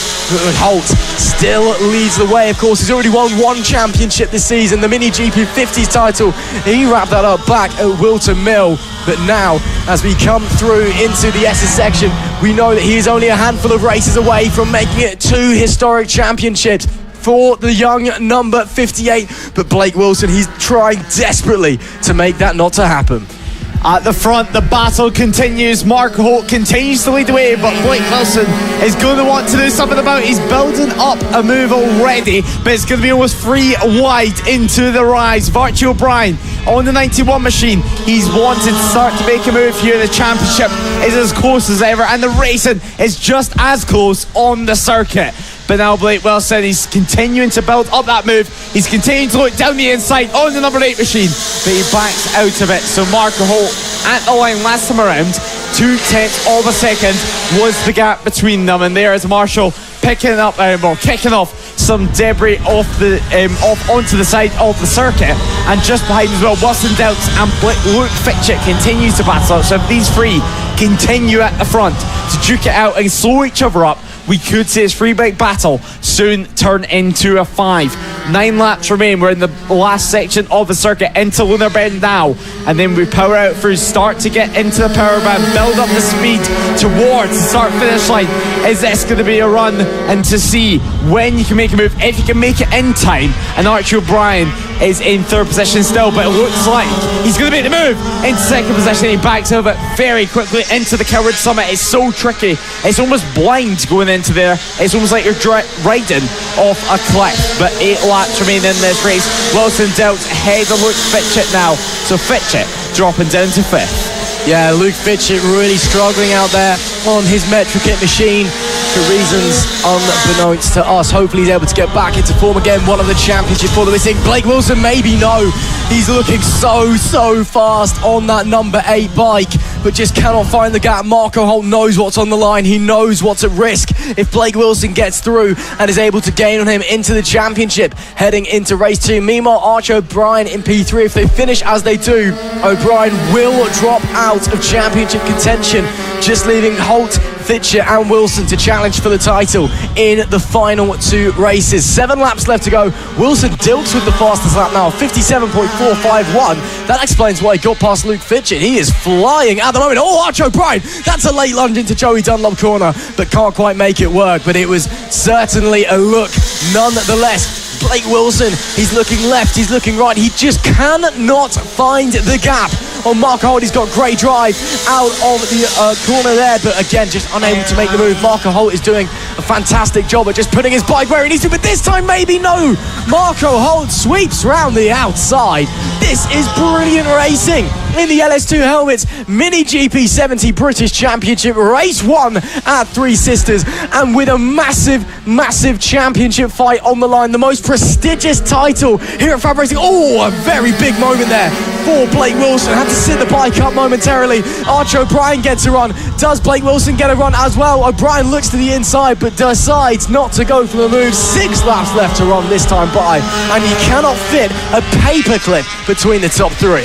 incredibly close at the front. Blake Wilson continuing to try and find any way past Marco Holt. He's like a brick wall at the moment. He's able to get up to it, but he's not able to find any way past. He's looking this way, he looks that way, and now he's looking round the outside onto the brake machine, trying to build up a better drive into the back straight here, into the Rogers straight, as now we wait to see what's going to happen. He dives down once again and backs out. He tries his best. He has to continue to back out of the race. Marco Holt leads the way, 64 thousandths of a second at the line last time around. Now they're at the end of the lap, now towards Lunar Bend and towards the finish line. So 5 laps remaining this time around. What is the gap going to be? 1/10 of a second. The fastest lap of the race now goes to Wilson Dilks as he begins to catch this front three, who continue to slow each other up as Archie O'Brien backs out of a move. They can catch up to each other very easily, but it's a whole different thing to make a move, as we see there. Very tight, very tricky, and very bumpy on these metric machines. Wilson Dilks caught up already on these front three, so who knows, potentially he has the pace to win it. Potentially. While these front three are fighting, Wilson Dilks, Luke Flatcap, Fitchett, they're catching them. So these boys need to get a move on, and they're all at risk from Dilks and from Baby Fitchett as well, as Blake Wilson continues to launch attack after attack after attack on Marco Holt, but just cannot find the way through. 4 laps left to go at the line this time. Once again, Blake Wilson tries to get the drive up the hill into Penrith Climb. Can't quite get it. Arch O'Brien still in the mix as well, and look who's coming. Wilson Dilks, first rider into the 56, a 56.959 from Dilks that last lap. Phenomenal pace from the number 85, who is P5 in the championship as it stands, and should have that locked in as well. We've got a 4-way fight for the lead on our hands as Dilks to the inside of O'Brien sweeps on through, and O'Brien's day goes from bad to worse. He really needed a win, and now he's got a tall order to continue his championship fight, but back up the inside.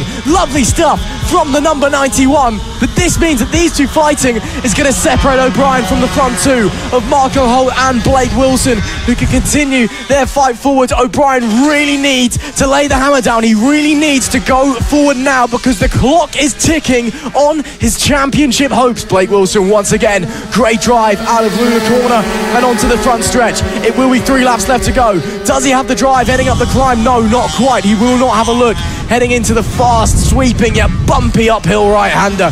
Maybe into Coward's Drop. No, again, it's not quite close enough, but there's still time left in this race as O'Brien, who's looking really, really strong through that hilled section. Oh, and down there. That's Harry Payne, fuming with himself. It's clearly a mistake. Harry Payne, disappointed beyond belief that he has gone down and into the barrier, but great to see that he's up on his feet and okay. Yellow flags will be out. How does that affect the fight for the lead? We have to wait and see. It's still Marco Holt that leads. Marco Holt at the front, still nothing separate as Wilson Dilks continues to stamp his authority on this front four. He's up into third, and now it looks like Archie O'Brien is going to struggle to find a way past Blake Wilson. Wilson Dilks, they want to do everything to keep their championship hopes alive and keep it going to the last race of the season. Blake Wilson continuing to find a way through. If he cannot find a way through in this last 2 laps, I think we're going to see a launch from Wilson Dilks. Who knows? Wilson Dilks, he might be the rider to win. A 56.5 last time around for Dilks. There's still spits of rain in the air, and now Bill Harris, he's the next rider to go down, as Blake Wilson, he's looking this way, he looks that way, he's compromising his exit, but now here he is once again trying to take a wider line. Oh, if he goes round the outside, the number 8 takes the race lead. What's it going to be though? Marco on the inside line. Blake Wilson runs ever so slightly wide. What a move that was. What an attempt that was. He's trying everything. He's thinking out of the box, and now he knows he's under pressure from Wilson Dilks. Yellow flag, of course, out at the moment from Harry Payne's machine that's still down there at the final corner. So no overtaking will be done until up here, until the Penrith climb. Who's it going to be this time around? Will we see any move made? It's the final lap of the race of the L2 helmets. MotoGP 70 British Championship. A move there, or a lunge from Wilson Dilks. 2 lunges, in fact, from the 85 machine. Just half a lap remains for these guys. Marco Holt continues to lead, or Is he going to get snubbed at the line? Is it going to be Blake Wilson who wins it? Is it going to be Wilson Dilts who wins it? We've seen Blake Wilson trying something new last time around. Not this time around though. The number 8 trying to get the drive, trying to build up momentum towards the final sector of this race, towards the final sector of race 1. Mark Holt led it by 1/10 of a second at the line last time around, and no yellow flags out this time around. He's building up the gap. Is he going to be able to make a move at the line? It's going to be a drag race between the 58 and the 8, and Mark Holt wins race 1. Blake Wilson in second position, with Wilson Dilts claiming that third. 4 riders battling away for these guys, and in 5th place Luke Fitchett and Jensen Bishop should be coming home to take a 6th place finish. So a great finish there, but there is Hamish McIntosh and Johnson having a good battle as well further down the field. Hamish McIntosh in 8th position, so great battling within the L2 Helmets Mini GP70 class with just 2 races remaining. Absolutely. A massive shame for Arch O'Brien. He is mathematically eliminated from the championship fight. Marco Holt has stamped his claim. He now has a 28-point lead in the championship from Blake Wilson, who finished in P2. Wilson Dilks, a great ride there into P3 with Arch O'Brien in P4. Luke Flatcap Fitchett, a disappointing result for him. He could only manage 5th. That's now 35 points back to Marco Holt, with Jensen Bishop in P6, Bill Harris in P7, Hamish McIntosh, fantastic result for P8, with Austin Johnson and Finley Polehill rounding out our top 10 and our finishes, because unfortunately we lost Harry Payne and Sam Gardner. But my, oh my, oh my, what a race. Blake Wilson tried everything he could and could not find a way through. Marco Holt now has not quite one hand on the trophy, but he's certainly reaching for it, with Arch O'Brien unfortunately dropping out of the title race. Luke Flatcap Fitchett giving himself some real damage there. 35 points back now on Blake Wilson, 28. He is now Holt's closest challenger. Still 2 races left to go on Saturday, 2 races left to run tomorrow, and well, this title race is getting hotter than ever. Race 1 for the Moto team, and a title on the line in the open class as the riders make their way out onto the grid, and then they'll head off on their green flag formation lap. Team Acme Racing could leave here with the championship if Team Ernie the Badger are not able to mount a good enough fight. If Team Acme Racing outscore them by 11 points, it's all over here in race 1. The current gap at 39 points. 50 is the magic number that you want to win the title in race 1. It is still ever so slightly spitting here. The wind has picked up. The temperature has dropped at Three Sisters. Nobody expected it to get quite this cold. No one expected a little bit of rain to be coming down. But it is still very much slick tyre conditions for the time being. It's the final race of the day, so anything could happen, I suppose. And all eyes are on the number 1 bike of Team Acme Racing. They line up on the pole position, and well, it's advantage to them. Team Ernie the Badger, their nearest rival in the open class, only managing 4th on the grid. Of course, that does mean 2nd in the open class. So if they finish 1st and 4th overall, then that means the championship goes down to race 2. It is the Team Acme bike. They start on pole position with Ian Jackson in P2. Chris Wells starts in P3 on the 331 with Team Ernie the Badger in P4. Team FFC Racing is P5 with Mark Pollitt in P6. Pinky and the Brain, your standard class champions of 2023. They start P7 with Harrison O'Keefe in P8. Ben O'Keefe is P9 with Elliot Newton in P10. Team Burt and Gary O'Keefe make up the 6th row of the grid. And Team Keats Racing on the 666 alongside Madison Martlew on the 888. That is it, your 14 bike grid for the final race of the day and the first race of the Moto team weekend, and of course potentially a championship deciding race. It's all eyes on Team Acme Racing, all eyes on Team Ernie the Badger. They're going to need a strong result, and with the pace that Team Acme Racing have, it may not go in this race, but race 2 could very much be a possibility. It seems like Acme Racing have the advantage at the moment, and interestingly on the grid there's only 1 standard bike within the top 6.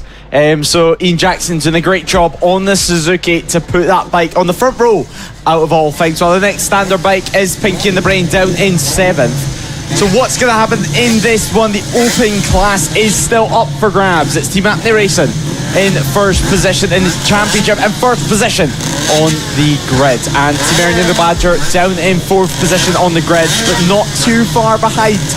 And all Acme Racing need to do is finish 11 points ahead. It's all down to what is going to happen to Ernie the Badger. Will they find something magical in the race? We've seen it before, and I'm sure we're going to see it again. Lee Klaus at the front of the grid. Once again, we're going to have a flag start here at Three Sisters. It's going to be interesting to see how they react to that one. The flag is up in the air, and the flag drops, and we go racing. Acme Racing, a near perfect start, if not too perfect, as there's Chris Wells claiming second position in the open class. Second position overall. Ian Jackson dropping down to third, and now making his way back into second, where he belongs after an incredible qualifying lap. Now the 133 of Team SFC Racing, they are in fourth position at the moment, and Acme Racing at the front of the championship, at the front of the race. This is exactly what they wanted. Clear track in front, 25 points to add to their haul so far this season. The open class has been incredibly impressive. They took multiple overall wins this season, and of course championship points. It doesn't matter where they finish on the road, it's where they finish in the class that correlates to how many points they will get towards their championship tally. But Chris Wells returning to the Moto team class. Always interesting to see how he does in this one. He's in the podium places at the moment. Second place overall in the open class, is the first place in the standard class, the second overall. That's Ian Jackson. What a great ride for the standard rider. Yeah, he's doing a fantastic job at the moment. Is the number 27 who has been on and off this season, unfortunately. As he's not made every round. The rounds he has made, it's not really been showing what he can do. We know he's a phenomenal rider from seasons gone by, and he's turned up here today at Three Sisters and is putting on a display when the open class clearly has the pace advantage this weekend, which is not typically the way it normally is. It's normally the other way around. The standard class bikes are usually the faster of the two, even though that doesn't really matter. This weekend, the open class seems to have the pace advantage. So Ian Jackson, phenomenal job from him to be leading the way in the standard class, fighting for the overall race win with Team Acme Racing, who set the fastest lap. And now we have a problem. Team Ernie the Badger down to P4 in the open class. If they finish as they do, that means that the Team Acme Racing win the championship by 2 points in this race. It needs to be 11 points. We take them to 50 points, and they'd win on countback. Then that's a 13-point gap. That's a 52-point gap. So there we go. So a disappointing start for the 119 of Team Ernie the Badger. They need to get moving forward if they want to take this championship down to race 2. The Team Acme Racing doing a great job at the moment. Yellow flag is out there. Didn't quite catch what it was for, but there is the 119 of Team Acme Racing, and that is Chris Wells, who's gone down coming into the hairpin at the midsection just before you come up into Lucy's Valley. And that's a big shame for Chris Wells. That will promote Team Ernie the Badger back into third place, so the championship now isn't gone.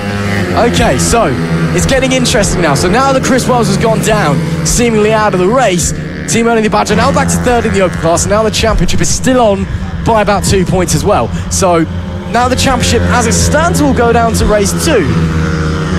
Maths. I'm terrible at maths. Unless there's a mechanical or unless, of course. They could also get overtaken as well, or anything. They could have a crash, they get overtaken. Team Acme Racing could have problems as well. It's FAB-Racing, it's motorsport. Anything can happen, and it usually does, as the saying goes. And well, we'll just have to wait and see. 8 laps left of racing in race 1 of the Moto team. 8 laps left of racing here at Friday at the FAB-Racing finale here at Three Sisters, round 8 of the 2023 season. If you're just joining us, hello and welcome. You join myself, Ross McIntyre, and alongside me, Lewis Ray, and boy, oh boy, you've missed a fantastic day of racing so far. Please go back and watch it. You will not be disappointed, and make sure you're tuning in tomorrow, because it's only going to get more hectic from here. 7 laps left to run. These two fighting up the front, of course. 2 different classes for the number 1 of Team Acme Racing and the number 27 of Ian Jackson. So if they swap places, it's just for pride and glory. The overall victory has no effect on the points they'll be picking up. But as it stands, with Team Ernie the Badger in P4 overall, that's P3 in the open class, That means that Team Acme Racing will not clinch the championship by 2 points in this race, and it will go to race 2. Exactly, the championship continues and the battle for the overall win continues at the front as well. But Ernie the Badger in 4th position, I think they'll know themselves that they need to get as many points as possible. So if I was them, I would be pushing on, risking a crash and trying to beat Team SFC Racing, who's of course 2nd place in the open class, but 2nd place overall. 1st place in the standard, it's Ian Jackson on the Suzuki. The Suzuki seems to be one of the best bikes to be on in the Moto team class, and to any one of these standard classes to race. Of course, no Will Howarth this round, sadly. He's not getting to experience this new circuit, brand new to Fab. No one has raced on this before at FAB-Racing, so extremely exciting times for the championship. What a place to host the last round of the season, and Ian Jackson continuing to battle on. But of course, if you missed any of the action throughout this weekend at Three Sisters, head over to the FAB-Racing YouTube and Facebook page to watch the races back, or of course the Motorsport Radio YouTube and Facebook pages to watch it back and watch all the action unfold from the weekend live and free, of course. But there's Ernie the Badger in 4th position, maintaining the gap and slightly potentially catching actually of SFC Racing in front. And last time around they were 1/10 quicker, but a very tight line actually from the 119 of Ernie the Badger. A little look down as well at the dash, but trying to get it tucked in as possible, I think. So 6 laps remaining in this race. The fastest lap now swings the way of Ian Jackson in 2nd place overall, but they are continuing to put pressure on Acme Racing. So potentially, well, let's push Acme Racing into a mistake. Championship could be blown wide open. You just never know. 5 laps remain in this race, and it's going to be continuing. Ernie the Badger continuing to push at the front of this field with Pinky in the Brain just behind them. We will have to wait and see what is going to happen. Of course, actually looking at the standings at the moment, unless Team Ernie the Badger retire, the championship goes to race 2 nonetheless, because there's actually no other open riders left in the field apart from Team Acme Racing, Team FFC Racing and Team Ernie the Badger, because we've lost Chris Wells and Mark Pollitt. So they could just sit pretty in P3, P4 overall if they so choose. But we'll have to wait and see what is going to happen there. Of course, Team Acme Racing could have an off, they could retire. Team Ernie the Badger could retire, and that gets them 0 points. So it's all open, it's all up to the racing gods now, because as long as Team Ernie the Badger finish, the championship will go to the next round. There we see 2 of the O'Keeffes fighting. That is Harrison and Ben. Of course, the O'Keeffes new to FAB-Racing a few rounds ago at Rowra, and they've been, thick and fast learning, and they're now firm favourite figures within the paddock, and it's great to see them out there battling and having fun on the number 65 and the number 64. Back up to the battle here though, as they head through Coward's Dip. That is Team Acme Racing and Team Ian Jackson, P1 and 2 overall, P1 respectively in their 2 different classes. But Acme Racing currently holding on for the overall victory. Again, these guys probably know they're quite far ahead of everybody else. The gap back to Team FFC Racing in P3 overall was 13.5 seconds at the last lap, so they're probably just racing for personal pride and glory now. You see that quite a lot of motor teams, 2 of bikes in different classes. They're just out there scrapping, having some fun, so they can go back into paddock saying, oh, I'm better than you, even though we're on different bikes. And it's completely irrelevant in the grand scheme of things. But Team Acme Racing holding on for the time being. If we finish as we do, they are not crowned champion in this race by 2 points. It will go down to race 2 on Saturday morning, but we'll have to wait and see. 3 laps left to run here. It's Team Acme Racing. Ian Jackson on the standard bike though, pushing them hard. This battle is going to go down to the final lap. Acme Racing, they want it for pride, they want to say they did it, and they have no clue how many riders could be behind it if these guys keep battling. These guys start making mistakes. Ian Jackson continuing to push, try close that gap. Last time around, Ian Jackson was about half a tenth quicker than Acme Racing, so he's going to need to do a little bit more than that with 2.5 laps remaining in this race. But Hawk and Bop Racing, as he said to us a couple of rounds ago, Harrison O'Keefe and Ben O'Keefe continue to battle it out. It's great to see them join the championship. Actually, Harrison O'Keefe having a little light on the front of his fairing as well with his number. So interesting as the light starts to fade here at Three Sisters. And well, the light in the championship gets brighter for Team Acme Racing. Although it won't be wrapped up in race 1, it looks like it's going to be highly likely in race 2 unless disaster strikes for these guys and for their team.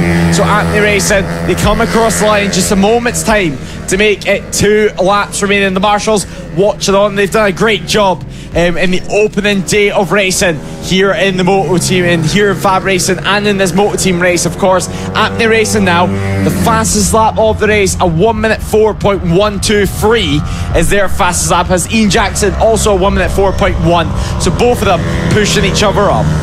Indeed they are. Those guys up the front are flying and giving each other a great show at the moment, but we're just going to have to wait and see what is going to happen over the remaining course of this race. There is the 113 of Team FFC Racing. Team Ernie the Badger on the 119, falling back just a little bit. They will need to overtake them to make their championship hopes just that little bit sweeter. But at this point, you've got to admit, even though the championship is going down to race 2, it's a tall order for Team Ernie the Badger to take it at this point. But again, it's FAB Racing, and anything can happen in FAB Racing because it's superb. Final lap in race 1 of Moto Team. Final lap of the day here on Friday at Three Sisters, and Team Acme Racing still leading the way overall. Ian Jackson, though, following them in the standard class bike. Fastest lap that time by 0.5 of a second from Team Acme Racing, a 104.038. These guys are just pushing each other. They're having some fun, and you've got to appreciate that. It's great fun watching them battle, even if they're not battling for points and positions. But wow, what a ride these two guys have both had out there on circuit. They've both been at the top of their game. Ian Jackson as well, after a bit of time away from FAB Racing, not being at every round this year, he's turned up and, well, he's given us all a display of what he can do on that number 27 Suzuki. Absolutely phenomenal action. But as we head through the S's for the final time today and the final time in race 1, the final race 1 of the season for that matter, it will be Team Acme Racing rounding the final corner. Unless Ian Jackson can do something special, they'll be taking the overall win and putting one hand on the Open Class trophy. It's Team Acme Racing. They take victory here in race 1 of the Moto Team class with a phenomenal ride.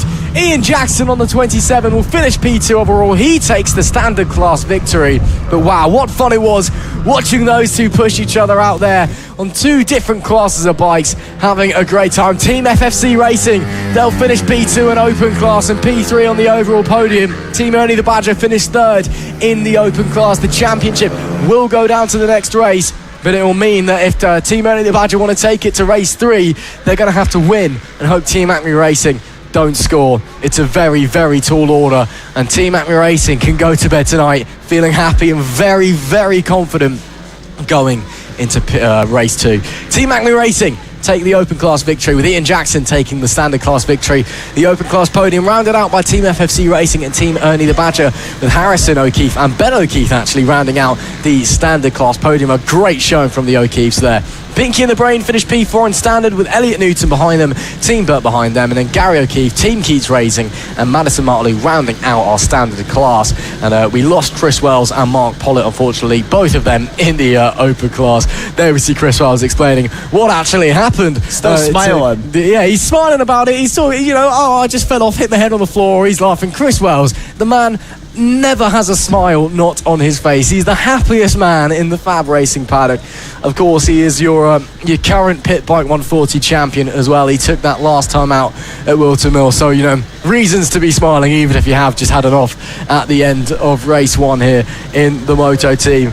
But wow, what a great race we've seen there today. What a great day of racing we've had. We've come here to Three Sisters, a circuit we've never been to before here at FAB Racing, and it has been a brilliant, brilliant day's action. It has indeed. Three Sisters, what a circuit has been for FAB Racing. We've had some fantastic racing. Every single race that we've had here today, all 10 of them have been amazing, and pretty much every single one of them, if not all of them, apart from the sidecars, which we've seen championship drama and looked like, they got too close for comfort and they ended up making contact, both McWilliams and the Green Streets. But apart from that, every single race today has went down to the wire, went down to a drag race to the line. It's been an incredible circuit for us to come to. Incredibly quick, incredibly technical, and has produced some racing which will go down into the history books, I am sure, and still 20 races coming up on this weekend's calendar. So still 20 races to come, of course, racing on Friday and Saturday, so join us then, where once again the riders will make their way out onto the Three Sisters circuit for another day of action.